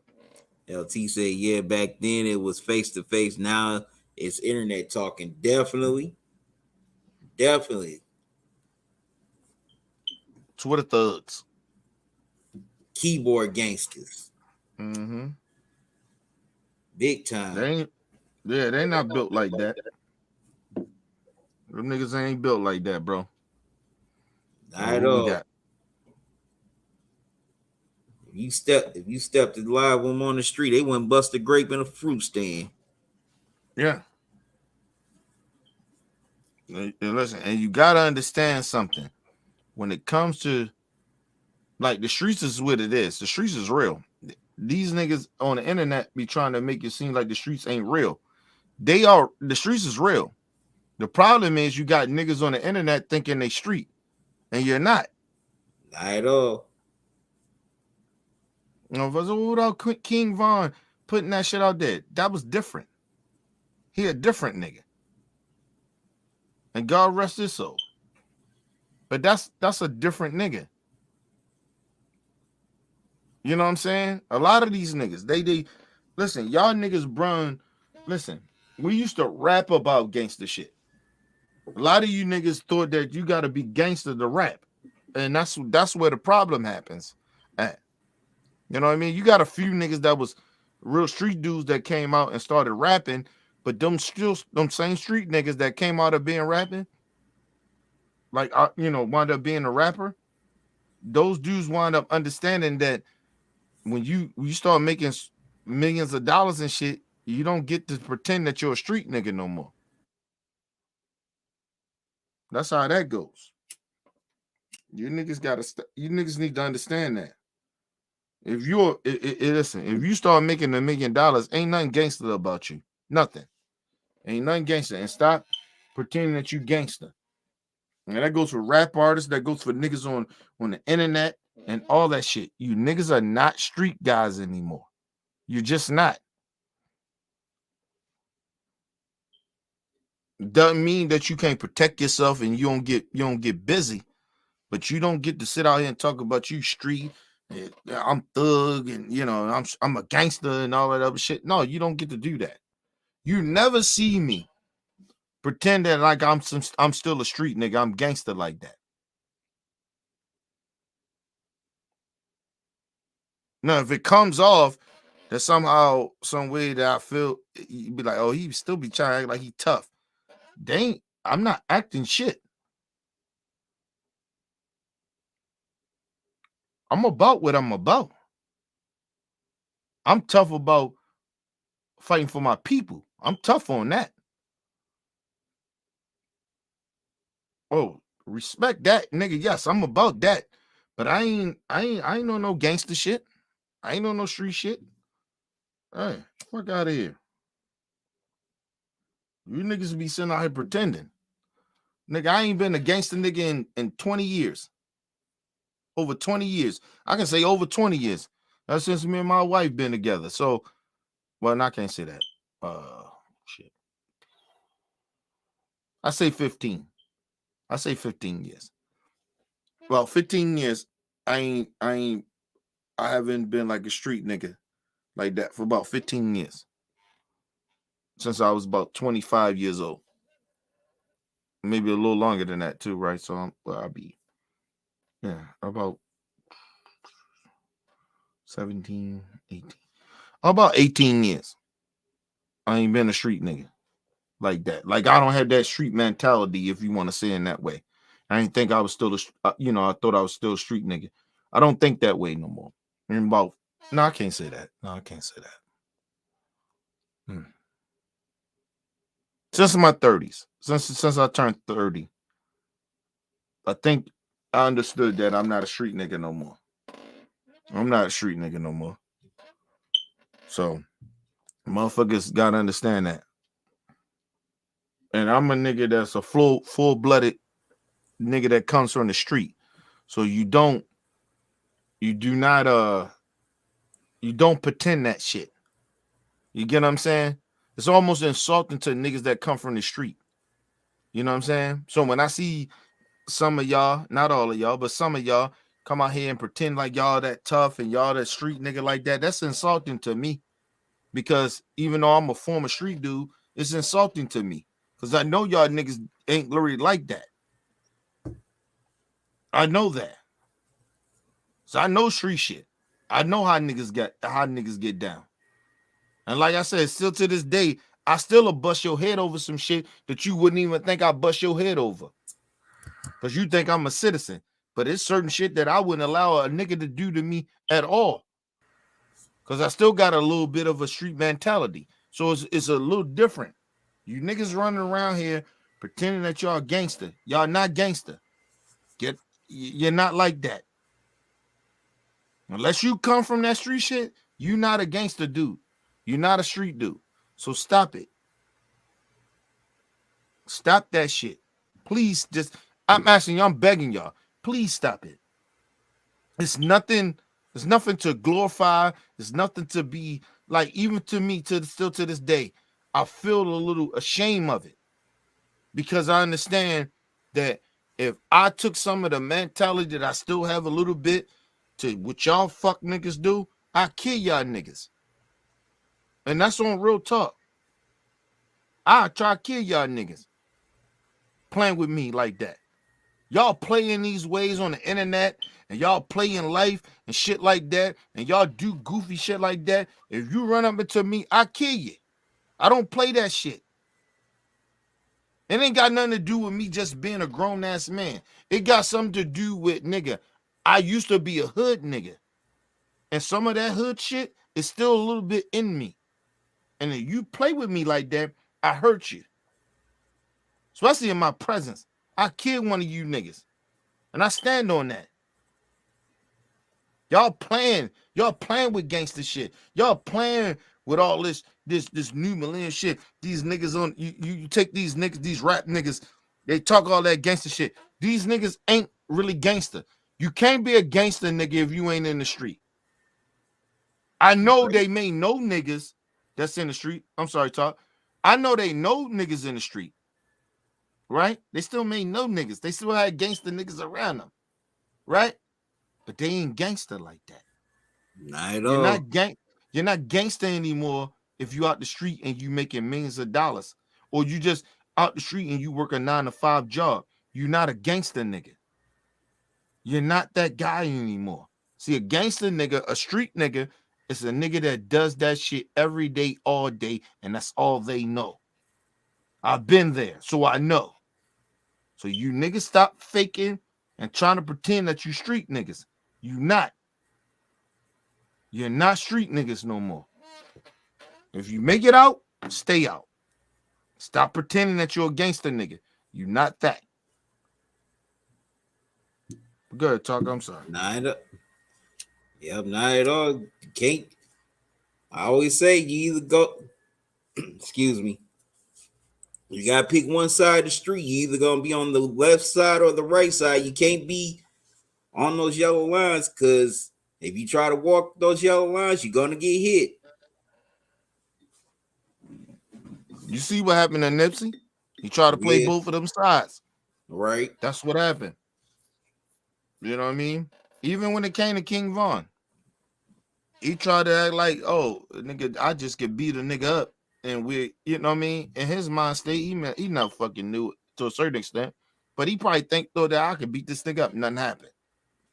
I got a whole bunch of niggas out here. You never know that there's some niggas out here that got them things and they don't give a fuck about fighting. And let me explain something to you young niggas. Let me throw something out here. Let me throw some jewels to y'all. You niggas acting like y'all created niggas shooting guns. You wasn't. My era did that. Where niggas stopped fighting. We did that. I'm not glorifying it. I'm just saying, stop acting like y'all the only niggas that y'all play with guns. Nigga, we been playing with guns before y'all even was born. That's a fact. And y'all playing around with this shit. And then you see how the country is. Everybody got guns now. You may run them to a citizen motherfucker, a white supremacist, or a racist motherfucker that don't give a fuck nothing about you and blame your ass. Stop playing. Stop acting like y'all thorough like that. Go ahead, Talk. I'm sorry. No, you're okay. You're definitely okay. LT said can't have one foot in, one foot out. Definitely true. You got, like I said, you got to pick which side of the street you're going to be on. You either going to be on the left side of the street or the right side. Can't stand on those yellow lines, because if you do, you will get hit. Like the late prodigy of Mobb Deep said, there ain't no such thing as halfway crooks. That's true. And I've been on both sides of that shit. I played that game. And I lost a nigga. I lost my little homie in my arms. Playing both sides. And it changed my motherfucking life of it in jail. But that changed my life. That shit fucked me up. And I've been fucked up ever since then. I think about that little dude every day. Every day. My little homie, every day. I think about him every day. Every day I wake up, I think about him. I think about him. How I played a part in his death because I was trying to play both sides. So a lot of you niggas be playing that shit. I don't play that shit. I don't play that shit. Go ahead, talk. I'm sorry. Go ahead, bro. You okay? Yeah, but but a lot of people definitely mess up trying to play both, trying to have one foot in, one foot out. Like whatever you decide to do, you gotta be in it all. You gotta be committed all the way. That's a real gangster, right? Go ahead, Shaw. Talk. I'm sorry. Yep. What time? Matter of fact, crazy. I'm bringing up power. Well, power here, but in that last episode, what time? The thing that Tommy asked Tariq, you either gonna be a gangster or a civilian. And then nigga chose to be a gangster, didn't he? Yep.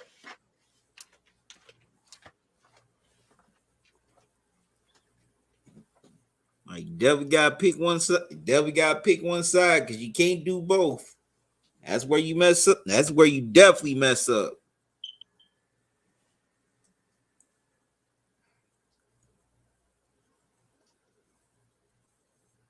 That's where a lot of gangsters messed up. Well, some gangsters have messed up.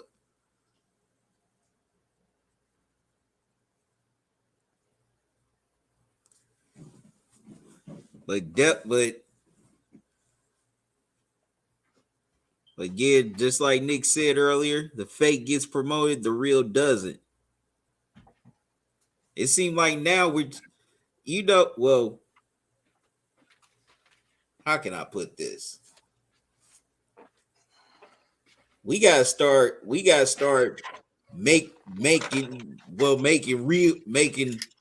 real relevant again.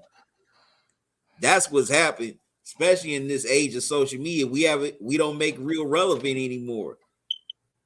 Like back in the day, real was relevant, but now we got, of course, social media. We got a lot of keyboard gangsters, a lot of internet gangsters who can just talk their stuff in, a certain amount of characters and think no one's gonna touch them. It's just not that though. Well, it's a part of it. Yeah, no, it's a part of it. But the other part of that is that the motherfuckers that actually is real, that you see getting locked up, they're the real ones. A lot of them. Right. 75% of them are getting locked up. They're the real motherfuckers that actually go to jail. True. Like, you know what I mean? Because if you're a hood dude, you understand that motherfuckers in the game, you only go to jail or you die. Right. If you're a street dude, and if you're a hood or gangster dude, whatever, you're a gang member. It doesn't matter. If you are in that street shit and you really about that shit like that, real motherfuckers understand that. You go to jail or you die. That's definitely that's the street life. That's the gangster life that motherfuckers on the internet try to pretend. And some of these fake ass rappers and entertainers, whoever the fuck they are. Right? But the problem with that is that these niggas are sitting out here not understanding that. You listen. You cannot be a millionaire and be gangster, bro. Not at all. You can't make it out the hood and be gangster. You can't do that. Because this niggas in the street that actually come from where you come from and still live every day struggling. They still going through that shit. They actually really they was going through the same gutter shit that you was going through before you turned a millionaire. Or you motherfuckers on the internet that watch gangster shit and you be like, I want to be that. You can't be that. Because with least, let's just say you want to lead to being that, right? You want to be that. You think that shit is cool. You think being gangster is cool. Okay. Well, listen. If you know anything about gangster shit and you come from it, real gangster motherfuckers, real motherfuckers, understand you die or you go to jail. And Definitely. anybody make it out of that atmosphere, like me, I have, and plenty of other motherfuckers that made it from that type of shit. We got lucky. We was Definitely. blessed in a way. And I don't even believe in religion, but I was blessed in a certain type of way. I supposed to have been dead. You know how many fucking times motherfuckers tried to kill me? I can only imagine. Other than the fucking times that I got shot and stabbed that almost led to my death, almost died. But you know how many people shot at me, tried to kill me? I couldn't even count that shit on my fingers.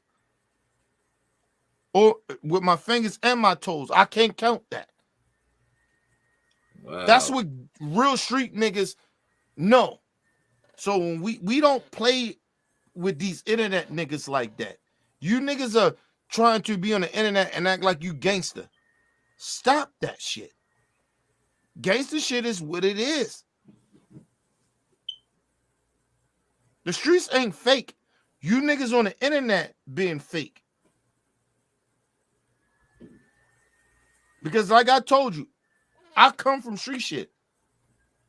The shit that y'all, listen, I understand the difference. A lot of this shit on the internet is fake. You niggas is fake. I get that. But I tell you, if you ever approach me, you ever doing some fuck shit, you talk to me a certain type of way, nigga, you'll see how street I used to be. Or how I would take some shit to a way on some gangster shit, because I don't play that shit. And not to say I'm a tough dude. I was the thoroughest nigga in my hood. I'm thorough and I bust niggas' head and all that shit. I'm just telling you, I don't play that way. Because I come from street shit. And I was raised by OGs and triple OGs and my elders. I was raised by motherfuckers that had integrity. You niggas, you new niggas, a lot of you new niggas. I ain't saying all of y'all, but a lot of you new niggas, y'all ain't built that way. So I don't play that way with y'all. Y'all motherfuckers playing with that gangster shit. Y'all playing with street shit. I don't play that shit. I know what the street shit does to you. I done seen people die. I done seen people get their head blown off. I done seen where I tried to play both sides of the street and watch my little man get killed and he died in my arms. I don't watch shit. I done seen shit. So I don't play with none of that shit that y'all play with. Y'all trying to play this gangster shit, that gangster life.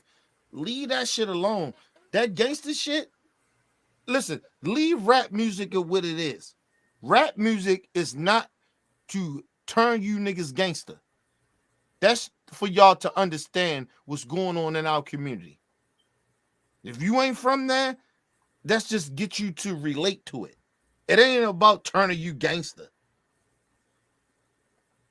Like, I don't understand that shit, Talk. Go ahead, bro. Yeah, I can't understand it. I definitely wish I can understand it, Kenny. Why those dudes do it, man? For a lot of Why? I reasons. mean, your opinion. Why you think a lot of these niggas on the internet be playing, like, I ain't gonna say, yeah, they play around with it, but why do you think that shit is something that, like they think it's a game in a way? Like, they don't understand that, like, listen, rap music, a lot of the times, it's some fake dudes and everything.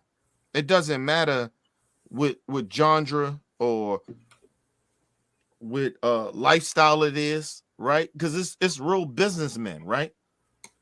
They Right. about their business. They do good business. But it's some people that are supposed to be businessmen that try to scheme.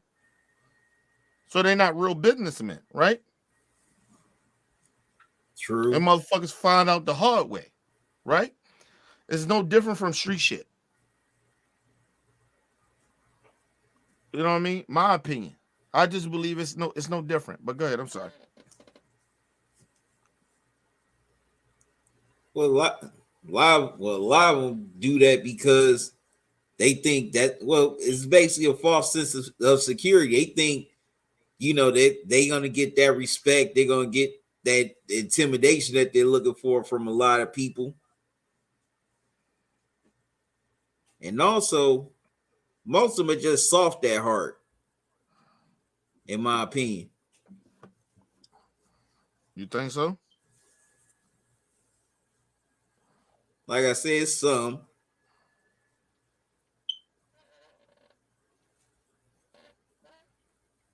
I just never understand why people play around with street shit.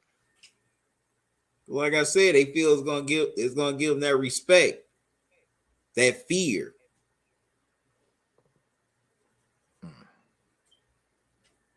Listen, I'm that cool power. with not being. Yeah, I'm cool with. Listen, I done seen the niggas that I know that that was killers, and they get in that jail cell and niggas get raped. So True. I've been around real hard niggas like that was supposed to be hard niggas and niggas, you know what I mean, real street dudes and real gangster dudes. And you see those dudes get in jail and they not the same. And there's somebody out here bigger and badder than you. You know what I mean? And I learned that from my OGs and learned that from family members and shit. It's a nigga out here bigger and badder than you, nigga. So to stop walking around here like you can hurt everybody. You know what I mean? Stop acting like you so tough. I had to learn that shit when I was in the street and shit. Because, you know, got my ass whipped a couple of times thinking I'm the biggest, baddest motherfucker out there. And you get your ass whipped. You know what I mean? And when I went to jail, I seen motherfuckers that was real street dudes that was official. Right in the street. They get in the jail, talk all that gangster shit. Them niggas ain't respected in the jail like I was.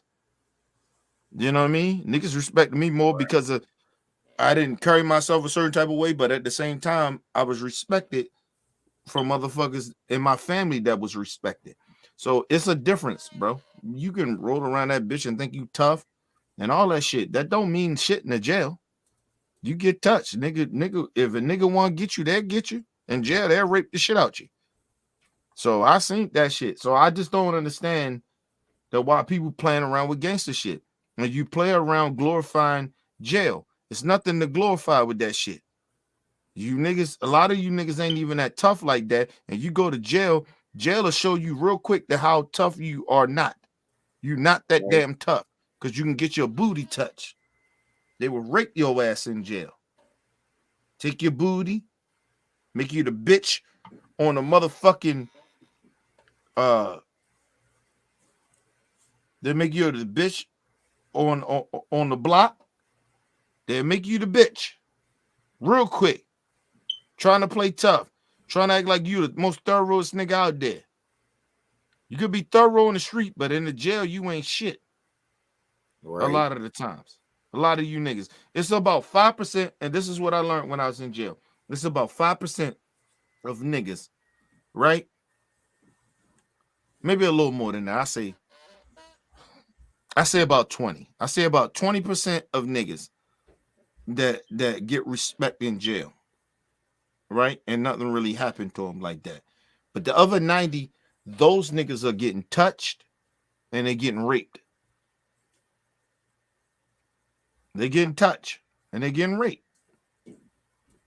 And you niggas, you little young niggas be on the internet playing these games. You ain't from the streets and shit like that. And even if you from the streets and you egging on niggas, these young motherfuckers that ain't from the street, you egging them on.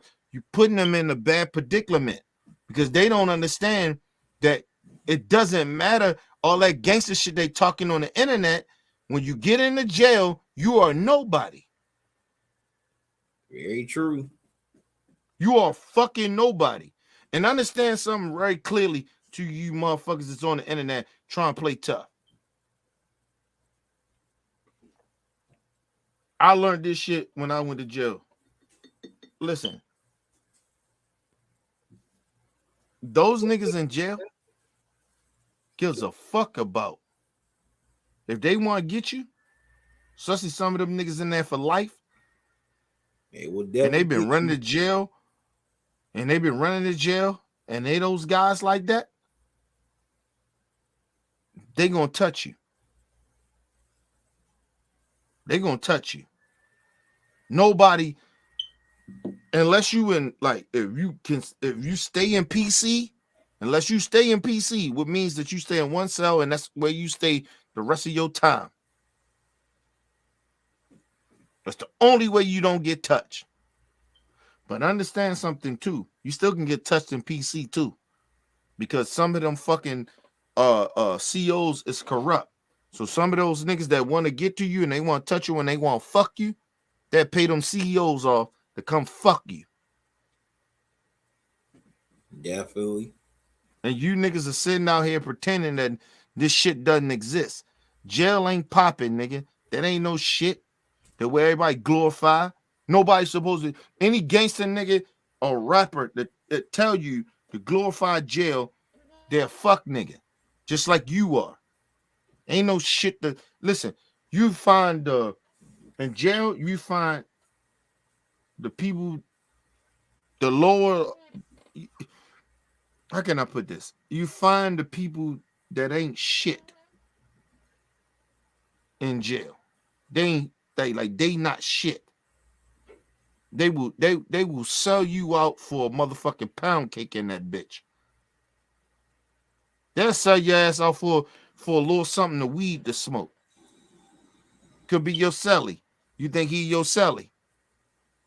Oh, he got my back. Oh, that nigga sell you out for it, sell your ass out for some weed just to get high. Oh, the jail is worse than the streets. I've been there. And I'm telling you, I don't like, nigga, I always tell people, it ain't nothing about jail. Motherfuckers talk about whatever I feared in life. Nigga, I feared jail. I've been there. Yo, you can get touched in that bitch. And then mind you, I ain't been in jail since I was young. And nigga, I don't know nobody in jail. You know what I mean? When I went to that bitch, I got protected a little bit because you know what I mean? My peoples. But nah, nigga, I don't listen. Going to jail right now. I fuck around. Listen, I told people this, and it's straight up on my life. And I'll leave it as this, Tuck. I ain't gonna speak on it no more. Okay. Listen, if I ever went to jail and a motherfucker raped me, I ain't never coming home. Ever. Because those motherfuckers that did that, and I felt if it was a CO that let it, I'm gonna kill all them bitches in there. I ain't never coming home. I'll probably be one of the most ruthless niggas in jail. Because I would kill every motherfucking body. Because, you know, I don't play around with people raping people and shit like that. You know, I don't like that. You know what I mean? Right. So, and molestation and shit like that. You know, I don't like that shit. So, if that shit happened to me in jail, you ain't got to worry about me. I could go in that bitch for I'm in that bitch for 30 days and I got raped in jail. I ain't never coming home. I'm going to call my wife and tell her, hey, or call people, hey, I ain't never come home. Love y'all. Peace, love. I'm going to kill everybody in that bitch or I'm going to die trying. I tell you that. But see, I understand that. These niggas are sitting here on the internet. They sitting there pretending. They know how jail is how real. You don't know how shit real. Nigga will rape your bitch ass. Give a fuck how tough you think you are. Right. They will kill you and they will rape you in that bitch if they get the chance to do it. But I tell you one motherfucking thing, I would never come home after that. I tell you that shit. Nigga rape me. Oh. Woo! You'll hear about me in the jail.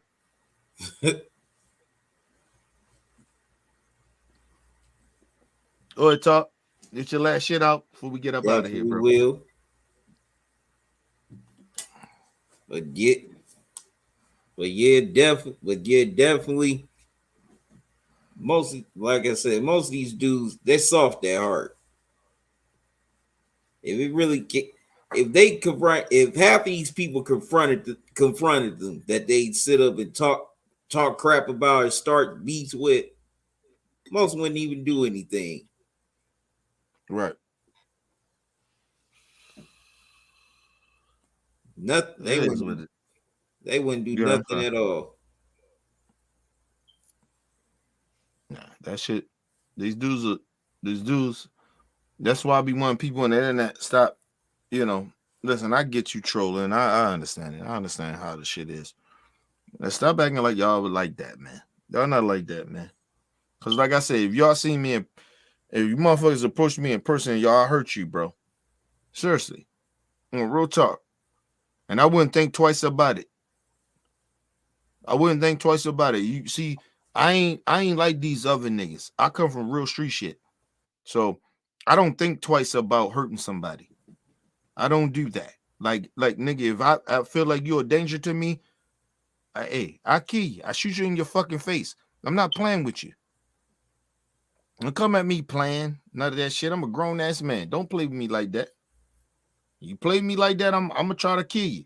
I'm not playing. And nigga, that don't even go for none of you fake niggas. That go for anybody. I don't play like that. But see, a lot of times a lot of y'all fake motherfuckers internet motherfuckers don't be understanding that. If you ever approach me, you better approach me willing to kill me. Because if you don't, I'm gonna kill you. Don't play with me like that. I don't play that way. And I grew up different.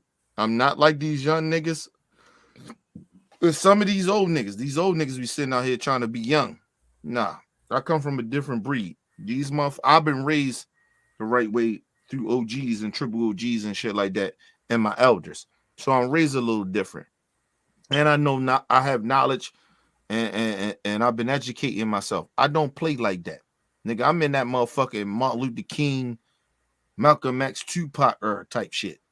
I'm not playing. You gotta kill me to fuck with me. That's how I feel. I'm sorry, to put that out there on your shit, but I don't play with people like that.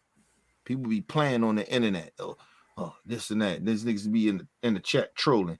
You niggas ain't really like that, calling black people niggas and shit. Call me a nigga and see what happened. You ain't gotta worry about me calling the police or no shit like that. You ain't gotta worry about it. You ain't gotta worry about it. Like I said, if you're a woman, yeah, I'm gonna call my wife so she can come fuck you up. That's about it. But I ain't making no phone calls. We're gonna have that shit right there and there. I don't give a fuck how big you are. I get my ass whipped or whatever, but I guarantee you won't leave that bitch not hurt. I guarantee you that.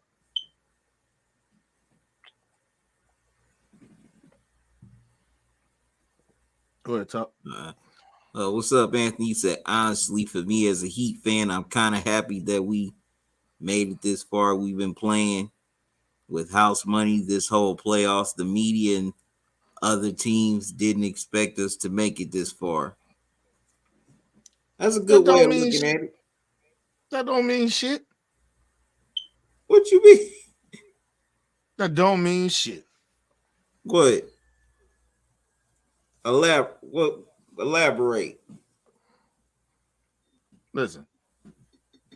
I want the Heat to win. We both do. But reality is reality. You know everybody know the goddamn reality. We know goddamn well the goddamn Heat is not going to win this series. Now, it's not 100% that they're not going to win. But it's about, let's put a percentage on it. And you put a percentage on it too, Talk. Percentage on it, I think the Heat can win. I give them about about 10%. I give him 10%. Maybe 5. No, not 10. I give him 5. I give him 5%.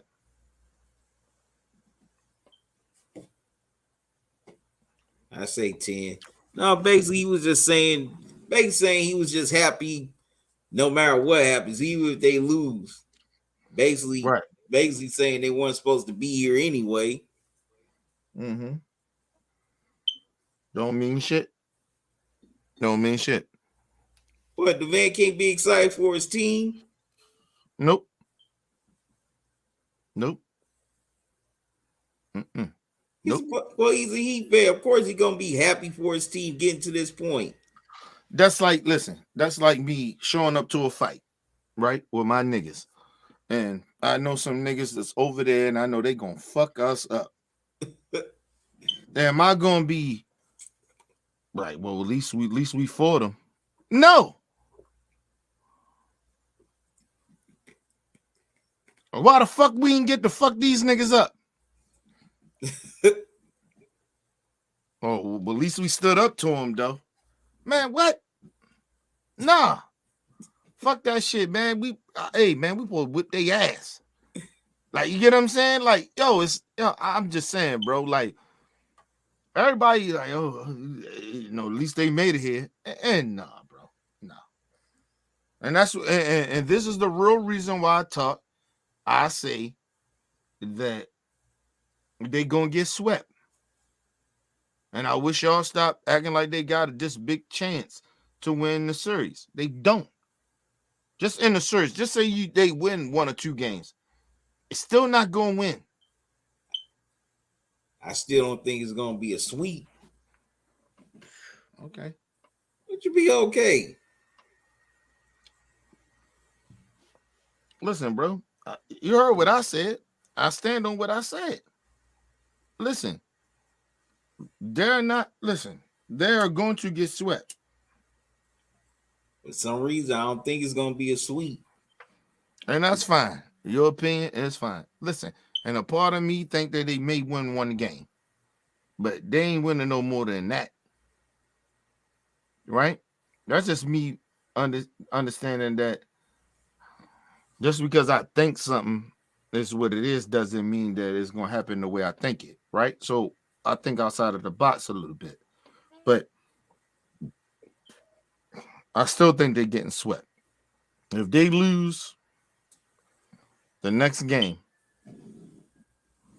they're getting swept. Okay, so will they win the next game? If they win the next game, then you got more of a point. And then maybe I had to look at it from your point of view. Like far as like, this shit may go the distance a little bit.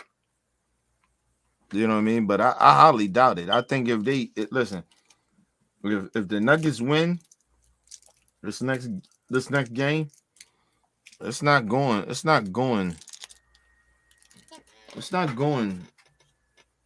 7 games or 6 games or no shit like that. They gonna sweep them because, like I said, a team like that you have to win at their home. It's easy to listen. Like I said, it may go to 5, right? Because like people do play good at home, so I get that, right? And then they can it maybe can go 6, right? Because I think that until they win that first game, I'm not giving them a chance. I just think that the Nuggets' overall team is just better. But if they win the next game, right? But just I give them a better chance they can go 6. Right? But let's just say that they go, well, no, if they win the next game, I agree with 7. Because they probably can go 7. Probably, right? But if they lose the next game and then they win at home in game 3 and game 4, right? Right. Then it'll go 7. I believe that. But if you let the Denver Nuggets win just one game In Miami. in Miami, it's a wrap. It's over. It's not going 7. I highly doubt that. They listen. They have to win one of these next 3 games for this shit to go to 5 to 6. Honestly. But I just don't think that they got that in them. Because I just think that they're just they're not better than this team. They're just not better than the Denver Nuggets. I just don't think that. I'm sorry. I'll take that shit and think what you want to think about it, but it's not the same. It's those dudes, they're not the same as those dudes that I'm talking about. Right. Go ahead. Okay, Anthony said, no, I'm looking at it in a positive way. If we lose a series by Denver dominating us because they have more talent and better coaching. That's what I said in my previous comment. He also said, see, I'm not one of these delusional Heat fans that think we have a chance. We don't have a Jimmy and Bam. These other players are more bench or Ducks players. Also, he said, I'm being realistic. That's why I said that in my comment, because I really don't think besides Jimmy and Bam we have enough talent to go up against Denver. Most players, there's arm bench or depth players. He also said, according to Winhurst and Shams, the Heat are the favorites to get Lillard. Oh wow, that would be interesting. Well, Leonard ain't going nowhere. If if Leonard go anywhere, he going to the Lakers. That's the only place he going. No, seriously, that's the only place he going. He's not going nowhere else. And I got sources out there in LA. I'm telling you, if he going any place, he's going LA. He's not going nowhere else. Because even if he go, even if LeBron retire, he still got AD. You know what I'm saying? So he gonna go there. For what that's worth. Yeah, but it's still to him. AD is still like that guy. Like, you know what I mean? He's still that motherfucking guy. So yeah, that's not gonna happen. That's not gonna happen. That brother ain't going nowhere. He gonna stay the way he gonna stay. And if he do go somewhere, it's only gonna go to LA. He not going nowhere else. He's not. And like I say, and he from what? I think he from Oakland. Yeah, he's from Oakland. Yeah, so yeah, he not going nowhere, bro. If he's going anywhere, he's going to Oakland. I mean, he's going somewhere in California. I'm sorry. He's going somewhere in California. He's not going nowhere else, bro. He's not. And like I said, I trust him. I believe in what he says. That nigga is not going nowhere. He's gonna stay in Portland. He's gonna finish his career out there. You know what I mean? But if he does not, right? Because nobody's 100%. So if he says that, hey, listen, it might be a possibility that he goes somewhere. That's the only place he's going. He going to LA. But go ahead. Okay, Anthony asked, you don't asking us, you don't think the Lakers would rather sign a Kyrie instead of giving up more draft capital and young players for Leonard? No, I'm not saying that. Listen, the best thing that the Lakers can do this year is get Kyrie. He's a free agent. Get him. Get fucking Kyrie, man. You know what I mean? Get him.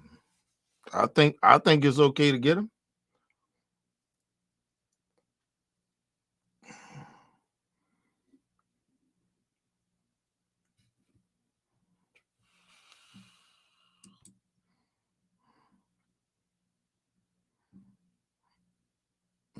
All right, y'all.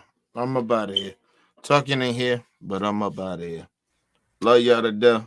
Love everybody here. Peace and love to everybody. Make sure you guys subscribe to my brother's channel. Go to OBF. I said OBF. Go to Talkin and Grubbin channel. Make sure you guys subscribe to my brother's channel.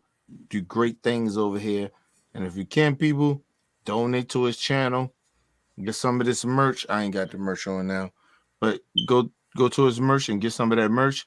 And make sure you guys go to OBF, the real, donate to the channel over there where we at as well. And make sure you guys just subscribe to the channel. You know what I'm saying? OBF the family. Make sure you guys go over there.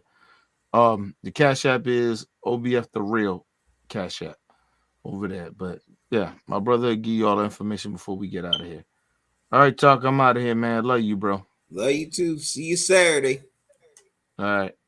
All right. All right. Shout out to Kenny and Bill for coming through for this NBA Finals live stream. Can't wait to be on the panel on his channel Saturday. That's his channel is OBF the Real. Well, his channels are OBF the Real and OBF the Family. I'll be on there Saturday, breaking down the all-time small forwards, and we'll be back here Sunday night for Game 2 of the NBA Finals. Can the Heat tie up this series, or will the Nuggets go up 2-0? Definitely can't wait to find out how that comes. Well, definitely can't wait to find out what happens in Game 2.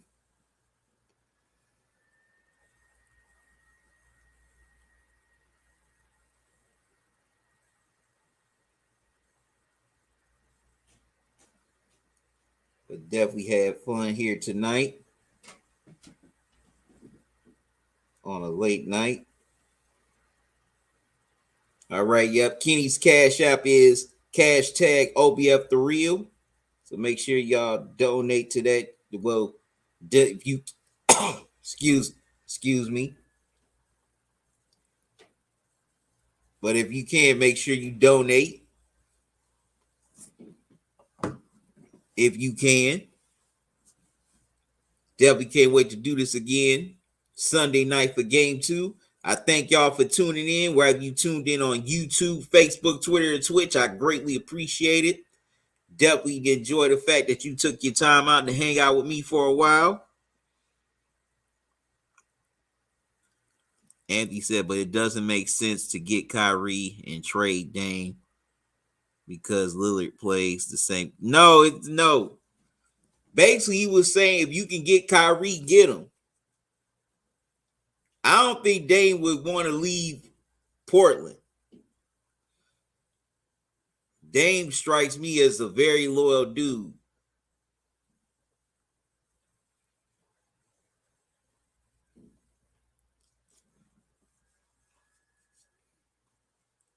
But I think the Lakers are really going to try to pursue Kyrie more than Dame because they don't have to really, have to fight through a trade, to get a trade done just to get him when Kyrie's just a free agent.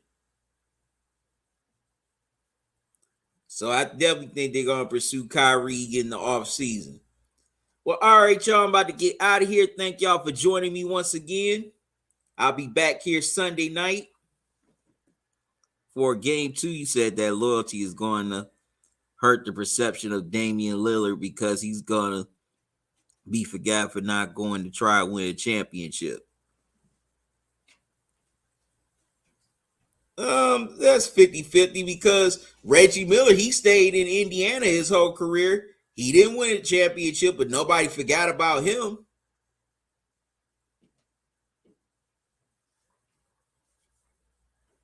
Nobody forgot about Charles. Well, no, wait a minute. No, Charles Barkley didn't stay in Philly his whole career. But still, no one forgot about Reggie Miller.